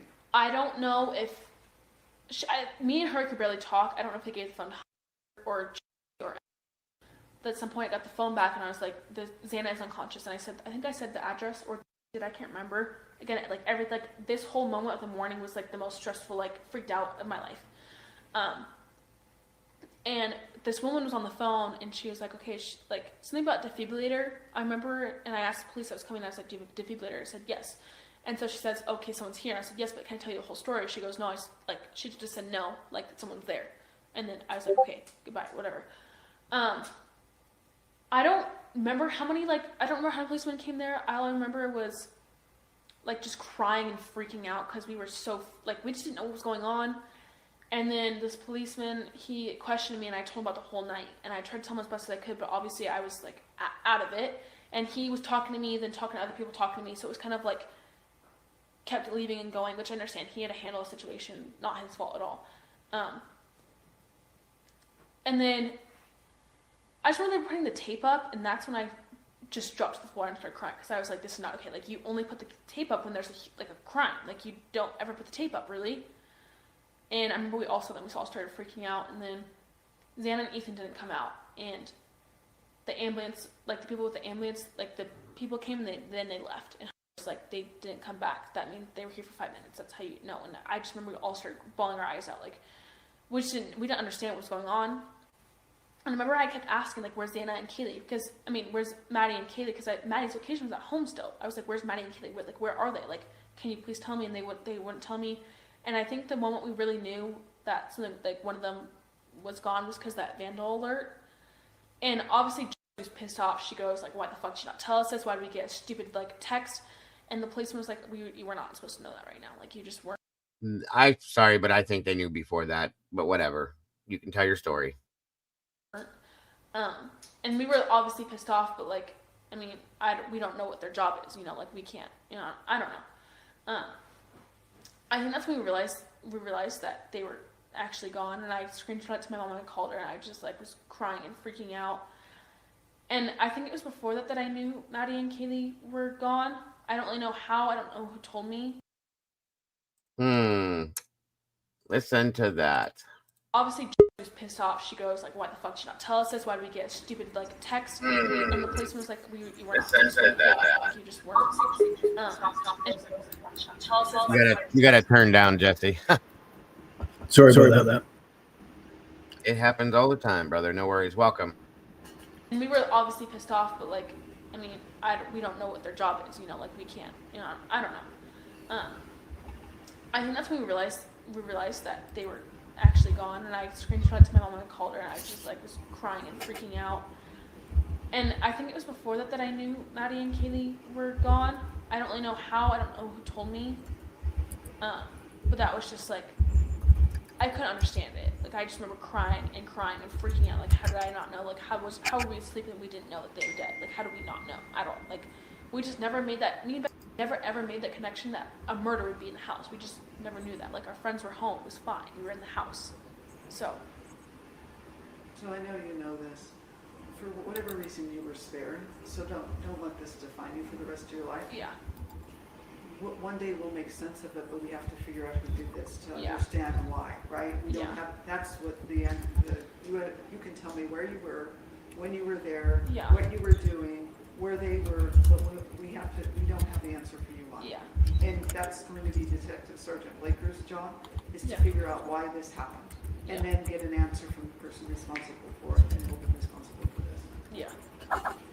So you're going to do this. This is a process, right? Probably told you. This does not resolve overnight. And it does, and it takes years. It takes people years. But there is a reason why that this didn't happen to you too. So all I would want to say to you is that remember there was a reason you were doing this something else. Yeah. And do right by yourself and your friends. Yeah. I mean, the biggest thing, like, me and I just feel like we wanted to know, like, what made someone want to do this to such good people, and what made them not want to hurt us whatsoever. Because they never went down the room, they never went to my room. If they did go through the sliding door, then they had to have passed my room. If not, though, because I haven't seen the layout of your house. Yeah. What door would they have used not to pass by your bedroom? Well, I mean, to go, the front door, you still have to pass around to go to Yes. Kaylee's room. Yes. But Kaylee always, like, was kind of freaked out because that balcony, I feel like if a guy really wanted to, I feel like you could climb up if you wanted to.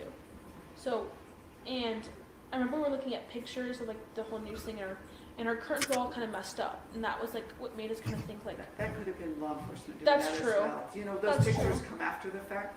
How far is it from the ground to the balcony? I don't know, how much do you think? I mean, you've seen the house. Like, if someone wanted to, I feel like they could. But why do that if the doors are unlocked? I know, but And then the risk you run is if you're crawling up the side of a house, yeah, somebody's going to see you doing that, and you run the risk, a higher risk, Yeah. of somebody calling that in, as opposed to just walking in the front door to a house that's very active with people. yeah, that's true. So I guess, But I don't know that. Do you know? Maybe that did happen. But the risk that an offender runs into is if you're scaling a 9-foot high wall to get into a room, Yeah. somebody is going to pass by and see that and report that, and then whatever your plan is has just been interrupted by Yeah. that. I mean, that would make more sense, but I just don't understand why my room, like, I guess if you're taking DNA, you can see my door handle and see it. Well, that would be normal. That'd be normal because you'd be there, but you were thinking somebody else's stranger DNA. Yeah, maybe tried to open the door, but if I did lock my door, then maybe that's why I didn't lock my door, because my door was already locked, but I don't know if it was locked or not. So this is a really odd question because most people don't do this. Did you check all of when you first got back, did you go through your house to make certain nobody else was in it? No, but I don't know, we just didn't care about that. If we were with people, we weren't worried. When you came home to get in your own house, did you have to unlock the door to come in? I think so, yes. I think I had to punch my code, so our door, there's like, you twist it, so there's like a little thing that you twist, you know, if it's vertical, it's unlocked, if it's horizontal, it's locked. And me and were like checking it out to make sure that it was locked a while ago, and we always kept it horizontal, and I would check to make sure it was horizontal. So I think the front door was locked. I mean, when you came back to have Yeah. popcorn and watch the movie. Yeah, I mean, we would still, like, even if I, like, let's say the door was unlocked, I still would have typed into the code to open the door, and it would just open right away, you know? So, I don't know if it was locked or if it wasn't. That might be important. Yeah. Because maybe this person was there first, and then you guys came to the house and he was already there. I would want to know that. Yeah. You can remember. The other thing is, you can interview and ask, I know it was comfortable. Yeah, to see if she remembers if you had unlocked the door to come in. Yeah. And you know, when you got home, because it was cold, right? Yeah. Was the sliding door open or closed when you got home? It was closed. So I remember we were making popcorn, and that would have freaked me out if the door was open, but I don't know if it was locked or not. That probably didn't, but I do know that the door was locked. The door is closed, because I don't know, that door just being open kind of freaked me out. Where was Murphy when you got home? Oh, I let him out. I forgot to add that. He was upstairs, and I let him out to go potty real quick. So you went upstairs? Yeah, so And was I he- guess, I don't know how I forgot about that, sorry. That's okay. Whose room was he in? Kaylee's, because it's mostly Kaylee's dog, so I heard him whining, I was like, okay, I'll go get him. took him outside for a second. So I know no one was in Kaylee's room. Her lights were on. I know that for sure. Her lights were on. I took Murphy outside and I just kept like looking. Whenever I go outside in the dark, I'm always like looking at my surroundings. Didn't see anything. I know that. Looked around, brought him inside after he like went potty or whatever, and then he was Lake and him were hanging out a little bit. Then I brought him back upstairs. So, yeah, that I don't know how I forgot about that. Oh, that's okay. This is what we're talking Yeah. about. Yeah. So are you comfortable if I leave her business card as well? So I'm here, he's in Moscow. If you think of anything, if you're more comfortable with him, you're welcome to call him. If you're comfortable, I'm going to give you a business card with my cell phone. Okay. You have some questions?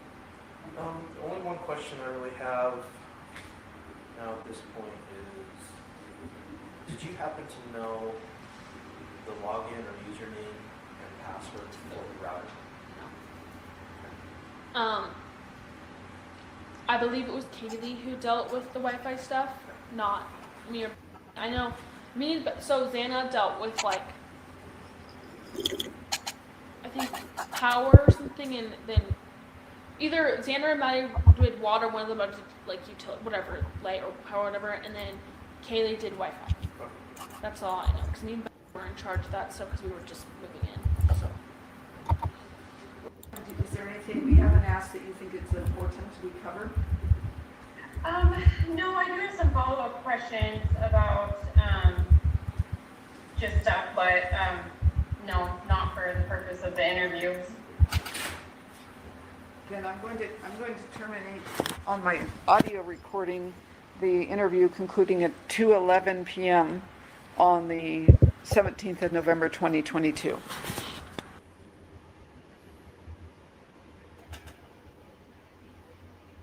Okay, so that takes care of that one. The statement she made about I at that point I think I knew Kaylee and Maddie were gone. I don't know who told me or how I knew, but I just knew at that point. That bothers me a little bit. I'll say that much. Just a little. It doesn't mean it means anything. It just could be my head. I don't know. Welcome, Jesse. Great to have you here, buddy. Thank you. What was that statement again? When she said at the end there, she said, at that point, I think I knew that Kaylee and Maddie were gone. I don't know how I knew or who told me, but I think I knew at that point. That bothers me a little bit. Just saying.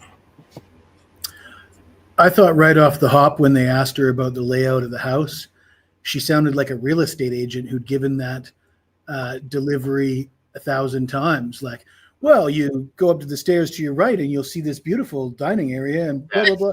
Yeah, it did. You know, everything else you asked her, she's like, pretty much this. And I really don't know. I don't remember. I don't know. Yeah. I don't know if it's even real, but the layout of the house seemed very like bang, just I'm going to nail this. With that for sure. I feel like she would talk like that when it was something removed from an actual eyewitness account related to the crime that she had to give. When it was something related to the crime, I wrote down like she would cop to the facts that she knew were in text messages or that she knew they caught that truck on camera. Mm-hmm. So like she would, I have to explain these things because I know they're going to see them. Bingo. But when she did that, it was still kind of like, I'm not sure, but she did that because she knows they know. Yep. And when they asked her the really tough questions, she just answered with mumbo jumbo that had nothing to do with the question she was asked. Oh, I'm working. She starts going off into tangents about other things instead of answering the question. Yep, she did. Yeah, agreed. Very interesting. So this next one, this is even more interesting in my opinion. Christy sent this to me again from Christy's Chaos. Great job. Let's see here. Can I ask one more thing before you start that? Because this bothered me, and it might not be anything. Oh, please do. That's what this is all about. Please do. When she's talking about, and I wanted to do an experiment and see if this is true. Like she said, I have text messages on my phone and I forwarded it to my mother in Boise. So I'm in Idaho. I forwarded it to my mom in Boise. And then when she pulls up that text, it shows a different time. It shows an hour. It shouldn't have changed. Timestamp of a forwarded text message would change. I don't think it does. I don't think it does at all. That's what I'm struggling with from way back when she stated that about it. Oh, it says 5:22. I even wrote that down, but it should be 4:22 because we're time. Your phones do an auto thing, okay, but not something that was sent previously. It wouldn't change that then. That makes no damn sense. I didn't think so. I was going to ask you to forward a silly text message that doesn't mean anything to someone that's in another time zone. I need to do that. If you're looking for somebody in another time zone, I'm your man. Oh, there you go. Let's do an experiment. That's a good point. Hang on a minute. My son's cleaning something up real quick, so it's going to be noisy. So I'm going to mute for a minute. You guys can keep talking, though. Right. Yeah, I thought this whole interest was very interesting, this interview. And I could just imagine a jury being asked to convict somebody based on the words of this girl who isn't sure of anything she's seen. She's clearly seems evasive to me. And even Vicki Gooch says to her at one point, don't you think that maybe you're just repeating what you saw in the movie? Yeah. And I mean, I thought that from a defense perspective, right? I thought that's pretty powerful that even the interviewing officer isn't sure if she's actually recounting facts or something she saw in a movie. Mm-hmm. So she already doesn't have enough credibility with the interviewing officer for this to be factual information. Mm-hmm. But yeah, again, they treat her with kid gloves. I think there was a few times where Gooch suspected she's not being straightforward and sure. I think Gooch did a way better job than Payne and Mowry and Blaker. Yes. In the other interviews, but still, I would have liked to have seen more. I'd like to see them treat her the way they'd probably treat me. Yeah. How do you think she got through the grand jury? Because she did testify, right, at the grand jury? I think she probably did the exact same thing, and she was probably. Somebody asked in the comments, does she come across as afraid or emotional, and I said no. To me, she comes across as confident and coached, and I think she was coached. A couple points where she seems concerned about a couple of the statements, but yeah, I agree with you. I think she was prepared to. She was coached. Yeah, so she even admitted that her mother told her certain things. So. Mm-hmm. Mm-hmm. Yeah, so that's probably how she got through the grand jury. But I mean, at the end of the day, based on these interviews, it's now absolutely official that the grand jury was lied to. They were provided false information. The grand jury never heard that these girls were awake throughout the night. I could see the grand jury saying, because I've sat on one time, and they might say, well, we want to see more information about this, but they only serve for so long. And the prosecution, those grand juries, the prosecution just does what they want. They tell you what they want you to do. They probably said, oh, okay, we'll do that. And then didn't do it. Mm-hmm. Right. I could see that happening. Heather's right. She lied to the grand jury and put out parts of the transcript in one of her motions about Dylan. And that's fact. That's absolute fact. So good point, Heather. And thanks for bringing that up. Is that a different Heather? That's not the Lucy Morningstar Heather? That's Heather Mosher. Is been that around here for a while too? Not the same as Lucy Morningstar? Mm-mm. Different. No. But she's also a Heather, or was a Heather at one point. Yeah, this Heather knows a lot too. Okay. The Heathers. So we're going to move into the any other statements or questions before we go to the next one? No, that was it for me. I agree with Aggie. She sounded more confident and definitely in control of this for sure. I'm sure she prepped for an FBI interviewer. Yeah. I guarantee she sat with her mother probably the whole night before and said, this is how this is going to go. Here's how you answer, when you answer, what you answer, and why. And what you say when you don't want to answer. Yep. Like, I don't remember, I don't know. She said that a lot too, and a whole lot of ums. It was just a dream. Pretty much. Pretty much. That's our taglines. Although mine says it wasn't a dream. All right, again, guys, this is Christy's Chaos put this out. Thank you again, Christy, for a great job. And here we go. This is the interview with Detective Blake.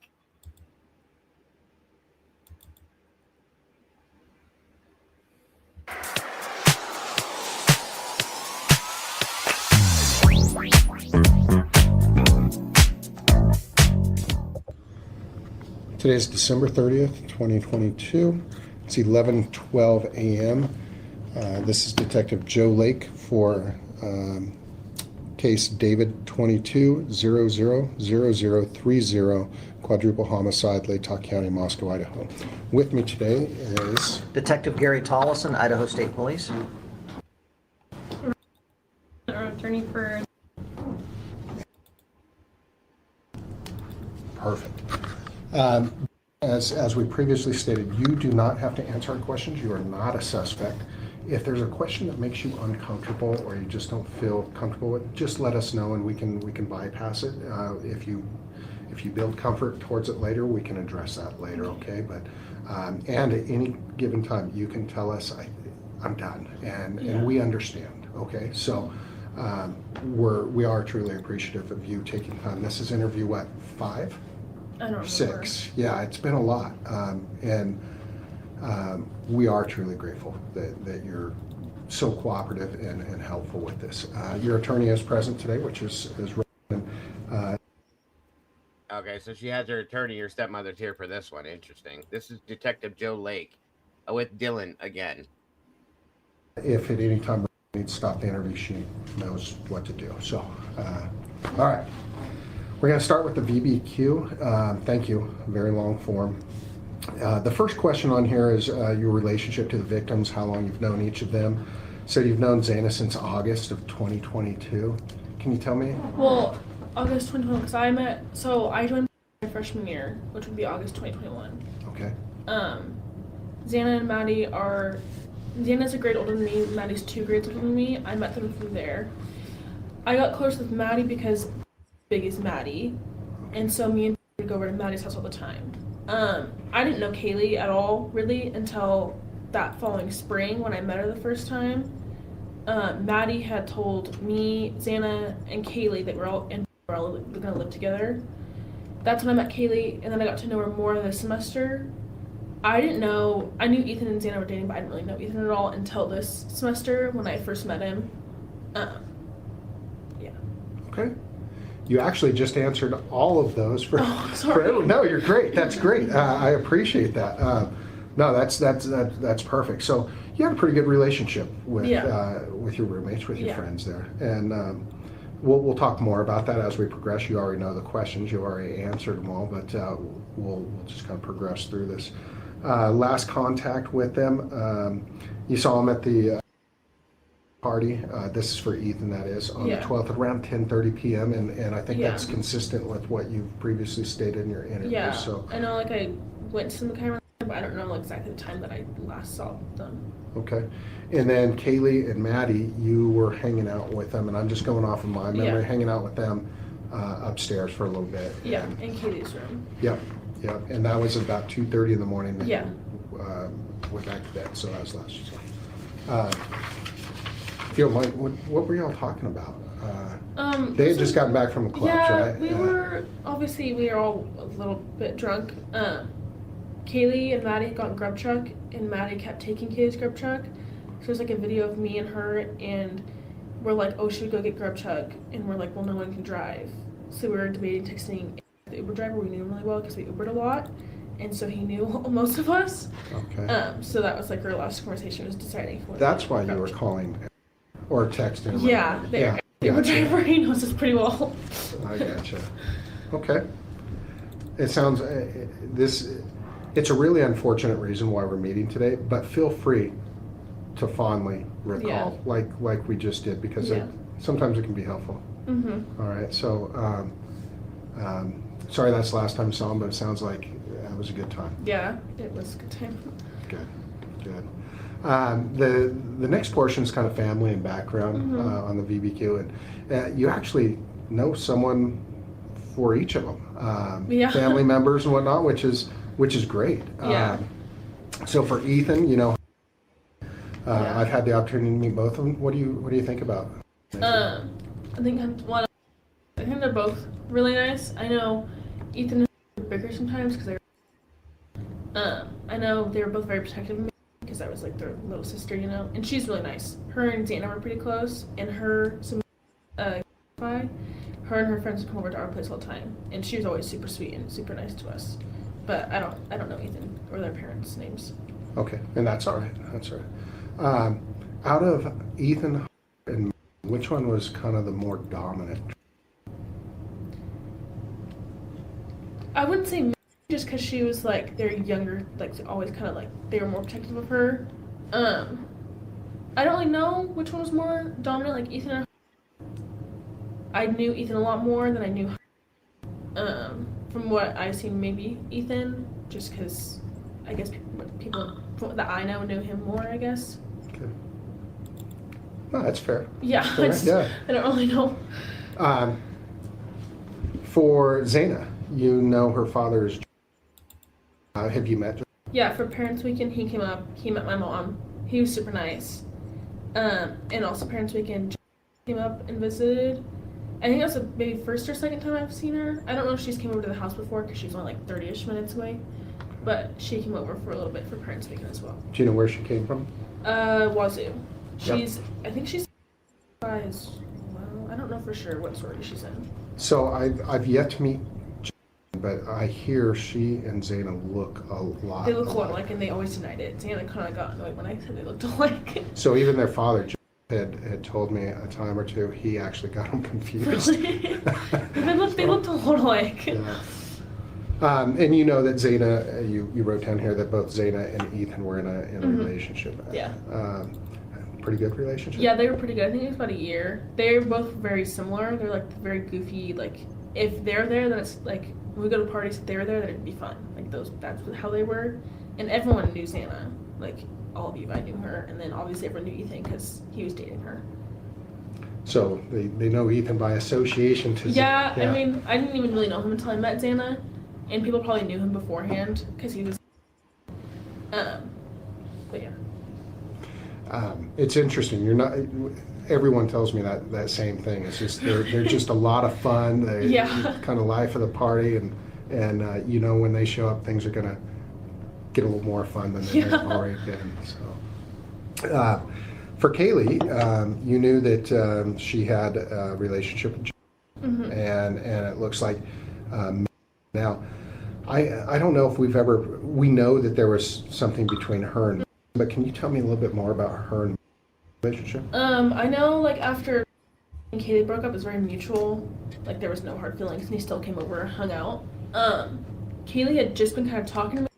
I don't know if they were like officially made it something, but I knew she would stay over at his place. We would pick her up every now and then.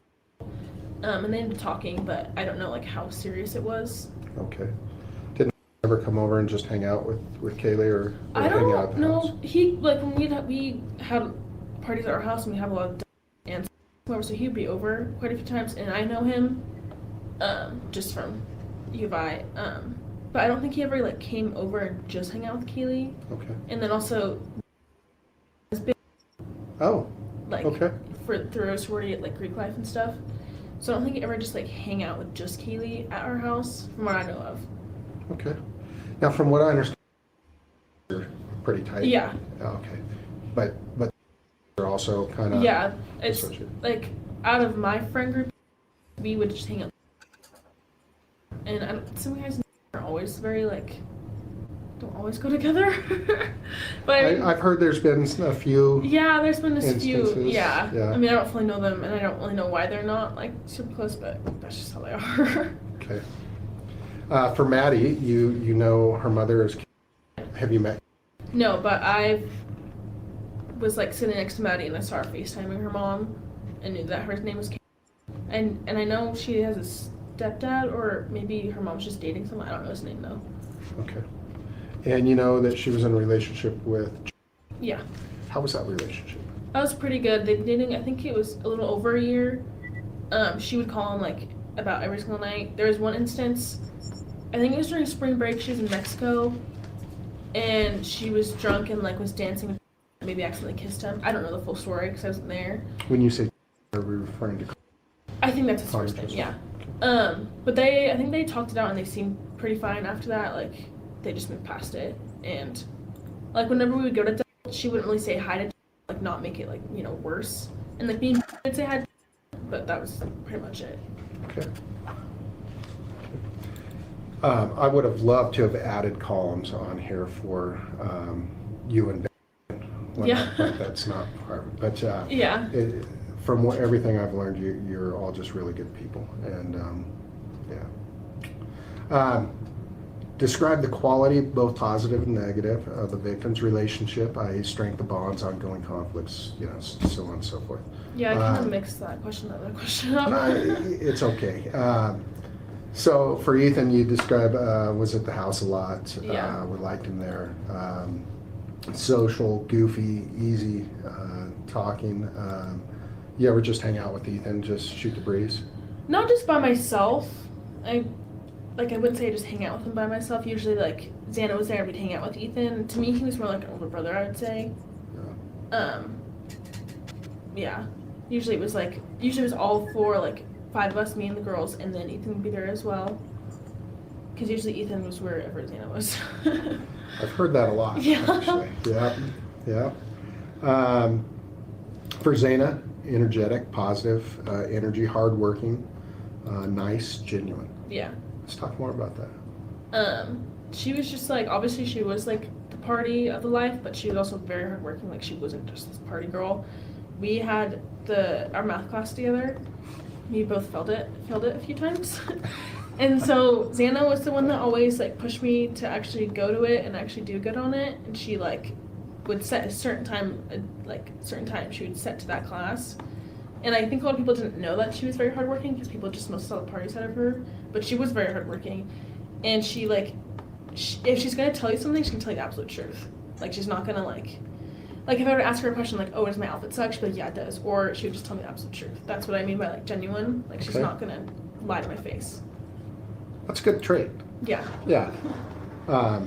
And obviously you respect her for having those traits. It's great. Kaylee, it says prankster. Yeah, fun. Like to do pranks. Also very hard working, positive energy. I think you started to write something. You started with a V, maybe. That's what. Oh, very funny. Okay, sorry, very funny. I abbreviate a lot. No, you're all right. So very funny. Let's talk about some of the pranks. One time this is before school started. We were all in the living room. We had some guys over, and Kaylee wanted to do this prank. It was like this fake number. So you like are able to text someone without them knowing that's your number. Like, it's a fake number. So she started texting Xana as like a fake person. Was like, oh, another beer bong, another pair of shit, like, I can see you wearing your black Converse, like those kind of pranks. And we would just be laughing, and Xana would be like freaking out. She's like, no, someone's actually texting me. And then she would look at Kaylee, and Kaylee would just start laughing. And then, so me, Kaylee, and Xana all got to the house before Maddie did this semester. And we never we hung out with Kaylee a few times, but not that much. We didn't know her that well, but we got along with her really well. And she would always be like, oh, like, you know, I'm such a prankster, we should do a prank. And so she decided that when Maddie got home, she would start yelling at us, like, as a joke, that we took her alcohol or something. Like, just those, like, stupid kind of pranks. But obviously, they were all jokes, and we would just be laughing. And we tried to get Maddie to think that we weren't going to get along. And she came downstairs and was like, what is going on? And was kind of worried that we weren't going to get along, but we told her it was just a joke. That's great. That's great. I like pranksters. Yeah. It adds a little excitement. Yeah, that's how Kayla always was. For Maddie, a very loving, genuine personality, a social and outgoing person. On her, you actually identified the only conflict I think of was last year in Mexico when she kissed Maddie and talked about it and seemed to work out. Yeah. And passed it, right? Okay. That's very good. That's you know, these are some things we just don't get to hear about a lot, and I hate to say it, because we don't ask the questions, and we need to ask these questions. We need to learn a little bit more about the positive side of people and so on and so forth. So thanks, that helps us. Arrests, court involvement. This is funny because, and I don't mean funny in a bad way or anything, but every person that I put this in front of in your age group says, nope, I don't know anything about this. And I'm like, well, hold on now. Let's talk about this. There's been parties and disturbance calls and people running out the back door of that house on numerous occasions and so on. And they're like, well, yeah, but we weren't arrested. And I'm like, yeah, good point. All right, good point. Obviously, we had the cops come to our house quite a few times. Yeah. And usually it was like Kayla or Maddie would talk to them because they were 21, and me and Xana were always kind of scared. But from what I know, there was no like arrests. I don't know if they ever got like tickets or anything. Right. I don't know like about that kind of stuff, and like no like arrests for drug use, alcohol use, that kind of stuff. None of that I knew of. Good. You know, yeah. We all have our youthful indiscretions. Yeah. I openly talk about this because it's funny. When I was in college, I paid my rent by having keggers. I was a business major, right? Had to. Anyway, interesting. Back then we had keggers. We didn't. Yeah. Anyway, so we all have our youthful indiscretions. Gee, it sounds like they're gonna go out for drinks after this. Jesus Christ.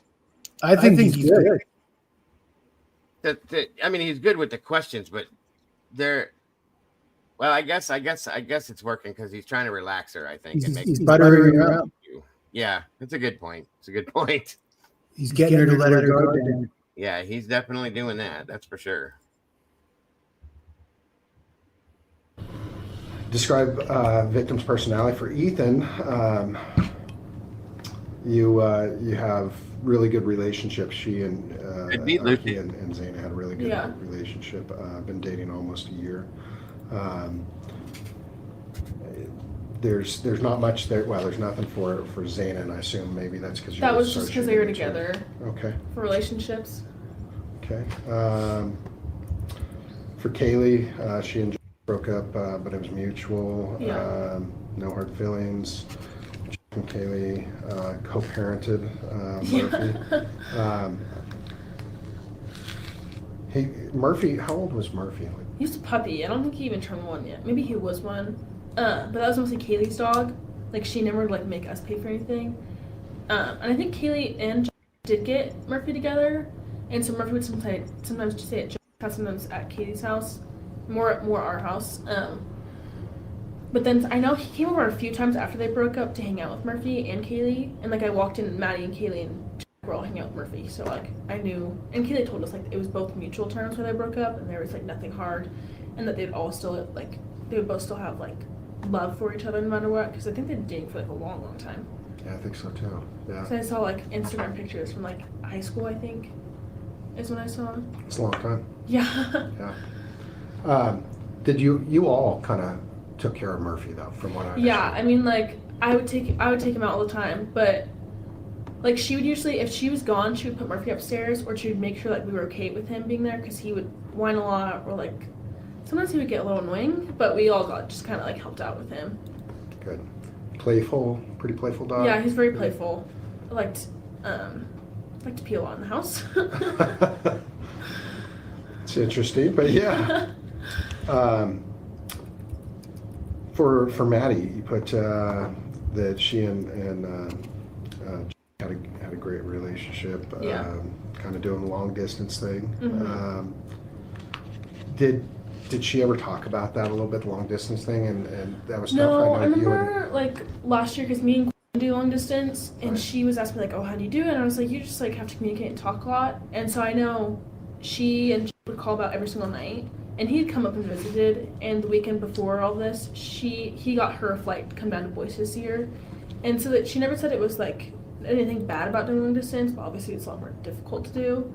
But they just made sure to talk a lot and call all the time. Good. Yeah. So it sounds like you kind of helped her out with that a little yeah. bit. Good for you. Yeah. Yeah. Personal habits. You put slept over at the house a lot. Yeah. And I assume that's a crossover with Zayna there too. Yeah. For Kaylee, after her and Jim broke up, she had been staying over with me a few times anyway. Okay. How about with Maddie? Had she been staying with anyone periodically or anything like that? She only stayed obviously she had Jim, so she wasn't staying over at anyone else's house. And she usually when we would all go out, we usually would come home at night, and then Kaylee would I think she only stayed at my house a few times, not a lot, but only a few times. And then I've never been to Ethan's apartment. I don't think he ever slept there really. He usually was at our house nonstop, but we liked it. Me and liked it because it was there's a male in the house, so it's safer. That's how we always felt. So when Ethan was staying over, we wanted him to stay over there. Gotcha. No one's ever said that they've ever actually seen him stay at his apartment. Yeah. Which is kind of funny. I don't even know where it's at. Yeah, it's not far away. I have no clue. Yeah, that's kind of funny. Pretty consistent there. Recent positive or negative behavioral changes. For Kaylee, said something about the Winco thing and someone following her. But it didn't change her personality, as you put it. And just so we're all on the same page, there was an incident. We looked into it. We got footage, and yes, there were two men that was were. Was it the Winco? Yeah. Okay, because I remember she had told me she came home and she was like, "You guys need to be safer." She was like, Xana was in the car. She had gone in the store. She was getting alcohol, and she's the kind of girl that's very aware of her surroundings. And I remember her saying one guy. Maybe there's two, but from what I remember, her saying one. Yeah, and that's my fault. I shouldn't have said two, but there were actually two. Okay. There was one actually trailing and one out in the parking lot. Yeah, I remember she noticed and she was walking out and she realized the person behind her didn't have anything. So when she got to the car, she threw everything on Xana, locked the door, and someone was behind, she could see her mirror behind the car. And she told us that, and me and her kind of, we all kind of freaked out a little bit, but then we just kind of pushed it over, okay, we'll just, go with each other to the store now, which we usually always did, It's a good plan. So you just enlightened me a little bit. So would you say it was pretty mutual that you were all learning from each other? Yeah. With incidents like that? Yeah, I mean, I know when Katie said she'd taken Murphy out, she saw a shadow, obviously it freaked us out a little bit, and we would lock the door, which I thought locked, apparently it never did. But I thought it locked. We would all just make sure, we would, take care of each other in a way. But when little things happen, we would think about it and then move it on. But then me and were the ones that were always kind of freaked out in that house. I remember one night I texted and I was like, I really think someone's outside my window. I really think so. And I've always been paranoid like that, always have been. And he was like, I don't, it's probably nothing. And so I just take melatonin to go to bed. But me and were always really freaked out, and the rest of the girls were never freaked out. Xana would be like, oh, you guys are being paranoid. But me and we would lock our doors every single night because we were just kind of freaked out. But when little things like this would happen, we would just kind of move on from it. It scared us for a little bit, and then we wouldn't really care about it. Well, it's always a good idea to lock your doors, your windows, things of that nature. And I believe your window was locked in your room. Yeah. So yeah, good. Any significant events prior to the murder? You put Xana's mom. I just knew she was. I think it was a week or two before, something about her mom texted her to see her in Lewiston. And then it came up that she was there for court about something. And so Xana was like, I don't even want to see her. And I don't know how I knew. I think Xana told me that she was an alcoholic, I think. I don't know for sure. But she wasn't very close with her mom, at all. She was just with her dad mostly. Yep. Okay. Did she elaborate at all on anything? No, she never really talked about her mom. And neither did, with Maddie, she never really talked about her dad, so I didn't know if her dad and mom were, fully divorced or, what that was. Right. But, yeah, I didn't really hear much about her mom. I just knew she talked about dad a lot. Gotcha. Yeah. How about Kaylee? Did she talk about her parents very much? Not really. I didn't even know them until I went to the memorial that was for all four of them. She didn't really, I never knew their names. Still don't know their names. Never really talked about them, really. She just said that, remember the one thing she said was, yeah, our parents would pay for everything, and she did everything by herself. So that's why, me and I was like, oh, she's the motherly one, and the very, got her whole life together because she had like an insane job that she was able to buy a Range Rover, which was like, we were all like just like baffled by that because it was like insane. It's like your roommate bought a Range Rover, like that's very impressive kind of thing. Yeah. But yeah, like It's quite a status symbol, right? Yeah, Yeah. and able to pay it like all by yourself without any help, and then pay for college too. So that's how like we always called her like the more mother kind of like. I feel like in Pringles you usually have one person's like the mother. She was like that. Would you, if she's more of the mother, how would you describe Maddie? Maddie and Kaylee were very similar in that way.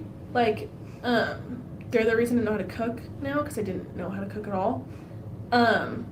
Like both, like I remember one weekend, Maddie and Kaylee left, and me and Xana were in the house, and Xana goes, "Finally, the moms are gone. We can do whatever we want," like as a joke. So like to us, they were both as the kind of motherly part of the group. How would you, if they're kind of the motherly, how would you describe Xana? She's like the sibling that likes to have fun and party. Like me. But like obviously she's more than just that, but she was the reason we would have a lot of people come over because she knew a lot more people than me did, and she was older. But she's like that fun older sibling kind of vibe, I would say. And how about Me and like we were just the young ones of the group, kind of just hanging out, doing like we'd do whatever, like we just wanted to hang out with everyone. And everyone was good with? Yeah, we all, like I remember, so Kaylee, she knew a lot of the and I didn't know a lot of the I didn't know a lot of her friends, but one night Kaylee was invited to the formal, so I helped drive them around, and one of the, like, oh, you guys have like the best roommate situation because we never had like any fights, we all got along very well. Like we would go to the grocery store together, go to the gym together. Like we did pretty much everything together in that like semester that we had. And like we all got, I wasn't super close to Xana before this semester, but like I was friends with her. This semester I got super close with her, Maddie, and Kaylee. So it was just like we had like, everyone knew that we're like, oh, you guys have the perfect roommate situation. That sounds like a really good setup. Really yeah, it does. was nice. I've had roommates over the years and I can't say we all got along Yeah. as well as all of you get along. So, Yeah. Yeah. I forgot to ask you, what do you know about Ethan's family? I met his mom and dad for Parents Weekend for like a brief moment. But they're like really good people. I don't really know them or know much about them. I just knew of her and me. Okay. Yeah. Okay. Risky behaviors, which would include drug use, drug transactions, excessive use of alcohol, use of prescription medications not prescribed to them, Yeah. Drinking, driving, etc. We have some Adderall use, Yeah. which we're aware of. Yeah, Xana, that was Xana and Ethan. They would do it sometimes. Xana would be like, oh, it's to help me stay awake longer for drinking. Do you know if that was prescribed to them? I don't think so. Okay. I don't know for sure because I know Xana always say that she feels like she has ADHD, so I don't know for sure if she was prescribed that or not. And then I know Kaylee talked about it once or twice, but then Maddie was like, hell no, never ever. From what I know, and I don't think Kaylee used it that often. I think it's pretty widely used It these is very days widely around used. the colleges. Helps study habits or Yeah. staying up. Back in the old days, there were other things that people were using to Unfortunately. stay up and Yeah. cram for tests. She would and sometimes whatnot. use it. She had that like for math. We would have the math class together and she did her test, and she would sometimes take it to help her focus a lot better. Which I don't really know why because I don't really understand it at all. You think Kaylee might have had a Adderall once or twice? Maddie, no. And then of course y'all drank Yeah. quite a lot. Yeah, there's like, we had, so November, I guess it's been 11th, that Friday, we had formal, and we'd all drinking a lot that night. So like there was often like, there were times that we did like excessively drink, but I know none of us would ever drink and drive. If anything, like, if one of them was out and one was sober, then we would go get the other one if needed to, or we would just get an Uber from. Okay, that's fair. Yeah. Of all the people in the house, and I've been in the house, I figured you to be the least of the drinkers, and I'm only basing this solely off of, like, you go into and it looks like Holy smokes! This is, there's a lot of alcohol, and then there were everywhere. But then again, I remind myself of my college days. Yeah, it was everywhere. It was absolutely everywhere. But who would you say was the most down to the least in the sense? I would say Xana was the biggest drinker, and then Maddie and Kaylee, they would mostly because they were seniors this year, they didn't go to the parties as much as we did because they could go to the bars. Obviously, we could not. So they didn't really always have a lot of alcohol in their space, and then parents had just bought her a lot of alcohol for Parents Weekend. My mom bought me a little bit. I was also more considered a lightweight, apparently. But definitely Xana and Ethan were more of the heavy drinkers. Okay, that's fair. Yeah.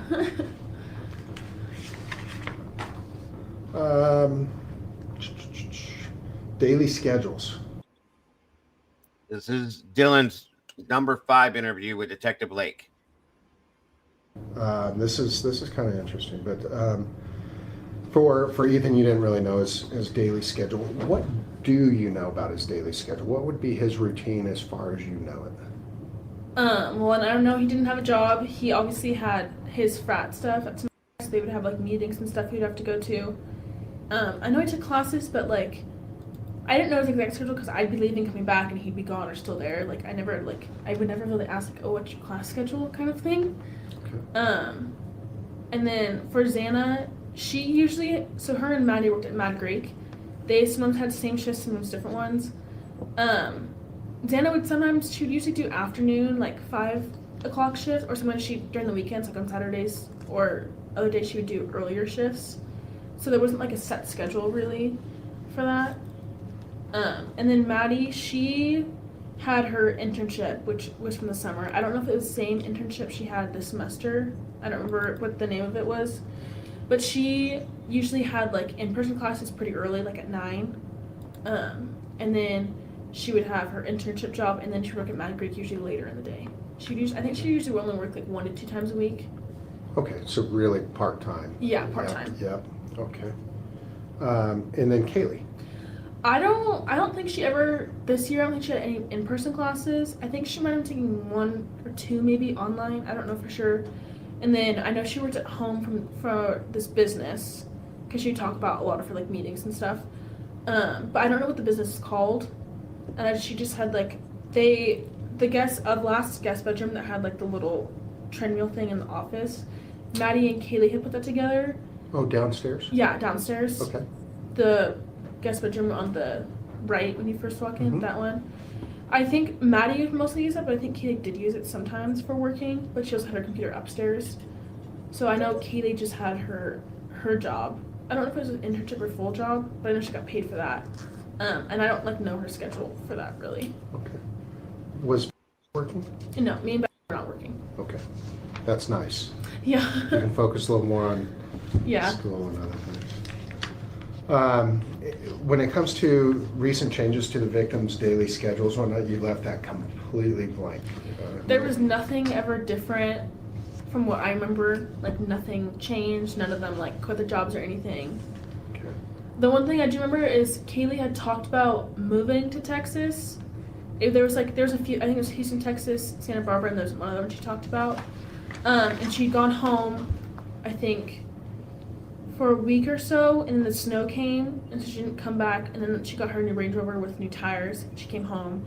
And I think we convinced her to stay another semester, but I didn't know for sure she was fully going to stay another semester or not. Okay. That was the only change, but that was way before, she had already been talking about this. When she was talking about Texas, explain to me, how was she talking about it? She just talked about how, I don't remember what friend it was she was going to move with, but just that she was going to sell all of her furniture and get new furniture. I don't know why she exactly wanted to move. I think it's I wouldn't want to live in Moscow my whole adult life either. It's a college town. You don't want to live there forever, I guess I would say. Right. I think she just wanted to change. But I didn't know why it was Houston, or I think Santa Barbara was one of them. But I don't know why it was those two. Okay. But she had just talked about it a few times with me about doing that, and then we had I think we talked to Maddie about trying to convince her to stay, and Maddie had sort of convinced her to stay. So. Okay.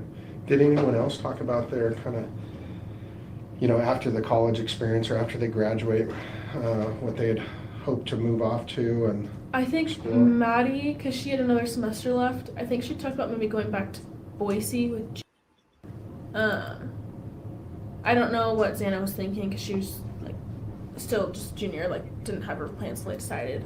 And then we never like knew exactly what we were gonna do. Okay.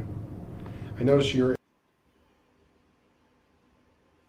Yeah, I changed that. You did? Yeah, I had an anatomy and physiology class, and it was like hell, so I didn't want to do that anymore.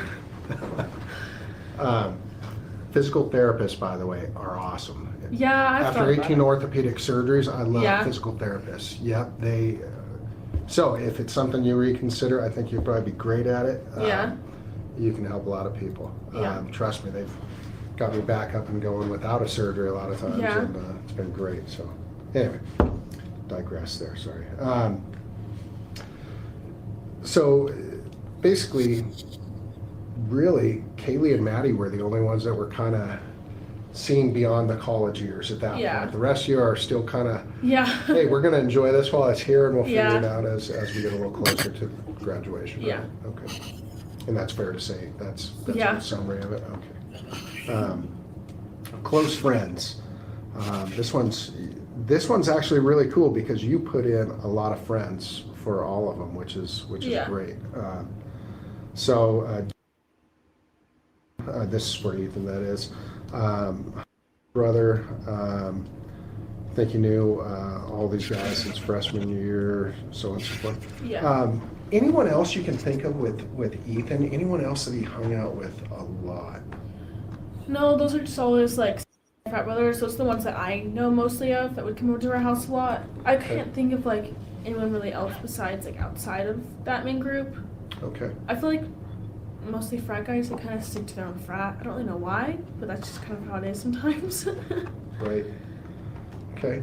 I generally don't add names or whatnot, but does a person with the first name, does that ring a bell at all? Have you ever hear anyone talk about? What's his last name? Yes.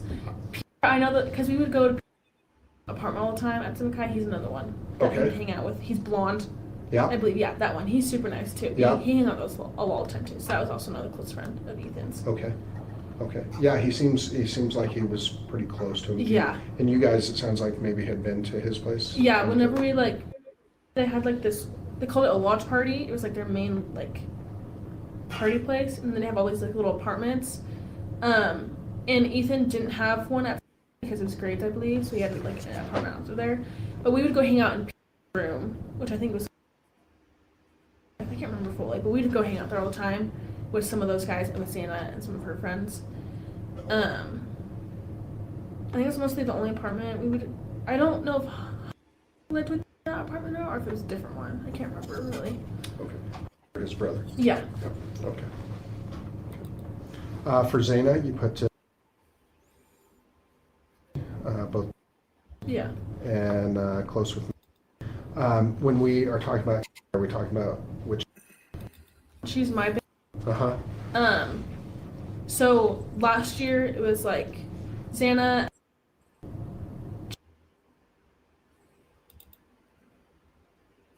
I believe they all lived together. I would, Lucy, because I love you, but you're probably right to that extent. I think you are. You can act like you're not, but you still are. In the place called Shark Tank. But Xana was super close. I forgot about that one too. Xana and Ellie were super close, and then also Xana and Ellie were pretty close. And she had a lot of other friends, and like she knew a lot of girls from different sororities. I mean, I don't remember all their names, but she had a lot of close friends. And she had a friend named that did the for all four of them. I don't remember her last name though, but I know they were really close. Okay. It sounds like maybe was close with a lot of you. She was close with a lot of us. She lived right across from us in the Whites. Would you say that out of all of you, all six of you in the home, or at least the five of you in the home, was probably the one that was connected with all of you, or would you say there were others when it came to friends that had an association or connection or friendship with all? I guess you could, I would say I knew all of us. I guess she didn't really know Kaylee as much. Me and we were the only ones that knew our friends and Kaylee, just because Kaylee was she's also an older. So mostly just me and that knew Kaylee, all of them, and the other as well. But I knew Xana, Maddie, me, and really well. Okay. Can you think of anyone else that had that commonality? Of all of us together? Mm-hmm. There's probably, I'd probably say because she was also, but she also knew Maddie and Xana pretty well. I didn't know her especially well, but she knew, and I've talked to her a little bit. I would say there's probably more that knew all of them, but I wouldn't say they essentially necessarily know like me and very well as well too. Okay. Okay, that helps. For Kaylee, but Maddie was her closest and best friend. Maddie. Is that for Maddie? Is that okay? They all lived in the house before us, and they all graduated last year. Okay. And you don't know of any changes to friends? No, recently? they like. Last I talked to them, like they are always super close, and there was nothing like any like bad blood, I could say. Okay.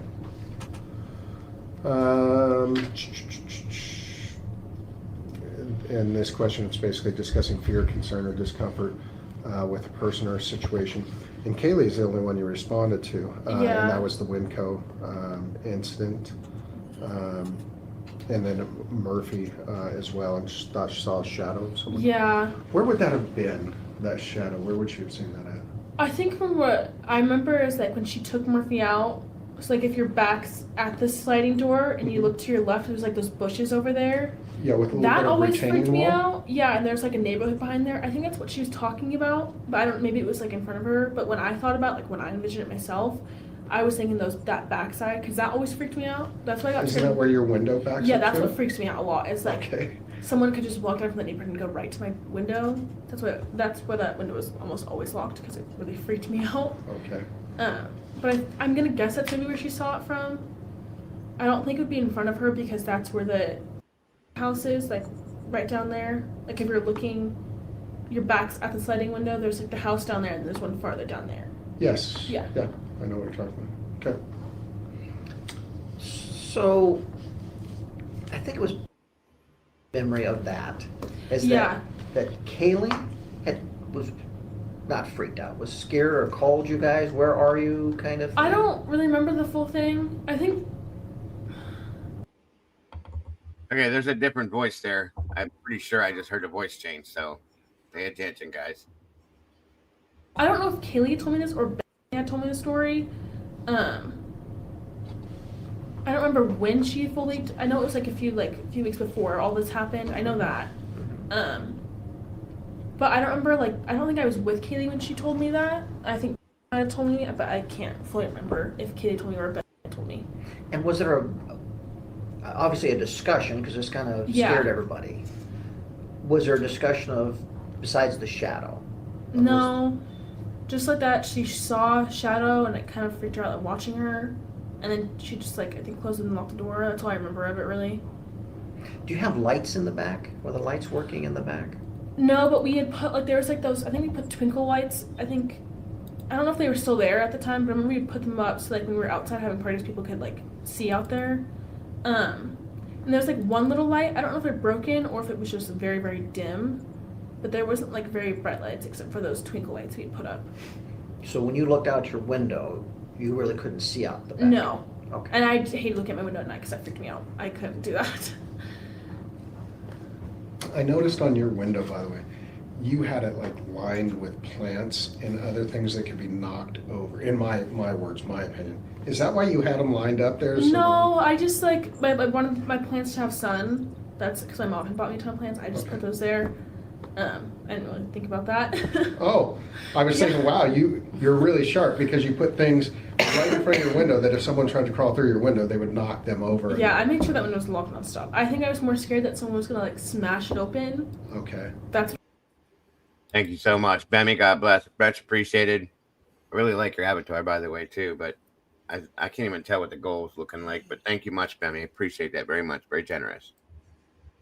What I was freaked out about, because I talked to Quinn about that. Like, I was really actually freaked out about that all the time. When it comes to anyone that had conflict or experienced conflict within him, you stated everyone liked them all. Yeah. Can't think of a person. There's no one that was like, from what I know, I've seen people, no one was like, oh, they're coming, or like, oh, you're friends with them. Like, there was never anything like that. Everyone. Yeah, there was another voice that came in there asking questions, guys. It was not Detective Blake. It was a higher pitched voice. I'm not 100% what that was. You too, Bemmy. Thank you so much, hon. Everyone loved all of them. Like, again, the only conflict maybe was like with and Maddie, but that had been like gone over. Like, it didn't really matter. Right. Do you think that they had an ongoing relationship? And I'm not asking you if you know. I'm asking you if you think. I don't think they did. Okay. Just from the way the way that Maddie would talk about Jake, I feel like you can tell if a person like really cares about a person. Like, she would like just like smile and be so happy talking about Jake, and she felt bad about the whole situation. Like, it just like it was a mistake, moved past it, that kind of thing. So from what I think, I don't think they had an ongoing relationship. Okay. Thank you. That helps. Boom. Hang on a minute. I'm going to shut this down for just a quick second. And let me see. Looks like we got... Well, if I can slow the chat down for a minute. Hold on. Well, where are we at? Bemmy dropped 5 new memberships. Tippy Hadron Colliner got 1. Tracy Barnhill, True Seeker, and False Star. Congratulations. That's awesome. It looks like we got 2 out of 20 on our goal. Thank you for that as well, for both of you that donated to that. You guys are amazing. Much appreciated. More meatballs jumping in the sauce with us. We got 6 total new meatballs today, so amazing, generous, and much love. I appreciate you guys so very much. Back to where we were. Thank you. Did you have a question, typically? No, you're good. Okay.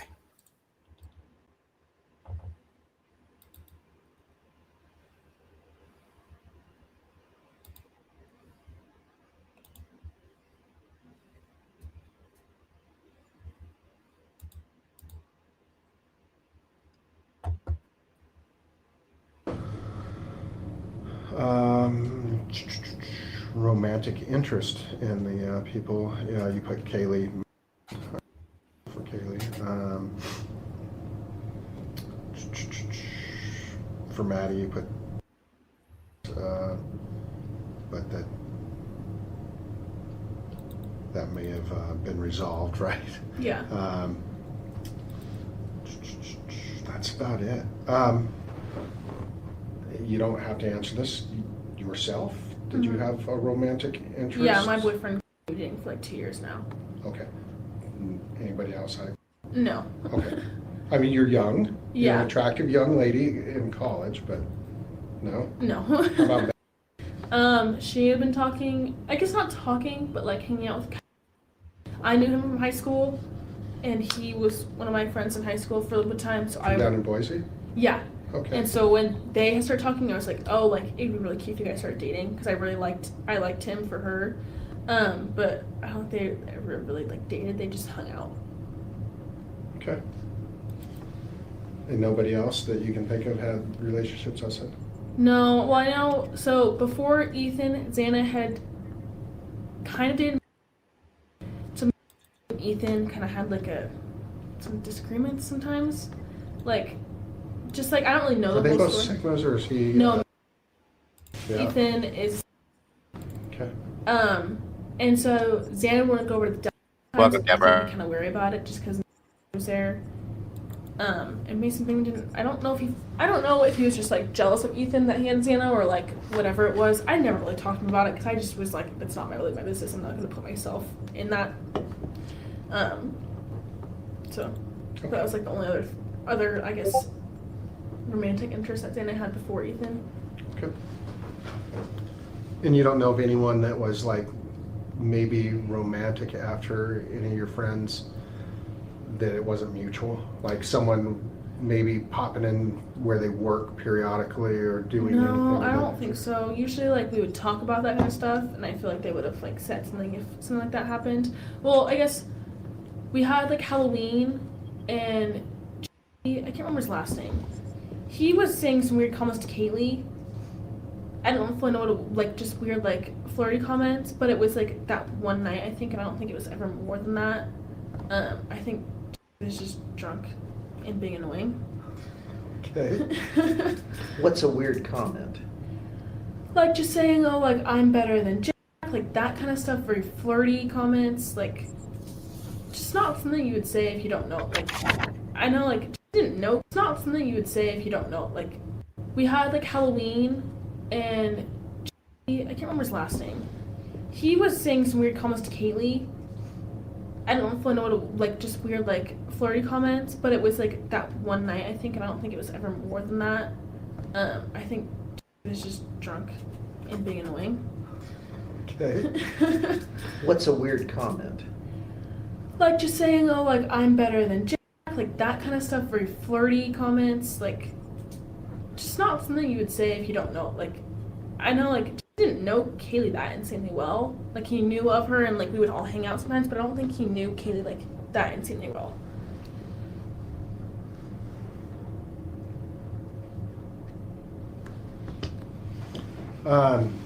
Reputations among people they knew or who knew them. And this is just so consistent that Ethan is just a fun, goofy guy. Yeah. Tell me about a couple of times where you got to see him just being a fun, goofy guy.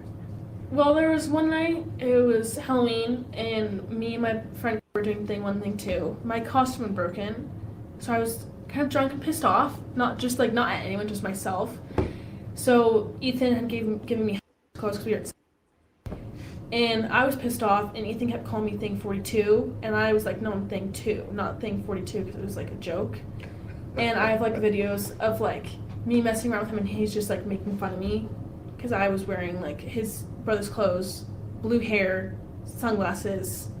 It was just like that kind of stuff.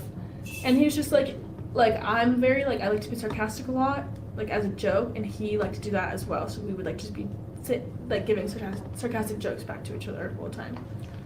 That's a lot of fun. Yeah. Zaina, you're like, yeah, fun party. Yeah, everyone knows her. Yeah. Would it be pretty safe to say she's kind of the hub when it comes to the parties, like the center? Yeah, I would say so. Like, I guess she's the kind of girl that everyone knew. So it's like, I guess you could say hub. I don't fully know what hub means, but more of the center of attention, maybe, put it that way. Like if she's there, people just naturally gravitate toward her? Yeah, I would say so. Okay. Like if Xana's there, like you want to go and say hi to her and hang out with her, like that kind of thing. Okay. Kaylee, you didn't really know until the semester. Tell me a little bit more about Kaylee. What do you think about her reputation or how people perceived her? I guess like I don't fully know her reputation because like throughout our roommates we knew her as like the funny, like fun one, I would say, but like because she knew a lot of older, I didn't know those girls, like I knew of them, but I wouldn't say like I knew what they thought about her exactly, so I wouldn't know like her full reputation. But like with us, like we knew her as like the more motherly kind of friend that like had our whole life together, that like to joke around all the time, that kept us like, she was the one that kept, because we had chores we had to do, and she was the one that would make sure that we kept on the chores and that kind of stuff. So that was like her reputation to us. And she never really went out, like when I knew her, maybe me knew her, she didn't really go out to parties because it's like once you're a senior you don't really want to go to the frat parties, I guess. So her and Maddie would be at the clubs all the time. So I guess I wouldn't really know like her reputation with other people exactly. Okay, that's fair. How about Maddie? Let's talk a little bit more about that. Sweet, gentle. Yeah, she was like I guess everyone would say what she was like the cute, like very loving person, very gentle. I don't think I've ever seen her stressed in my life. Like she's the kind of girl that like if something bad happens, she finds positive about it. She was that kind of girl, and everyone knew her as well, like as like the cute, nice girl. That was mostly her reputation. Okay. How about? I would say it's the same. And Maddie are very much alike, like very cute, gentle. Like don't think I've never seen Maddie mad. I don't. And they're big and little. Yeah. Right. Yeah. I've never seen like any of our roommates mad ever. Like I guess like people getting frustrated. Like Sandra's gotten frustrated about math, but I've never seen them like mad or frustrated about anything. A lot like Maddie, just like that wants to have fun, like nice, loving person. That's a good description. Yeah. How about yourself? How would you describe yourself?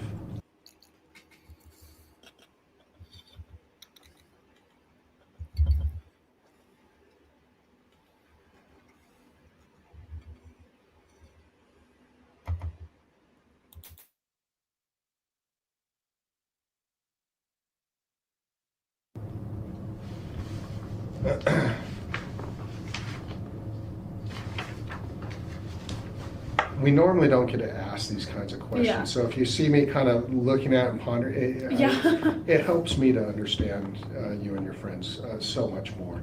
Yeah. So, again, thank you. How would your friends interact with strangers? And I think you did one answer for all. Yeah, well, it's just like at U of I, everyone kind of knew everyone. Okay. So it wasn't like you're meeting new strangers, but it was like we would sometimes like when Maddie was working at Mad Creek, we would go there and like get free food, and she was always very like when she would meet people, like greet people like for serving people, she would always be like super happy, super smiley, super upbeat, like that kind of thing. I would say Xana's like that as well. I never like those. I would say I only saw Xana and Maddie see really strangers really.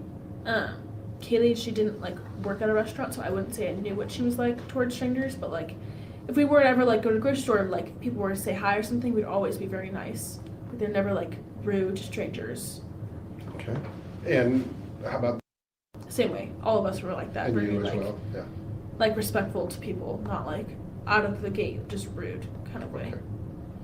Okay. If somebody were, and I'm going to throw out a hypothetical here,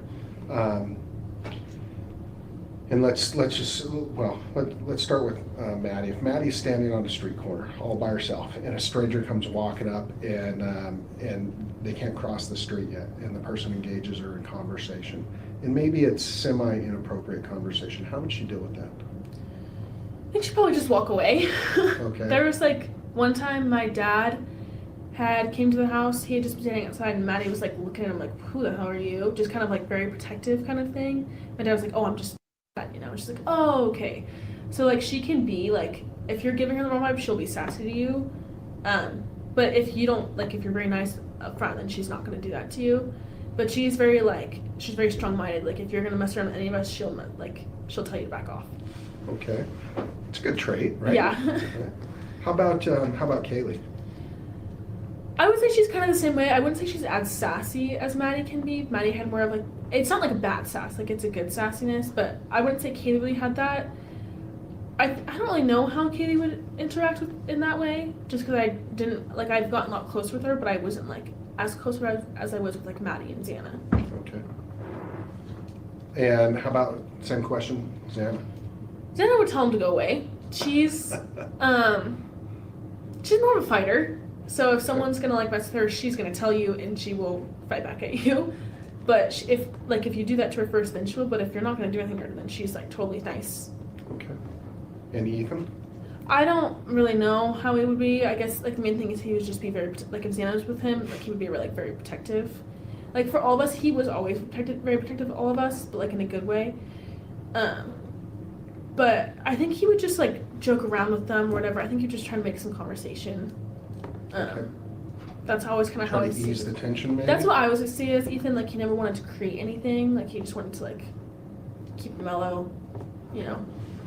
How about you? How would you respond if you're standing on that street corner and a stranger comes up and maybe starts talking to you, and it's even maybe getting to the point of inappropriate or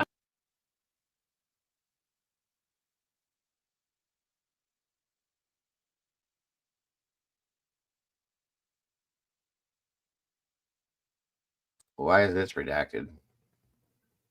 Working at home. Break or anything? Wasn't a redactable question. Okay, let's push through then. Education and employment. Ethan was not working. Zana worked at Mad Greek, which we've already talked about. Kaylee was working at home. And Madison was working at Mad Creek and an internship, you think, since the summer. Yeah, I know she had an internship in the summer, but I don't know if it's the same internship she had this semester. Okay. Could have been different, or it could have been the same thing. And you weren't working, and nor was okay.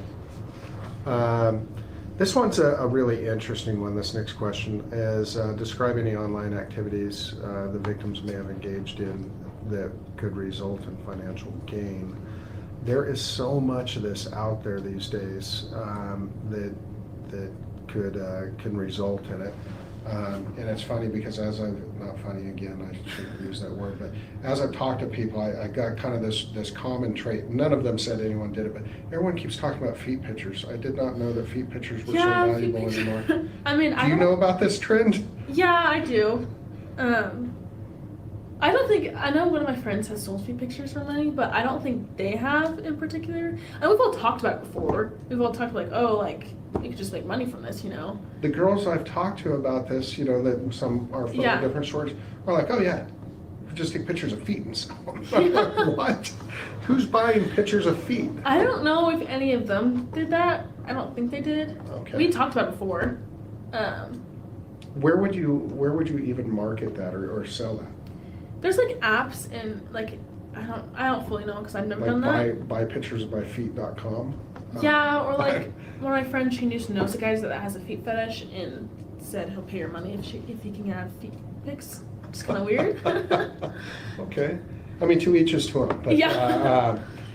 There's a lot of other ways out there too. OnlyFans is huge. Yeah, I know. Like we had all joked about before, but we've never done that. And I know someone said that Kaylee had an OnlyFans. She did not, from what I know.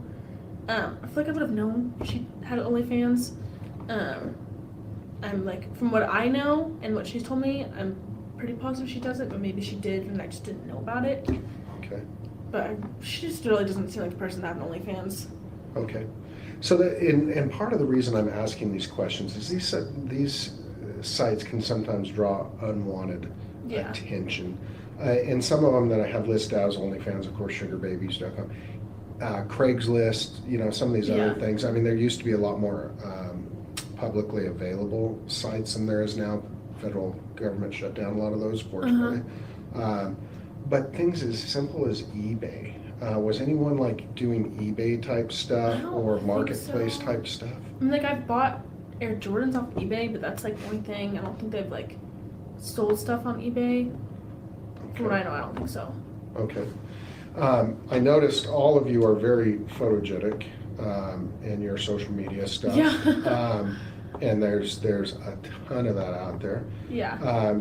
You obviously know what a media or a product influencer is and all these other things. I'm just learning all this stuff. Yeah. I don't do any of that stuff, but I got this really good intel analyst that works in my group for me, and she's the one that goes out there and finds all these things for me. And she by the way commented on you and your friends. Thought you're all very lovely young ladies. Great pictures out there. She could see that you all had a good relationship. I noticed that at least two, and I'm not going to use their names, were putting themselves out there a little bit more than others. Did they have open, and you know which two I'm talking about? Mm-hmm. Okay. I'm gonna guess Kaylee or Maddie. Yes. Were those open source? I mean, were they open to the public? Could anyone go out there and look at those? Were they? Because here's where I'm going with this. Is this intel analyst who's working with me? She is really good. She's like, these girls should have been influencers. They had enough following, yourself included one. They had enough following, enough, you know, that charisma through the lens of the camera and whatnot to be doing products and other things. She's like, I don't know why they weren't, but was that something you all ever even talked about doing? I think a lot of girls talk about that in general. Like, I think it would be fun just to earn money from posting pictures. Like, that would be amazing. Don't have to do anything, just post pictures. I know Maddie did. She she would take pictures for a swimsuit brand, and I think she would make money from that. I know that that was like only a few times kind of thing. Like I know she had a picture from a while ago of her with the swimsuit for that brand. I don't think Kaylee ever, like, I guess all of us, we would post a lot just because it's like that's how we are nowadays, but it wasn't like to make money, really. I wouldn't say so. There wasn't an end goal of possibly being an influencer or a product sponsor or something? No, I mean, we all talked about like how fun that would be and stuff. Okay. And like Maddie had a Pinterest account where she'd post photos and she had like a lot of viewers. I think that's the only thing that's like maybe, oh, you can make money from Pinterest, but it wasn't like that was her goal necessarily. It was kind of like jokes. I mean, started doing that, but it was more just like a joke. It was like whatever, you know. So you'll have to excuse me for my social media current ignorance about this stuff. I always thought Pinterest was like recipes and how to build furniture. Yeah, now it's like I use it for like outfits and eye makeup, like that kind of stuff. It's kind of changed. So like some people just use it for recipes, some people use it for like inspiration. Okay. So it's pretty widely utilized for a lot of things, and it can be one of those pay sites, right?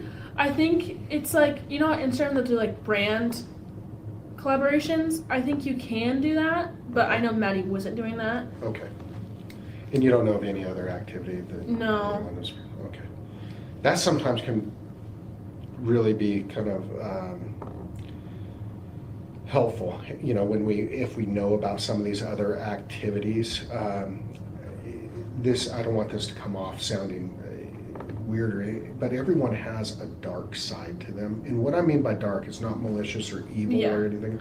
What it is they don't want light being shed upon it, right? Because whatever, you know, it maybe is not socially acceptable from their friends or their family or something like that. So they kind of keep that as their secret off to the side. And sometimes those things help us to piece together, you know, why someone would be associated or connected to such a crime like this. Nothing else out there though that you're... No, not that I can think of. All right. Nothing for past employment. Did you have anything on that, Gary? No. Okay. Describe time spent in other campuses. You got Zana down because of her sister Jen. Yeah. Did you guys ever go to WSU games? We did not. I think Zana may have once, I think. I don't know for sure. But we had gone to Pullman to like eat food, go bowling. Like they had a lot better food and more stuff to do there. But I've never been on the Wazoo campus. I don't know if Maddie has either, but I know Zana has to like see her sister, that kind of stuff. Okay. I don't think Kaylee is. I mean, I didn't. Maybe she has in the past. Not from when I knew her this semester. She hasn't. Okay. Okay. I hear the WSU games are a blast. That's what I've heard too. Yeah. U of I, those making a comeback, right? Yeah, they are. Surprisingly.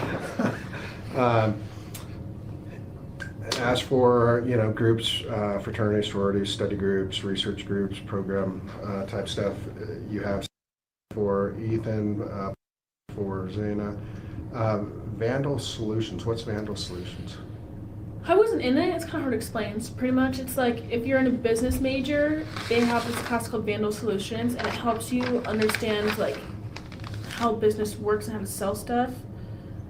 I know a lot of people in business major were in that. I don't know exactly what it is. Is it sponsored by U of I? I think it is, and they like raise money for something, and it's pretty much just like, I guess for like physical therapy, we had to start doing practicums. That's what it's like for a business major, is like they would have calls and try to sell people some stuff. So it's like how to get like in the business world and then helping them get a job later on once they graduate college, like that kind of thing. Yeah, that makes sense. Kind of like your keggers. It really was, actually. Yeah, a lot like it.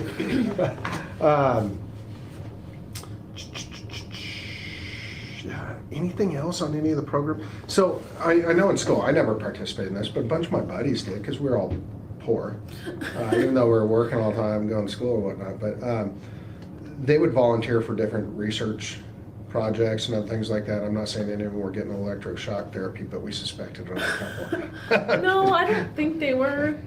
Like none of them, like when I think of research projects, I think of science research projects. None of them were in science, so okay. None of that. I can't think of anything of that sense. So I'm gonna ask it differently. Do you ever take any or pay for what we used to call short classes? Instead of doing a whole semester on a subject, you could pay for a 3-day seminar. You could do a 5-day seminar. I have not, and I don't think. I mean, I don't know if they have, but from what I know, I don't think they have. Okay. Do you know if any of the other girls had any of those type of courses? You know, you could go for the seminar. I don't think so. What I know of, is it like those classes you take over the breaks and it's like compacted into? Exactly. Yeah, I know one of my friends from Boise that goes to Chicago, she's doing that, but I don't think any of them did that. Maybe they have in the past when I didn't fully like know them as well. But from when like this semester, they did not. Okay. And did you ever see them advertised or any brochures? Well, I'm really dating myself. Anything online about these classes? No. The only thing advertising really is like for Vandal Solutions, Xana asked me to go to the class to earn like points or something for the class. For Vandal Solutions class, we went, and it's just so like pretty much Vandal Solutions do this thing so like they can recruit more people to be in the class. Right. So that was the only thing really that they ever had. Okay. But it wasn't like Xana and Maddie were recruiting us together. They're like, oh, can you go do this for me for like so I can get points for the class, pretty much kind of thing. Do you know what kind of classes those were that they were? Just that Vandal Solutions class. Just the Vandal Solutions. Yeah. Okay. Cell phones, you all had iPhones, it looks like. And you had a communication string going, and you all added Ethan to that string on Yeah, 12. we had a group chat with the 5 of us, and then we changed the group name to Cougar Den. I don't know why.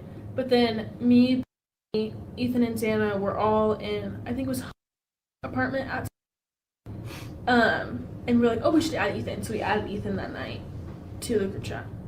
Okay. And I'm dating myself here, but we used to just pick up the phone and call people. But with texting and whatnot, I know that texting used to be like really cool, but is that your primary form? Or because I understand everyone uses direct messaging now and all kinds of other things. I kind of switched. Like I use Snapchat and texting. Like sometimes I'll have a conversation with the person on text and then in the conversation with them on Snapchat. I would say more people use Snapchat. I don't really know why. But I kind of just like, if it's more important, like, oh, like, I'll text, but sometimes it's not always just important. Like, it's just like, it just switches randomly. I don't really know why I use both. Sometimes I do. Is that kind of the same for? I feel like that's how most people are. Okay. Like, obviously, you text your parents with text, not Snapchat, because I think that's kind of weird. But, like, when you meet a new person, you ask them for their Snapchat, or not really their number. I don't really know why. Yeah. How times have changed. Yeah. Huh. Okay. So Snapchat's really a big thing then. Mm-hmm. Gotcha. Is that the one where it disappears, the message disappears after X? Yeah, you can do that, or you can like make it like stay for 24 hours, you can save it. What about TikTok? I've heard of TikTok videos. Yeah, it's just like videos. Do you remember what Musical.ly was? That's pretty much what TikTok is. It's just people post new videos. Like sometimes you'll do like get ready with me, or like dancing videos, or like informational videos. It's just kind of like whatever you want it to be. Okay. Anything else social media wise? No, I know Maddie had a Visco, but she never like used it. I don't know when last time she used it, but she didn't use it at all really this semester. Is that a payment thing or something? No, it's just like it's pretty much like Instagram, but not as like. It's like posting pictures, but not for like the whole likes and the comments and that kind of stuff. It's just kind of you post whatever you want. I think me and Ben mostly just used it. I don't know if Xana had a Visco or not. A lot of like my year had Visco and used it a lot. And how do you spell that? VSCO. VSCO. Yeah. Okay. And it's similar to. It's very, very similar to Instagram, except it's not like. I guess Instagram was more about like the likes, comments, followers, all that kind of stuff. Visco not about that at all. Like it's just like you post whatever you want kind of thing. It's mostly more of a girls app too. Like not a lot of guys have the app. Okay. It's mostly like just girls have the app. I'll have to check my daughter. She's in your age group. She probably has that. Yeah. Anything on? I know what you're talking about. Nothing. I see the eyes here. The hood, the sweatshirt's just folded over, but the eyes there. The hair thing's weird. For damn sure, that's weird. I'll say that much. I've noticed it before. It's just odd. That's all. on that app that could possibly, I mean, is it public source? So can someone access it? Yeah, Visco, the one thing about Visco is you can't private it at all. Okay. But you have to like type in the exact username to find them pretty much, but it sucks because you can't make it private. So you can't browse it, you can't search for geographical Well, see, I guess you can, but it's like Instagram's a lot easier to search people because you can just like type in their name, you can probably find it. Visco, it's like you gotta search most of their username, which can be kind of hard to find. But you just can't like make Visco private as like Instagram you can. Okay. Outside homeschool work, spend their time. For Ethan, he spent time at the fraternity. The rest of you would go shopping and yeah, go to the store. And we would do like Costco trips together sometimes, or like going to restaurants together. We kind of did like because like I didn't have a car crashed, so we all kind of did everything together. Like if someone was driving somewhere, we would go with them, that kind of thing. When was the crash? A few weeks before this happened, I believe. I would probably have to. I don't know the exact time of when the crash was. Do you know where it was? I think it was on the road to Spokane because she was getting a flight to Reno, but she had to drive to Spokane. All I know is like it wasn't her fault. Something I don't remember the full story about what happened exactly. Okay.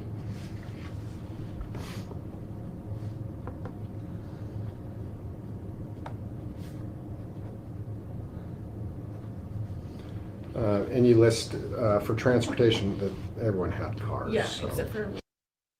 Gotcha. But it sounds like you guys had a way to get around. Yeah. So that's great.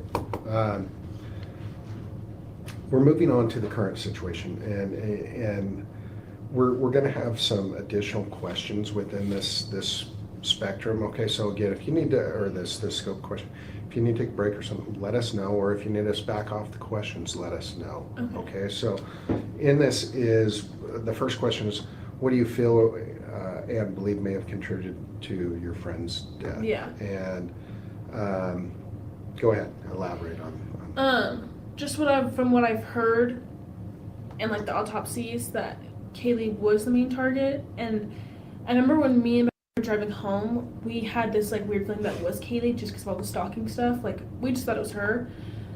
And so when I think about it, I'm like, okay, well, Maddie and Kaylee were the only ones who went to the bars. They're obviously very like pretty beautiful girls. People are gonna go up to them. Kaylee and Maddie are both people like they don't care if a guy comes up to them. Like they want them to leave them alone because it's like Kaylee has her boyfriend. I mean, Kaylee is talking to Maddie has her boyfriend. Like they don't really care to talk to other guys right now. And so, like just from looking at the Grub Truck video, like before like we all knew all of this, just the way like from looking at the Grub Truck, it seemed like, even though I know it's not at all, whatever, but it looked like she told him to back off, that kind of thing. And that's kind of how Maddie was. Like if someone's getting too close, she'd tell him to back off. Like she would say it. And so I feel like for like 20-year-old men, like that makes their ego go down, and they're kind of get pissed off about that.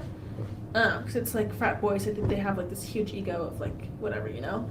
That's just kind of like what I thought about it.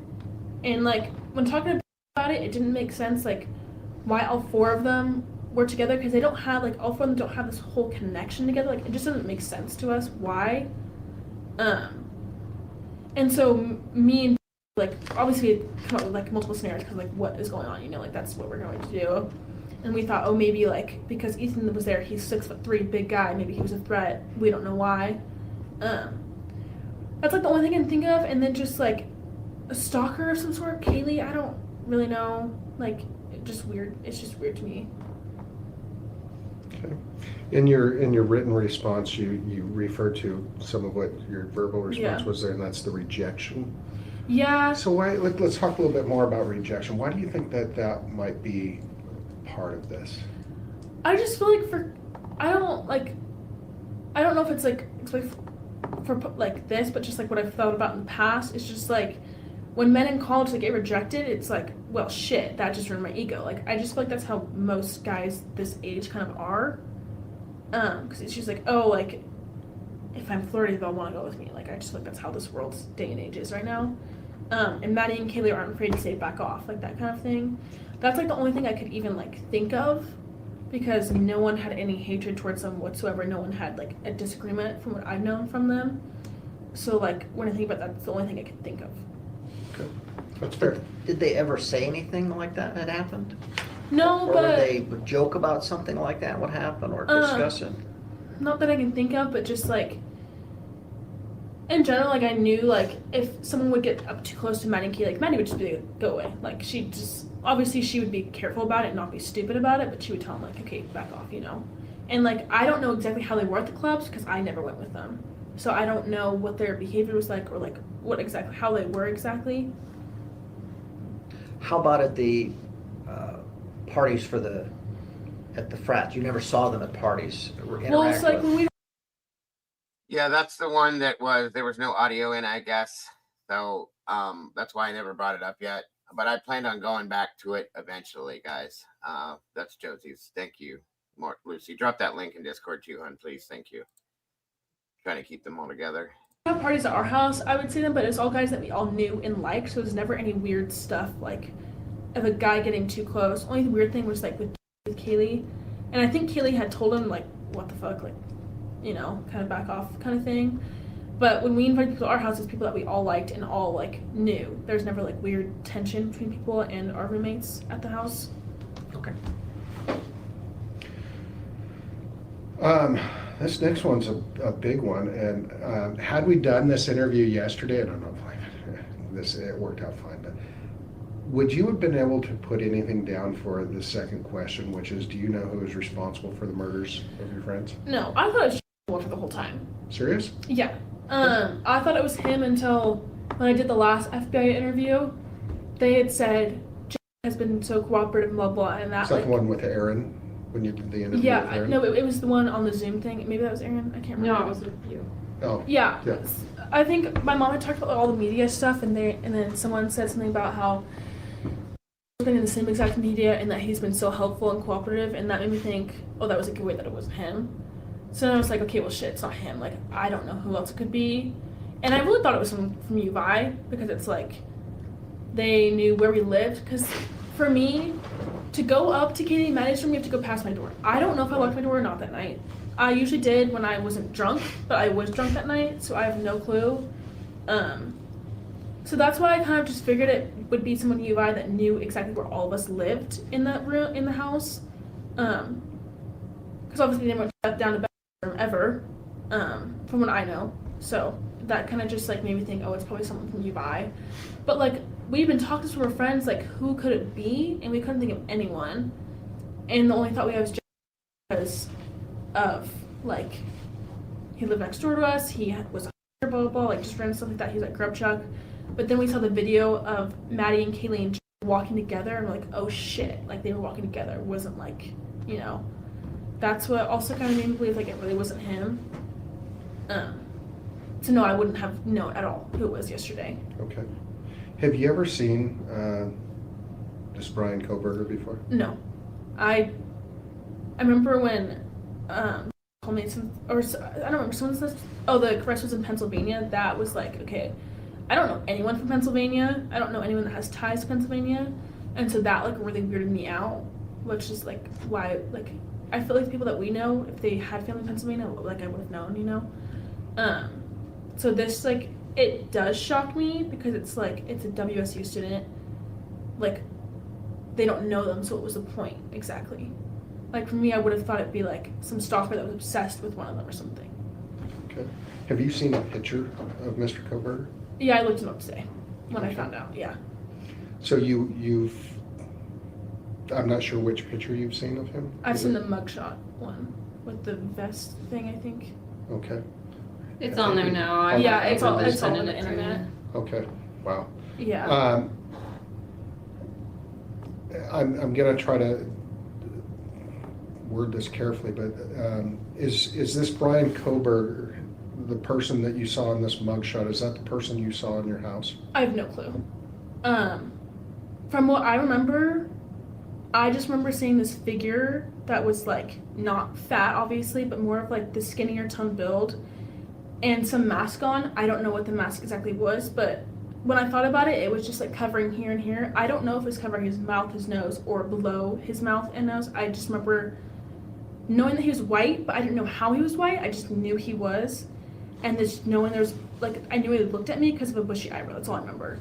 I, like, for therapy, I asked her to help me, like, go in a calm state of mind to help me, like, remember stuff, but nothing could come up, which was really weird. The only thing that helped come up was, like, hearing Kaylee's footsteps, but not hearing another pair of footsteps. That really freaked me out, because obviously I'm right next to there. And so I was like, okay, well, why didn't I hear his footsteps?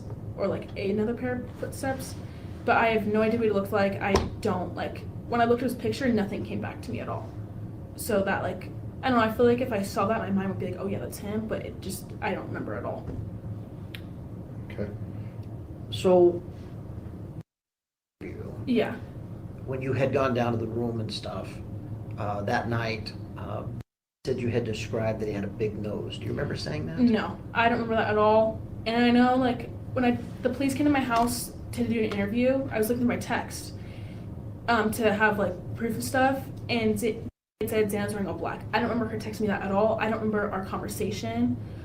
All I remember was something about a firework or fire, so I thought someone had thrown fireworks in our house or something, but I don't remember a big nose at all, like, at all. That's, like, all I remember is, like, some bushy eyebrow and all black and some sort of mask, but it wasn't, like, one of those circle ski masks. That's all I remember.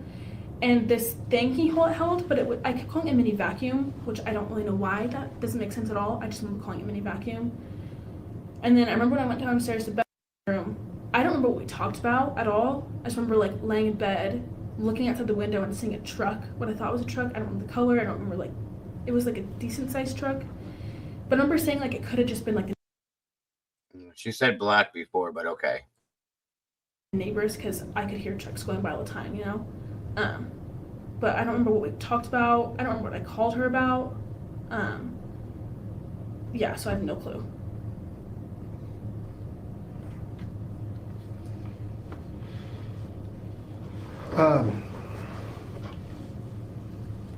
How do you feel about Mr. Koberger being arrested by our team?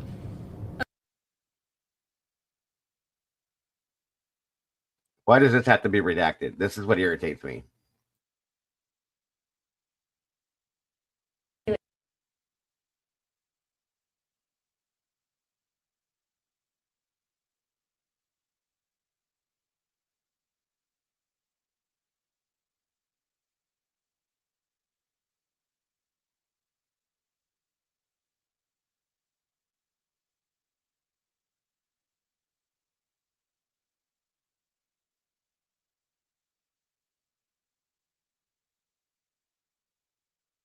You're kidding me. They redacted this much from this?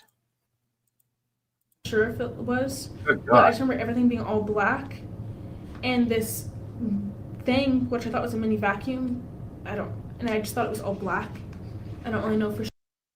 Gee, I wonder why they redacted all that, you guys. That's quite interesting. Sure if it was actual black or if that was, like, real or not real. I just remember, like, it was just like this figure of all black, and I knew it was a person, but I don't know why I thought it was like a firefighter or something at first, but just because Bethany said something about fireworks, fire, and I just remember, like, slamming the door shut and saying no, no, no, like, just slamming it, locking it, and then it said something about, oh, look, just come downstairs, like, it's better if we're together. I don't know the exact text, but I have the text, and just, like, going downstairs because I didn't, like. You don't remember the sliding glass door being opened or closed? No, I couldn't remember if it was or wasn't, but I remember Murphy had been barking, like, a little bit, and I remember I could hear his barking be distant, and so I thought the door was open, but I didn't know for sure. And then when like, later on, we've been looking up. All right, Jesse, thanks for joining us, buddy. Take care.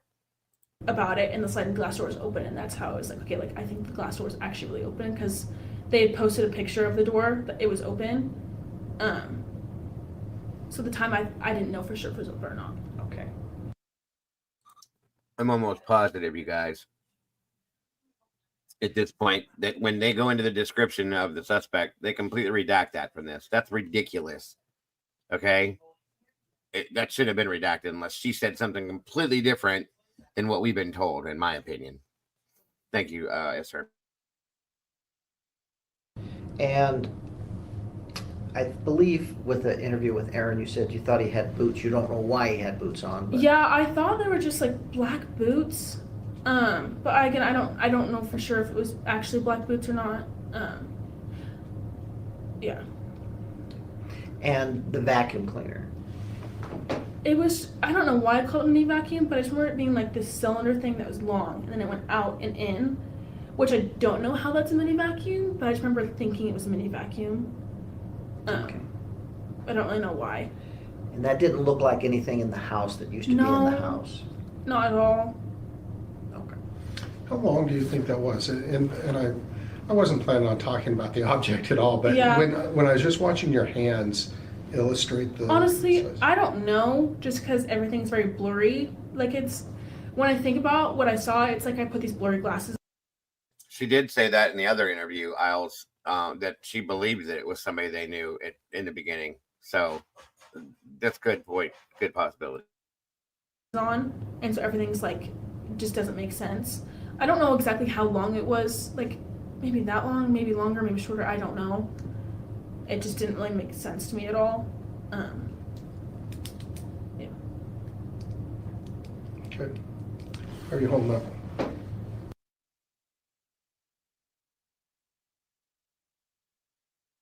Well, and just so you know, there was no coordinated effort with law enforcement to make the arrest of the suspect prior to the memorial. We have legal standards that we have to obtain, and we were doing everything we could to make it happen as quickly as possible. It just so happens to be on the same day. Yeah. So I just wanted you to know that firsthand. So I don't know if I have many more questions. I'd like to turn over to if Ryan has anything or any follow-up or clarifying questions on any of the responses. Are you okay? Do you want to take a break? I'm okay for now. I'm just like shaking a little bit. I mean, I don't know. I think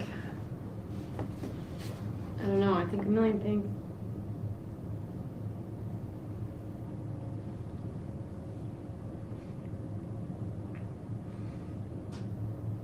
You've been through a lot. You have, and I can't tell you how appreciative we are for all your help in this and thinking through. And there could be a tragic incident where 100 people witness it, and there may only be 5 people at best that have even a 90% recollection of what actually happened, even though they're all literally staring at it. So I don't want you to beat yourself up. Don't. I don't want you to second guess what you did or anything else. You have been probably one of the most cooperative people I've ever worked with, in the sense of the totality of the interviews after interviews after interviews, submitting your prints, and old Gary here getting you covered in ink, right? Yeah. But we're truly grateful. We're grateful you're still here. All right, because without you and being able to fill in some of these gaps for us, it would have made everything a lot harder for us. So I always like to end it with, is there something that we didn't ask you that we should have asked you that you've wanted to tell us about this incident, no matter what it is? I don't think so. I'm trying to think if there's anything. I don't think there is. I think I've told you like every single thing I can think of. And obviously like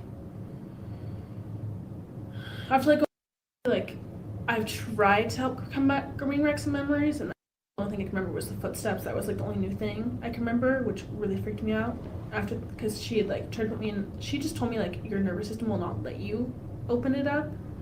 And I've wanted to and I've tried to, just so if there was anything else, I could give it to you guys so you guys could like figure it out faster. That was like my main thing, was trying to figure it out.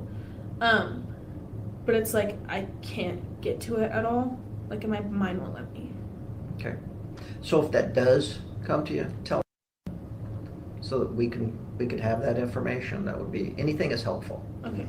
Because we don't know what we don't know. Yeah. You know. Yeah, I don't know if I thought you should ask away. They might not be able to, if you guys want to turn the recorders off or on, but Okay. I think. Was there anything that you wanted to clarify or cover on any of the responses to the questions while we're still on record? The only, obviously, the other interviews, anything that she didn't say today were with the other interviews. So you guys know the answers, and obviously I know you're not looking for more, or else I'd say you need to tell them that part too, because you said it, but you guys know all that. So We do. if you're not asking specific questions about that, then. No. I'm going to end audio recording at 12:45 p.m.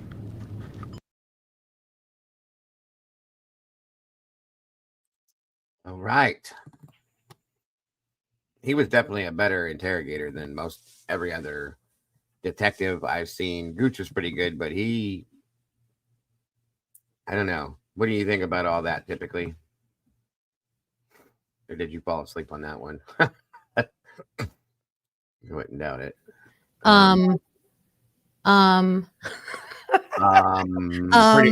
Pretty much. Yeah. Yeah. I'm not sure if I was dreaming or not. And I mean, there were some different questions in there. It seemed like they were really digging into. It seems like they know someone's making some money somehow. Oh, and really? I would think probably Kaylee, because she was saying how she wasn't getting any family support. And she was covering college and bought that brand new car and all that. Yeah. Yeah, that's crazy. That's a lot of money. Rent and all your bills and car, and that's a lot. Wonder why she wasn't getting any family support. Yeah.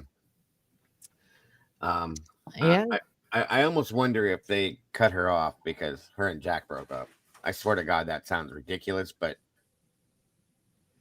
I don't know. Every family's different, you know. Some parents want their kids to go out there and do it on their own. I don't know. Never I'm know. sure she had to have had financial aid, which I imagine, yeah. And should have helped with housing. That should have helped with housing. Oh, yeah. Yeah, and backing up to what you were saying before about the thing that they were digging into about the extra money being made. She was definitely doing something. I had pictures sent to me early on in this of her and a couple other girls that I did not want to see. I mean, they were clothed. Yeah. But like, Jesus, okay. You know, so they were doing something. They weren't just dressing that way for no reason, especially around Christmas time. It's so easy, or it would be so easy. I don't know anything about this. Right.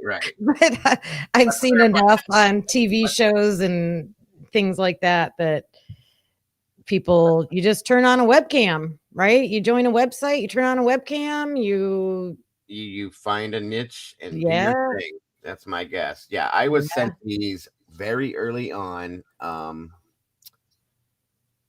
This I'll just show one.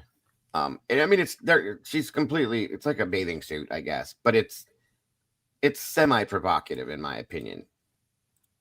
Somebody said, "Do you think she dressed like this on a regular basis?" And I said, "No, but you know." That does look like maybe at a beach hut or something, or pool. I thought it was a bikini type pool thing, but, you know. Yeah. But like I'm saying, it would not be hard. Are you sure that's Kaylee? That doesn't look like her. Oh, that's her. That's her. I think it like Maybe she looks she like was younger. Like it's hot. She's sweating a little bit. Her hair's done differently, but that's her. Yeah. Huh. Anyway, so yeah, I mean, and I got other pictures sent to me of girls in like the same type of an outfit, but there's like white fur. They're red, velvety red with white fur around them, like for Christmas. Mm-hmm. There's and there are 3 or 4 of her friends, and her as well. So it's like, okay, That's a bikini picture. That's probably the least one that's right. Least revealing. I should say that. You know what I mean? Some of them are pretty revealing, and I'm like, okay. And I had to wonder if, when Steve said there's going to be some things that are going to come out that are going to be considered, people are going to think they're gross, this and that, and everything else, if that was it, because, and I don't hold that against them. They're in college. They're trying to make extra money. That's a thing now, you know. Yep, it's work. It's still work. It is what it is. They make good money doing it. So do your thing. If you have the ability to it, go for it. Yeah. I thought I heard somewhere also that Steve said his guy friends at work were passing around something. Is that? Yep. Yeah, I guess they were. My understanding is they logged into a specific site and just happened to find that specific photograph and kaboom. You know what I mean? I mean, it is what it is. You know, you can't. I've never seen that on social media passed around though, so that's interesting. I've never seen it. I think they shut that down because that would be just that'd be a little too much to me. Yep. I don't think that should ever be put out about the victims. That's just disgusting to me. But no, and the only reason to find out about that is, does it lead to maybe someone weird that because you're trying to find the person who did this. So yeah, you're looking into it because you were just trying to identify people. Yeah, absolutely. Yeah, no, 100%. I agree with that fully, and that would make some sense because, again, you know, Kaylee, she's an attractive girl. She's built a certain type of way that men are interested in. Okay. And guys could get over, how can I say this? I mean, it's a photograph, it's a site you go to, and I've heard in the past of situations where guys get over obsessed with a situation, and say, for instance, somebody from that area has been talking to her online or something and wants more. And no, it's not gonna happen, you know, and you can't have that. So yeah, well, I've watched those predator shows on TV. They'll drive straight states away. Yep. Absolutely. That's crazy. Yeah. Yeah, 100%. And if you're repeatedly sending money to her to send pictures back, and you're talking to her online, and guys' minds are distorted sometimes. And I can see somebody thinking that this is going to be more, you know, and it didn't happen, and somebody snaps. So yeah, just saying. My gut doesn't say. I don't think that's the word I was looking for. Infatuation. Right. I think it's more than that. I'm just saying that was at one point a thought and a theory I had very early on with this whole thing. Yeah, and why they were questioning that. Yeah. Makes sense. You would have to, if you didn't go in that direction, especially with college girls nowadays. Like I said, I found when I was looking into this stuff, I found where they will mount a camera in like a house that they live in. They live off campus, but they all live together, and it's all girls. And there's a camera in there, and it just films all day. And whatever they're doing throughout the whole day, somebody sits and watches it, and they pay big money for that. And I'm like, people are watching a grub truck. Yeah, right. Yeah, exactly. So it's I mean, they make tons of money doing this kind of stuff. So absolutely you would look at it from that era, or from that angle. I'm sorry. Yeah. What did you what did you think of the secondary interview that we watched here with Detective Lake?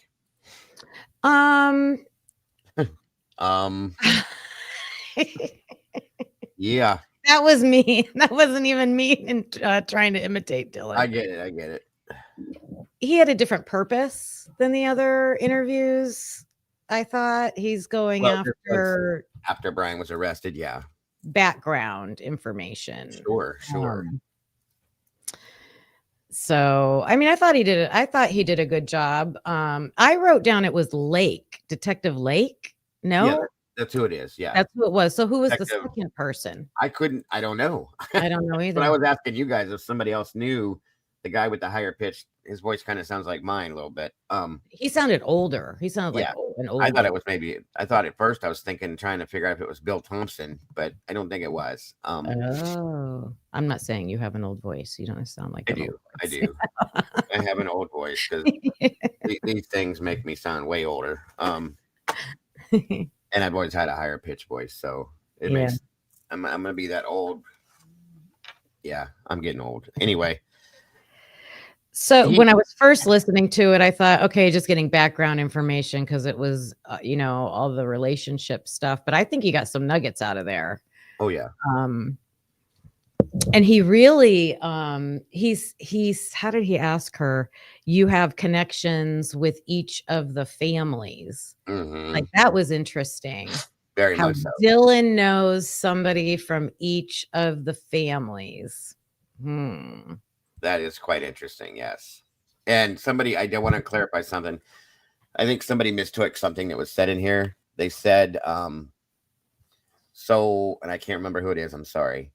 I should have wrote that down. But they said, so Dylan going to bring Kaylee back here was not true. That was a rumor. No, it's true. It's true. She admitted to it. Christy admitted to it. They all talked about that she went there to ask Dylan or to ask Kaylee to come back to be her +1. She drove to her aunt's house to talk her into it. So that is true. I'm sorry. Anyway, go ahead with what you were saying. I think that was her role. Like, I personally don't feel her and Bethany did anything. I don't even know how much I think they know something. I think they were only allowed so much information on purpose, if that's the case. Do you know what I mean? That way, you don't know. Get Kaylee here. And then there was, I'll have to, when I think of it, I'll jot it down and come back to it. But I did think of something that I thought, oh, that was probably Bethany's role. When they took the dog outside, I thought maybe that could be interesting. Like, did she have to get her outside? Because I wanted to go back to that too. I was talking about it earlier. It's not really about this interview, but they don't know where. No one knows when Ethan and Xana still got home. No, we don't have an exact time for sure. Nobody knows. That's crazy to me, but nobody knows. So then we have to. Well, they could know when they left Sigma Chi. We should know that. Well, someone there should be able to say when they left. Yeah. We did get a statement. She left at. Dylan left at 12 something to go to that other party. 12:10, I think. Yeah. And she said she had a video, the last video with Xana in it. I think it was around 1 something maybe, or I'm looking at my notes. I can't. No, it was 11 something, I think. Or 11 something. That's it. You're right. Yeah. So, and that's probably the last proof of life that we have listed for those two, or at least Xana. I'm sure if one's there, the other's with him. But, I hope. But there should be Sigma Chi interviews somewhere. Like they should have drilled those boys. When did they leave? Where did they leave? Hunter was there, right? Weren't they in Hunter's apartment? I believe so. Yeah, because I was just trying to figure out. We just don't. No one's saying they were in that house. Like at no time does anybody talk about them being in that house. So then I'm like, well, then, okay, assume they weren't in the house. Maybe they were walking on their way home. Maddie's outside. Here comes Xana and Ethan. I don't know. These are things I was thinking about today of listening to all these interviews. Absolutely. Good point. Meg sent me over a statement made via Mr. Cyray. Showing proof of life of him. I was going to show you that real quick. Proof of life of that's Cyray. I don't know if you guys saw that.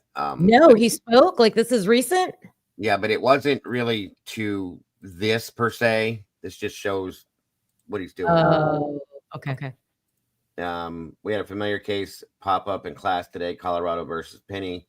And of course, we instantly thought of our socialite crime club family. Every time these real world cases resurface, it reminds us why we do what we do, how powerful it is to keep these conversations going outside the classroom. Drop a comment if you remember this one, or tell us what moment stuck with you the most. And there's a bunch of people. This is what I'm looking at here, right, Meg? If I'm correct. He posted that on his He went social on media- to this social socialite crime club, yeah, from yesterday. Mm. We all know he's teaching in class through Homeland Security, which is interesting. Maybe he's gonna talk code to us. I can't wait for this man to come out and speak to the world. I Right. cannot wait. I want to hear anything he has to say about this at this point and hear his take on this. Yep, and there's Meg. Translate to English. Let me see if this has anything about the case in here anywhere.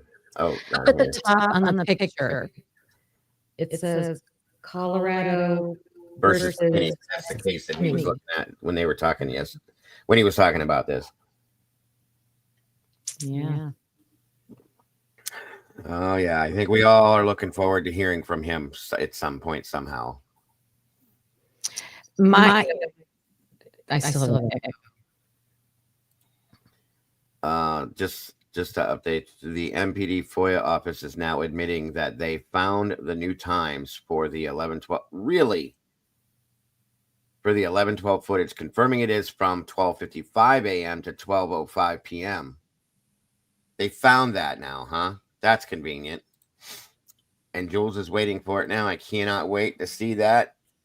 Because they only released a little bit, right? That, yeah, they said that they couldn't find anything before 2 a.m., I think it was, or 2 something a.m.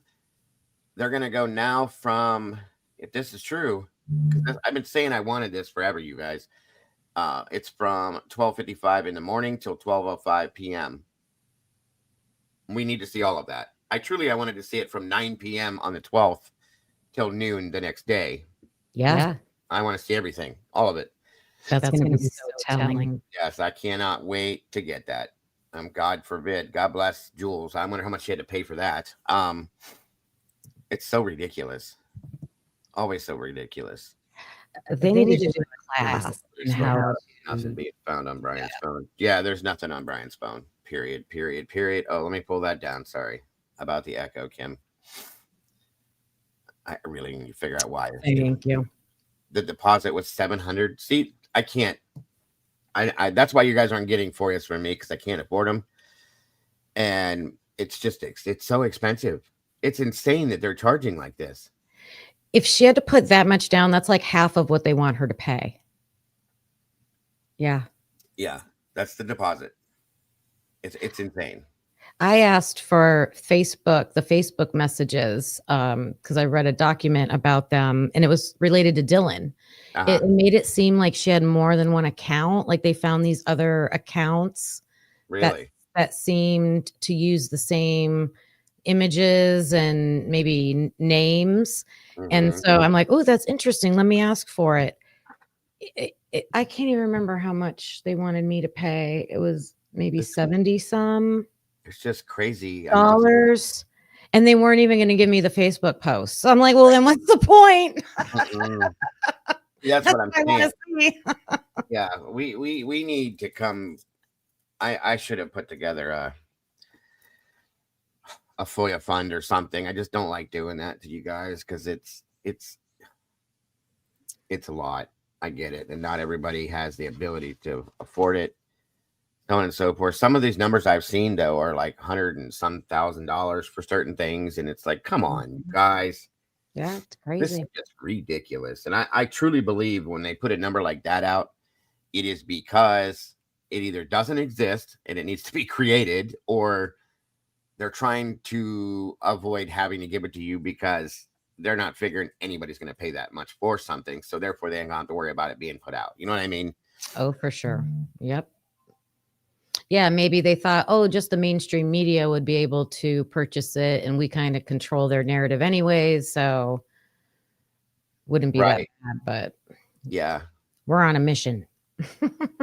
Brooks says to you, they weren't even going to give it to you, but wrote you an amount. What the F?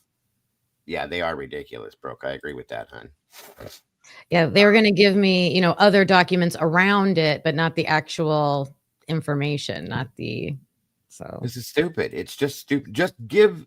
Here's the thing. Lana did a show like a long time ago, talking about how they shouldn't be. They're truly not supposed to be charging for FOIAs. Okay, but because of the work that goes into it and all this other stuff, and how they're overloaded with people calling in and sending in emails and all that stuff, that's why they're doing this. Okay, fine. If you're going to charge for this, make it something that can be afforded. The only reason why any of us are trying to and they're ignoring certain things, because I tried to FOIA information from some of the businesses that are around that grub truck. One time I wrote a list down, I started trying to put that in. I've never been responded to at all. Not at all. So I didn't get a kiss my ass, we don't have it, thank you, F off, nothing. I didn't get anything. There's nothing. There's no response. And I was like, I would imagine at least. Yeah, like, they have to respond within a certain time. Nothing at all. I was very shocked at that. So be it. I don't know. It's absolutely ridiculous, especially when those with the right skill set know who created the IG account. And it's literally not Brian. Well, yeah. See? I've had to request a pretty decent sized packet of medical papers from places, and like they might charge you like 10 cents a page for printing the material. That makes sense.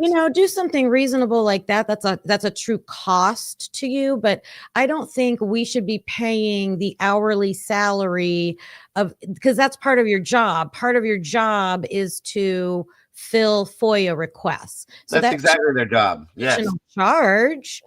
That shouldn't be an additional charge. Yeah, we shouldn't have to be paying, because I've read some of what Jules has put out and Lana's put out that they're paying for the time it takes them to find the file, to make copies of it, to redact what they have to. That's not no, you can't see. That's what I'm talking about. If you want me to pay for the flash drive that you're putting it on, I could see that. Or if you want me to pay for the paper and the ink that you're using up, I could see that. But other than that, no. Well, and again, part of my issue with a lot of this is the redacted stuff with any of this, whether it's in documents or in interviews. Like, for instance, this interview here. I have a huge problem, and I mean a huge problem. I got pissed immediately. They redacted probably 2.5 to 3 minutes. And it's all when she's giving a description of what she saw. Why? That was in the DCA. It was in multiple documents. It's out already. So what are you redacting that for? Unless there's a lie there. It must be contradicting something. That's what I mean. There's some kind of contradictory statement there that they didn't want us to hear. Otherwise, we'd hear it, in my opinion. If I'm wrong, prove me wrong. That's all I'm saying.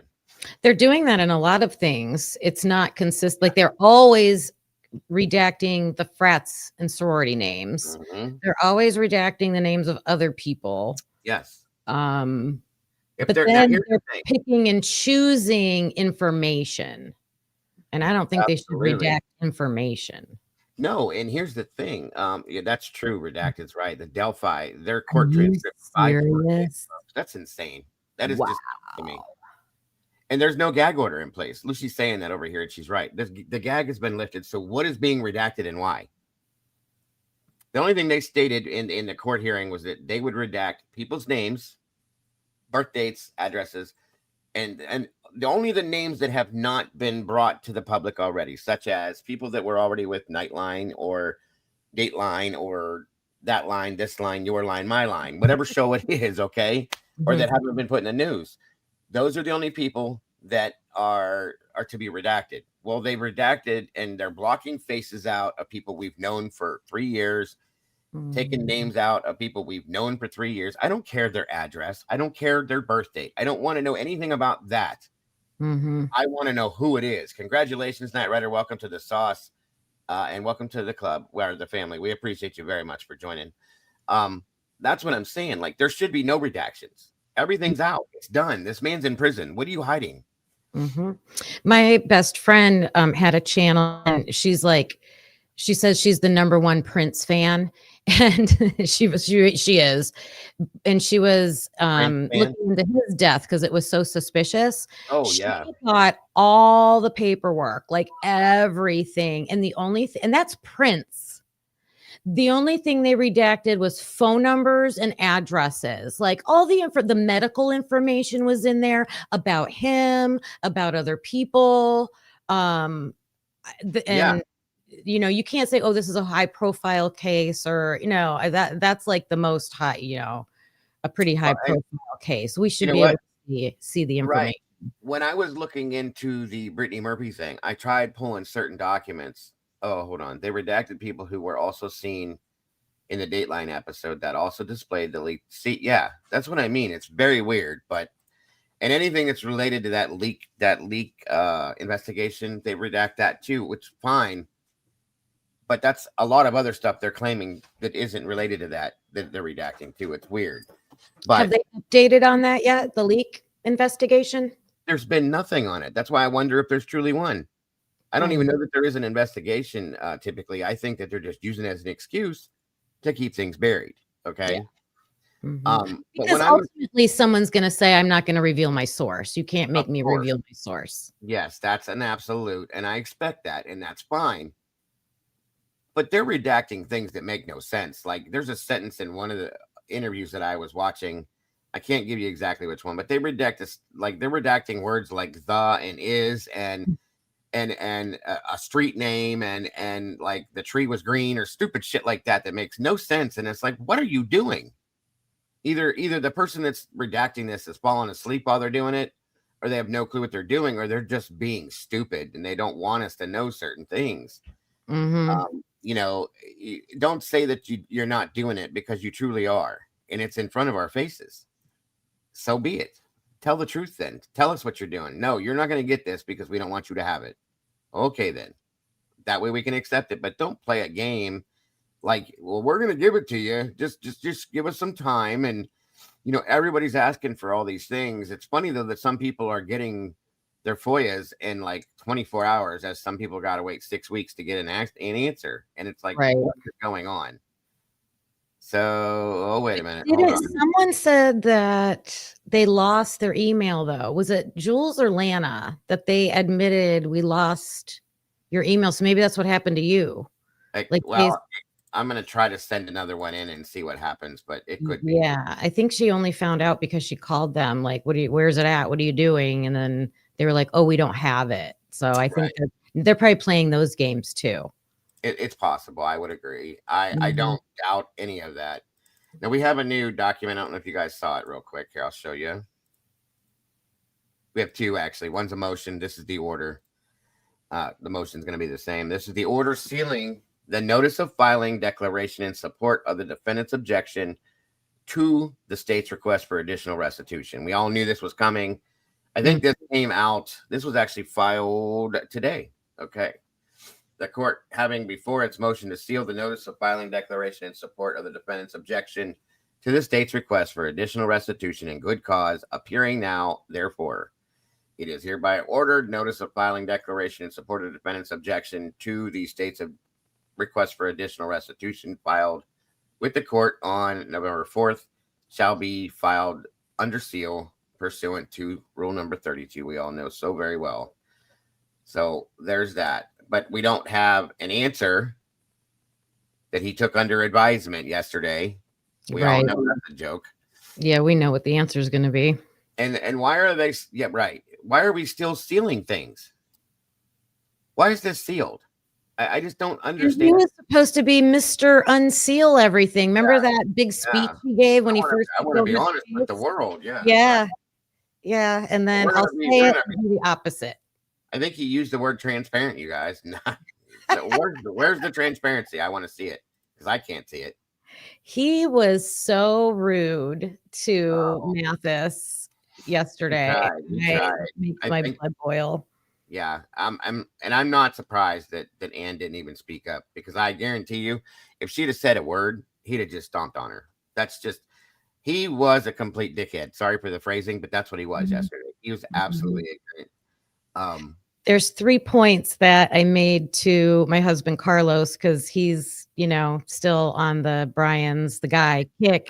But the one thing he was waiting for to change his mind was Cy Ray, because you were talking about that earlier. So, I can't wait till he speaks, because that's going to be key. And then I was sharing with him the DNA reports about the Q14 that had the blood. And he kind of perked up about that. And so that's making him go, that's worth a discussion. So the stuff that's coming out is extremely important if it's making someone like him start to question. But the other thing was, what were we just talking about? The, I don't know. I'll think of it.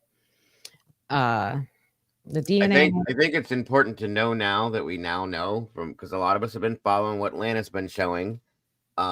We've been in there pretty heavy duty following it word for word. I've been note taking. I went through almost a whole notebook in 3 days. There's a lot. So yeah, he definitely was tomboy. There's no two ways to look at that. Yeah.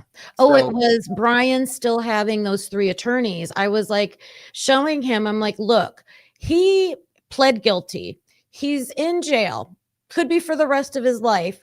Why is Bicca Barlow, who's doing it pro bono, giving up her time to come sit in a Zoom hearing to talk about finances if there's not something else going on? And Bicca is a DNA attorney. Okay. Right. She deals with DNA. And like I said this before, and I was told that I'm stupid. I'm used to that. It's okay. I'll be stupid. Because I imagine that once, well, for instance, a few other cases I've covered, once somebody has been convicted and sent to prison, typically no pun intended, typically I laugh every time I hear it. Right. The attorneys kind of rescind themselves. They're done. They back out. They walk away. Yeah. Not these attorneys. They're still around. And I'm telling you, that tells me there's something coming. They're still here for a reason, not just this restitution shit. There's something going to happen, I think. I have a really strong feeling that there's something that's going to happen and that they're going to be here for it, period. And it was kind of interesting to note that Grandpa Misery shows up as the only side of the prosecution, and everybody from Brian's team was there. That was powerful. Yeah. That says a lot to me. Yes, it does. Yeah. 3 attorneys sitting there for you and you pled guilty. Yeah.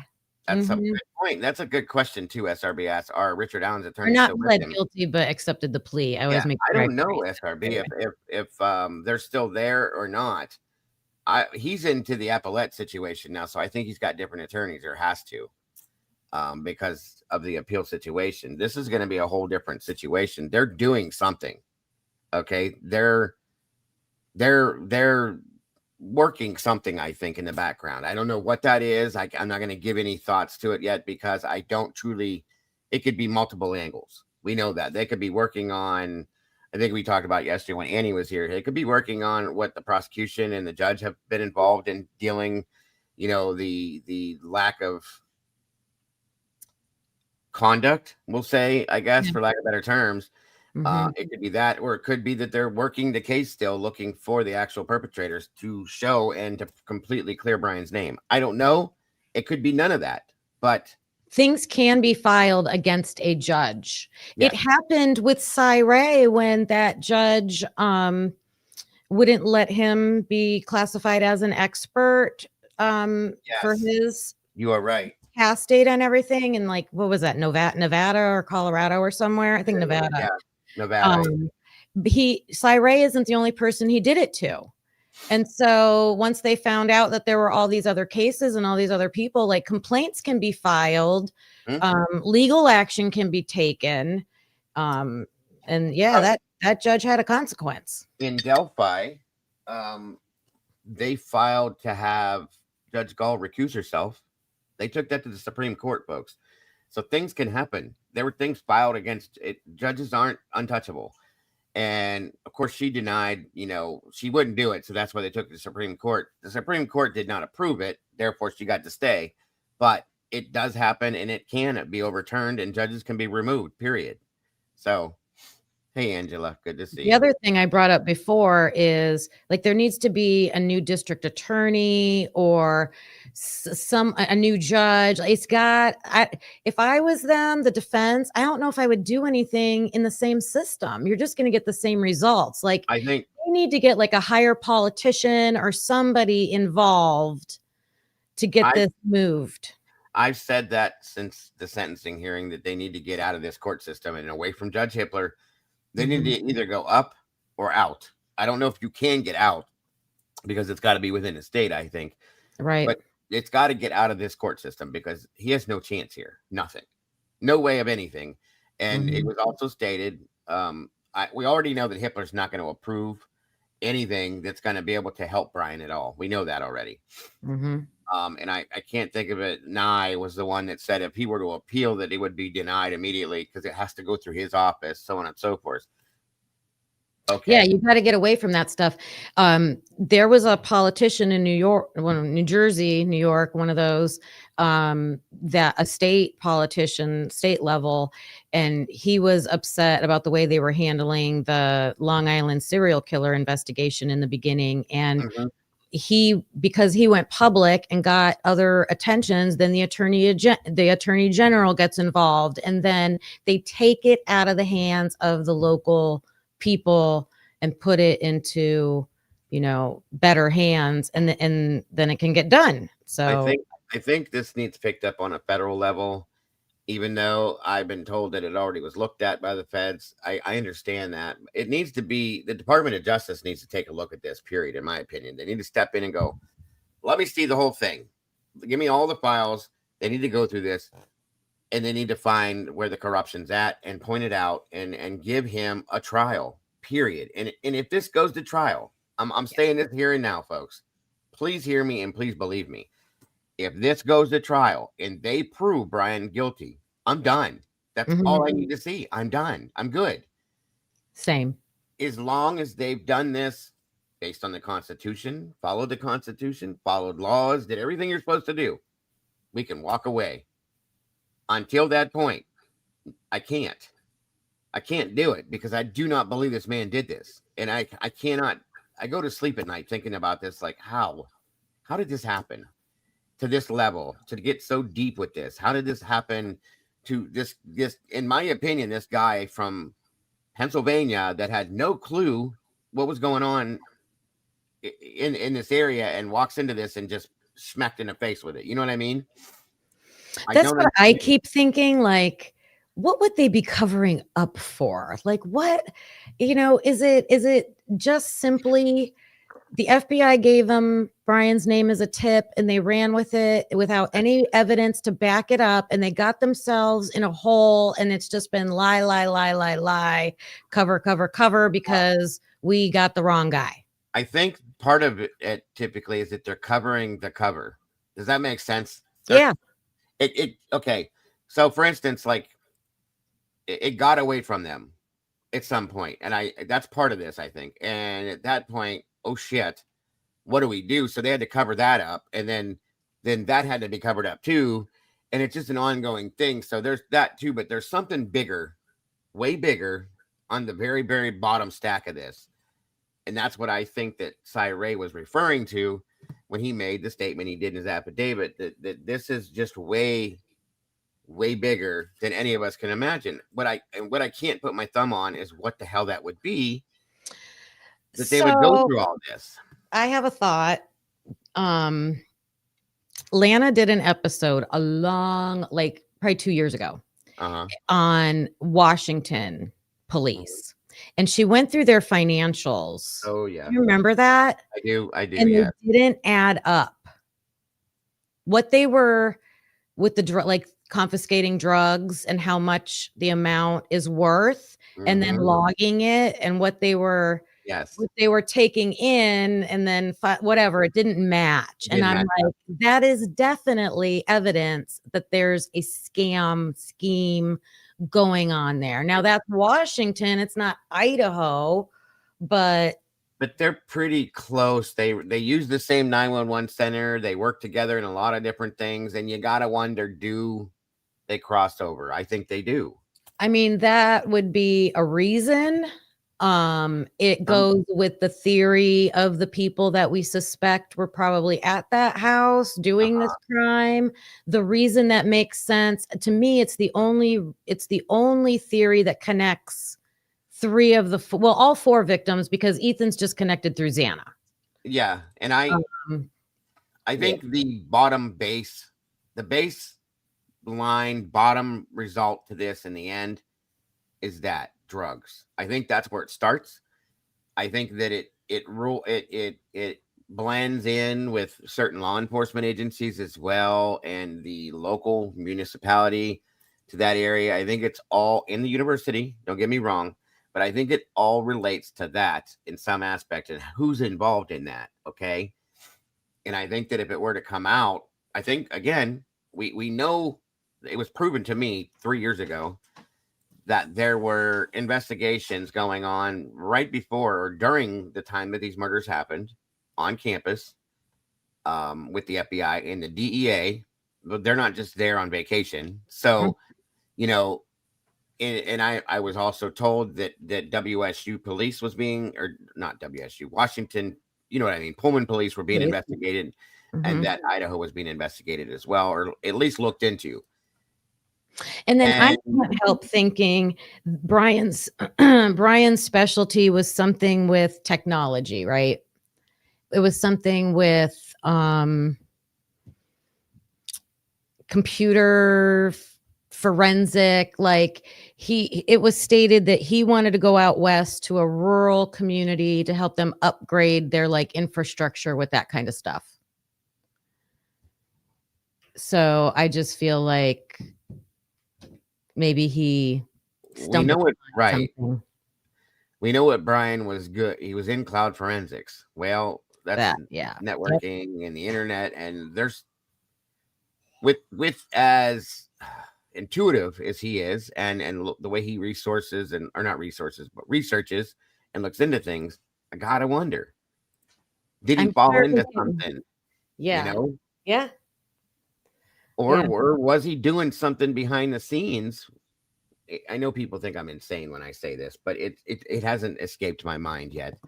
Was he doing something off the books for the FBI or the DEA in that sense that nobody knew, and in turn got wrapped up in that? Okay, there's no other way, in my opinion, this kid his name could have gotten, like Lana said when she was showing that one document yesterday or day before, his name was written in.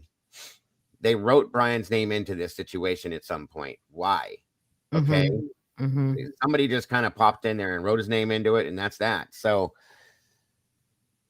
there's something there. There's something there. This is absolutely drug-based, in my opinion. Okay. And he found something. Either he found something he shouldn't have found, or he was doing something purposely and knew. And it pointed back to the wrong person, and people went nuts on that. Okay. And they said, nope, this can't happen. End of story. We're about to bust what we're doing. Yes. You know, getting big people in trouble. Right. Something wide open. I don't know. Yeah. They had a whole county-wide task force, right? Oh, big time. That. I know this is all we can do is speculate. It is all pure speculation, but based on everything that's coming out now, they asked a lot of questions about drugs. A lot. They didn't give very many answers. No, they did not. Yeah, and that's another point Tomboy made, which is huge, and it kind of concreted it in my mind a little bit after hearing and realizing that the Department of Homeland Security got involved in this. Okay, they don't get involved in just anything. You know, there's a few agencies that were involved in this, and if you think about this is a quadruple murder. It's bad, yes. We had the local municipalities involved in this: Moscow PD, Pullman PD, Latah Sheriff, the Latah County. Okay, we had state. The Secret Service were involved at some point. The U.S. Marshal's Office was involved. Homeland Security, the FBI, the DEA. What the actual hell? Like every agency that you can think of is involved in a murder right case. Come on. Yeah. Like, that's not normal. UI is partnered with HSI. What is HSI? Is that Homeland Security something? Lucy? That's a new letter. 3 letters for me. Yeah. Oh, Josh Hurwitz. Yeah, Yeah. and they also brought Josh Hurwitz into this situation. We know who he was. They tried to claim that they brought him in for the psychological background thing. No, that doesn't make any sense. I thought he was there to watch the prosecution. That was my gut feeling, because I looked into like what he did. Like, I don't know. That was just my gut feeling. Well, he was he dealt with drugs. Okay, he did that kind of thing, and then he was outed, and then he shows up here and saying that he's there to supervise the psychological evaluation. What?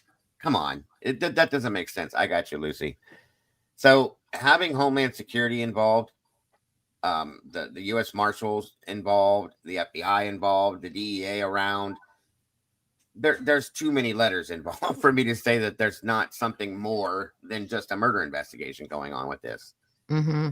My crazy thought was with Hurwitz, he used to be the attorney general for the state, and their job is to hear complaints and sometimes investigate things. Like you go to the attorney general for that kind of stuff. So I was like, oh man, I mean, I have no like backing or evidence for that, No, but I thought if anyone along the way, the FBI or Department of Homeland Security, if anybody is suspicious of what the prosecution and police are doing, how are you going to get in? How are you going to infiltrate that to find out? You'd have to put some people somewhere. I don't know. That's just where my thought process came from. No, I get it. I truly get it, because I think we all do that, because when we see certain things, you can't deny what they are. There's just no way, so you have to make a connection there with some form of it somehow, in my or opinion. He could have just been there to be in charge of the psychological evaluation. Well, I mean, that's possible, but it's just weird to me. That's all I'm saying. Very weird. Hey, Freedom, good to see you. That was weird. It's very odd. And then we're seeing all these other things that we've seen, like with the chain of custody, with the sheath, the weird situation with the sheath, why they went back on December 5th and retested the sheath. These things don't match up to this situation. And I want to know why. That's all. And I want to know why, the truth about why, not just your why or their why, but the truth why. You know what I mean? Yeah. It's not asking a whole lot. It really is not. Like, why did they have to make us think for 2 years that they tested inside the button snap? Like, why was that? Why do you have to lie about that? Exactly. Like, we literally talked about button snaps for like 2 years. Like, was it inside? Was it? Then we talked about brass, and then well, everything we have talked about. It's interesting. It's almost like we were supposed to do that because that took us way over here instead of over here where we're supposed to be. Do you know what I mean? Yeah. So I'm starting to think. This is what I was talking about when Lucy threw this up here. It shows when I started bringing up the different agencies that had involvement with this. It says here that the campus, campus police, I guess you call them for lack thereof, the campus division teams up with the University of Idaho Office of Public Safety and Security, Homeland Security, and Vandal Security to ensure that our campus remains one of the safest in the United States. Our officers have daily contact with the university community, promoting safety, security, and protection. They provide educational presentations to the university, living groups, staff, and departments on a wide variety of topics such as alcohol abuse, personal safety, sexual assault, drugs, theft, etc. So she was saying that they're involved with Homeland Security per se in that aspect too. So was that before the murders? I think they did in general. I don't know. Lucy, is that before, after, or like was it always that way? That's interesting. We are part of the PSYOP experiment. I wouldn't doubt it at this point, to be honest with you. She said that's 2022. Okay. That's 2022. Okay. Thank Thank you. you. I've been saying for so long. I wouldn't be either, to be honest with you. I wouldn't be if this was some kind of a crazy ass governmental psyop experiment. I would be like, okay, time to move on. There's the answer. That's all we needed. I wouldn't be surprised at all, to be honest with you. Absolutely not. What's up, Caneba? Buddy Bear? Welcome, buddy. Hi, guys. What's happening? Hello. Enjoying listening to you two. Sorry if I was loud there. So much. And unfortunately, I have to go to work here, but I wanted to chime in. Yeah, we're about done anyway, but that's all right. Let's hear it, brah. All right. And so if you watched Lana's live the other day, or I think Jules actually, the Moscow PD told her that the Koberger interviews will never be released. And that's because the Fed said so. And she broke it down very well. And she said that it's a federal case. They did the IGG. They got Koberger's name. Doesn't that make you wonder why the feds will not release those interviews? Because I promise you, I've wondered that for a long time. There's got to be something in those interviews that we're never supposed to know. I'm just telling you. That's my opinion. How you doing? Crazy. I'm great. How are you? I'm fine, thank you. You're doing so great. I'm so happy to hear you. I woke up to your voice because I took an appetizer between Dago's last show and this one. Boy, that second interview with Dylan there, she is just a motor mouth. And one thing I noticed that you didn't mention, you might have noticed it. She literally says at one point, and I don't know if she's just running to the mouth, that she never went upstairs. Yeah. And then there's a picture of it. At the same time, she says, not the same time as that, but then she also says within that same interview, I think at that point, or maybe it was the one before it, I knew that Kaylee and Maddie were gone already. I don't know how I knew or who told me, but I knew, and that bothered me too. So then two things, because she did say she went up the steps and looked. Yeah. But then she said she didn't. To Xana, right. Yeah. Is that what you mean, up to the second floor, or do you mean to the third floor? I think he's talking about the third floor, aren't you, Kane? I'm talking about, when they all were talking about going to get food. But isn't it interesting that Ethan had an apartment? Isn't that fascinating? And it was over at the Browns? Am I correct? It was over by the 76 gas station, right? Yeah, something like that. And never heard a thing about it. And we knew that he had an apartment. The problem I have with that is, why did you not put that in the documents and go investigate and look into that apartment? Because who knows what could have happened there beforehand? We don't know. Sure. Yeah, I never heard he had an apartment. All I knew was that he possibly got kicked out of the frats, right? But not really. Because of his so then grades, all assumed, so he was just living with Xana. Well, if you have your own apartment, why are you keeping your golf clubs at 1122? Well, I think she even said that he was never in that second interview. She even stated he was never at his apartment. And I don't, somebody in chat said just because he had roommates that he didn't care for. So he always stayed at the 1122 house. And they liked that. Lucy said that isn't the 76 by the A&W. I think it is, Lucy. I think we looked at that a long time ago. And there's something else with that area too. There's other people that live close to that area too that I think are somewhat important. And that makes me wonder, you guys, because we have no idea when Xana and Ethan got back to the house. Was he there? Were they there at his apartment at some point for some reason for a while? I don't know. Yeah, Janelle Braun is the one I think that lives around that area as well. Oh, thank you, Tomboy. Yeah. Is she the state race across the state lines girl? Yes. The one that Payne supposedly chased down until he said, "Okay, we're good now," and turned around. That cracks me up. Mm-hmm. Yeah, that was kind of interesting. Yeah, go ahead. How did he have an apartment though? He didn't really work. Did he? Or right? is it? And it I doesn't mean, seem. I don't know. I could see it. They were both temporary situations, right? yeah. Damn, there was another thing that Dylan said. I But think his mom and dad bought it. His mom and dad just bought it for him They because probably did. maybe that and it was probably just for a that could be. A semester. lot of parents do that nowadays. What they'll do is they'll buy it and then they'll keep it after the student is gone and rent it out to other college students. There's a live out. Yeah, make a that's profit what on they. that. Kim told me that 2-3 years ago that they had live outs. That were like they owned her. She owns one, and that people would rent it out for different like little like parents' weekend or certain football games because a lot of people don't live like in that area. They live her and her husband and her kids live somewhere else, and they would come there and stay there, and then all the kids' friends would stay there. So I mean, yeah, makes sense. Let me throw one more little twist on your nipple before I go because you guys are doing great. I'm gonna try to listen to you in the car, but Dylan also said that Kaylee had been doing a research into registered S offenders, right?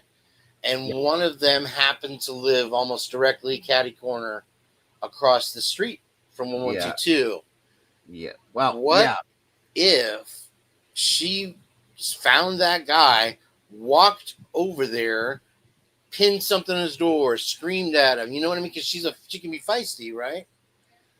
Right that day, maybe Thursday, Friday, when everything popped off, and then so on and so forth. I just wanted to put that it's out interesting there. that you brought that up because I forgot about that. One of the things stated in one of the reports I remember reading was that Kaylee did something for the job she was doing. She was researching about local sex offenders. So I was in the Discord talking to the mods one night, like, what could you be doing for her job? For her job. That's why she was researching that internship thing she was doing. So what are you doing that you're researching sex offenders? Unless I was thinking maybe you're selling alarm systems or you're something like that. It was just a thought that I was having. So if she did find these people, like Kane said, and she was pointing them out to certain people and causing some chaos for somebody and found something out because she was a sleuther, okay, and was about to put that out to the world or to PD or something, and boom, you know what I mean? My gut feeling is if she was doing something like that, it's more about what was going on with the drugs. I feel like that's true too, but you got to connect them. I don't know. I don't think one sex offender across the street is going to come in and do that. I don't know. These are all speculative theories. Yeah. Here's my look on a kid or a local person doing this. From what we know about Brian and his knowledge of the place and his physical abilities, it is almost impossible to believe that he did this. Mm-hmm. When you look at a Jack Showalter or some kind of SE, it becomes okay. Now I could kind of believe and sort of bite that somebody is like, watch the house, did this and that. And then one more turn before I go. You're good. What you were discussing it before, and it does seem that possibly somebody higher up got exposed by Brian through the cloud-based forensics thing that was going to fight it. And look at how far they will go to protect the Epstein people, right? They will go. They'll literally take people out. System. Yeah. And money talks, bro. If you missed Jen and I's live the other night, she came across some emails of the chief of police, I believe, over there in Pullman, that said, if you get any credible information, give it directly to me. Don't talk about it on the radio. Don't send it to Moscow. Don't tell the feds. Give it directly to me. If it's anything uncredible, send it to the tip line. Yeah. That's an interesting theory, or an interesting place. I heard Thank that. you guys. You guys are doing awesome. I appreciate you. I'll talk to you soon. Okay. I'm so All right, happy. brother. You Take care. Don't work too much or too hard. Sorry. Welcome. have a great night at work. Nate Lewis. Welcome. Hi. You're muted, my friend. You're muted, sir. You got to show him how to unmute there, chick. I haven't seen Eddie in 2 days now. I'd like to. I don't know You where. have a control to do it? No, they have to do it on their end. Hello. There you go. No, he expanded the Yeah. screen and couldn't see the controls. Can you hear us now? Yeah. Okay. Welcome. Welcome. Well, I was just saying that, yeah, money always talks. Oh, big time, big time. Money runs the world. We know that. Well, yeah. And because of that, if you don't mess with anybody or any type of money that belongs to anybody, because things happen. That's truly, there's a base root to every situation. Well, true. And I think that, I said drugs is what my theory is, and drugs and money go together. So, a red That's- flag for me was they said it wasn't that, and then they Well, of released course. photos right after the trial to lock BK up. The university doesn't want that out. We know that. They can't. Then if they had this like was- a credit card on the table, a rolled up bill, powder. Yeah. And it's like Yeah. pretty obvious. So Yeah, Oh, yeah. truly. There's a lot of it. There's a whole lot of it. And that's a very bad area. That's My been proven. parents' connection too. That but there's that Dylan too. kept saying nothing bad happens in Moscow. And like I said, like in the chat earlier, there's a dog found down the road. Hudson Lindau, Hannah Cleary. The underwear bandit. Yeah, the neighbor, all of that. Found a college kid.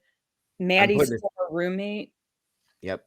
Yeah. All of them. Every bit of that. Hudson Lindau, Hannah Cleary, the Caden Young, all of that stuff happened. And there was eight deaths within a 4-year period of time. That's a lot it's a lot, period. Or a small, quiet town where nothing happens. Yeah. That whole thing you just said, I'm putting that on a t-shirt in my merch shop. Nothing happens in Moscow. Truly. I will am. buy that. Yes. I'm putting that there. I'm putting a new one in that says pretty much, we already have that one in there, but the other one I told Cassie we're also adding is oh Lord, where did it go? I got this. I got a few of them that we're going to add in there. Just all these sayings that we've heard so repetitiously, they deserve to go into. So.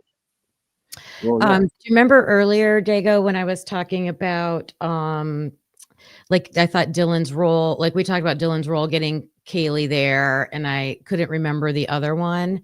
I don't know if it was these two interviews that we listened to, but one of them, Dylan said she had a phone message, a chat message, or a text message to Ethan, and she said, "Let's chat" or "Let's talk."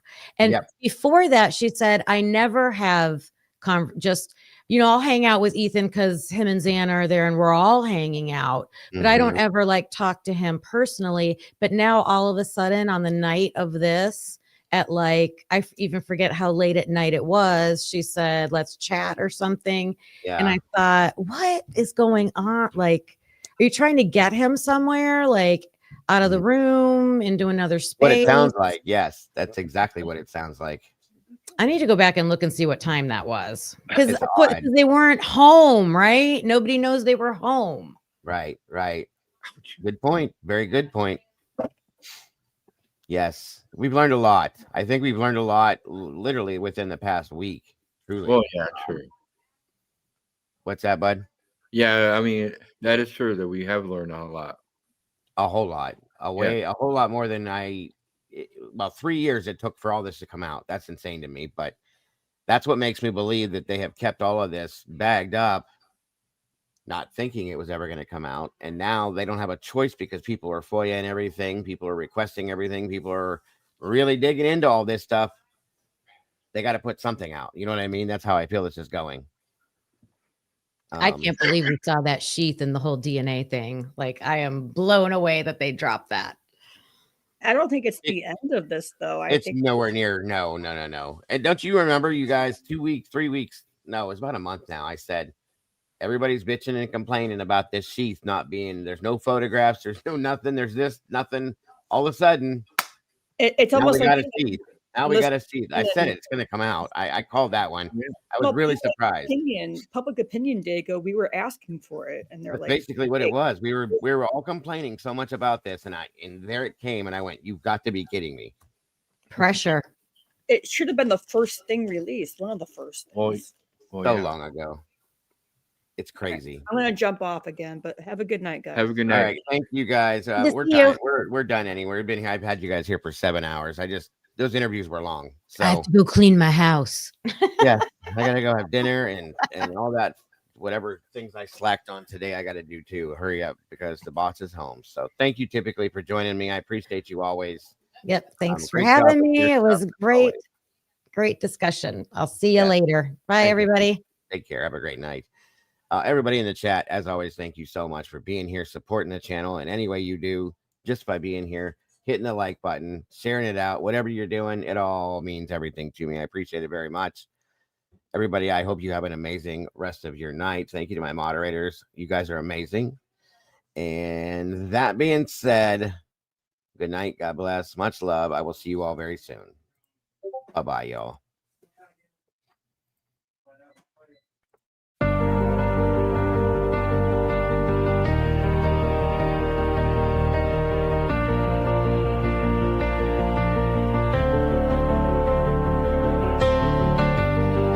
The coffee's cold, the final stain. We laid the map out in the pouring rain. No hidden corners left to creep. The dark truth woke while the city was asleep. The evidence lines up straight and true. A perfect picture of what they chose to do. The quiet street erupts in flashing light. A reckoning delivered in the night. SWAT serves the warrant, loud and clear. The sound of justice, the only thing we hear.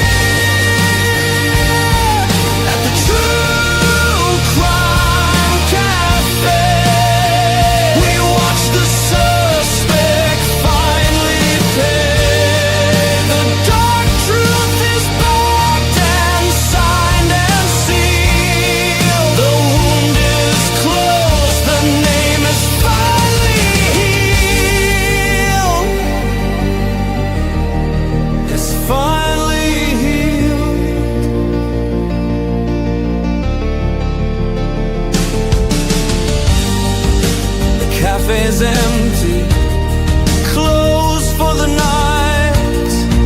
We put the darkness back into the light. We'll wipe the counter, set the empty chair, and wait right here for the next secret laid bare. Until the next one. Until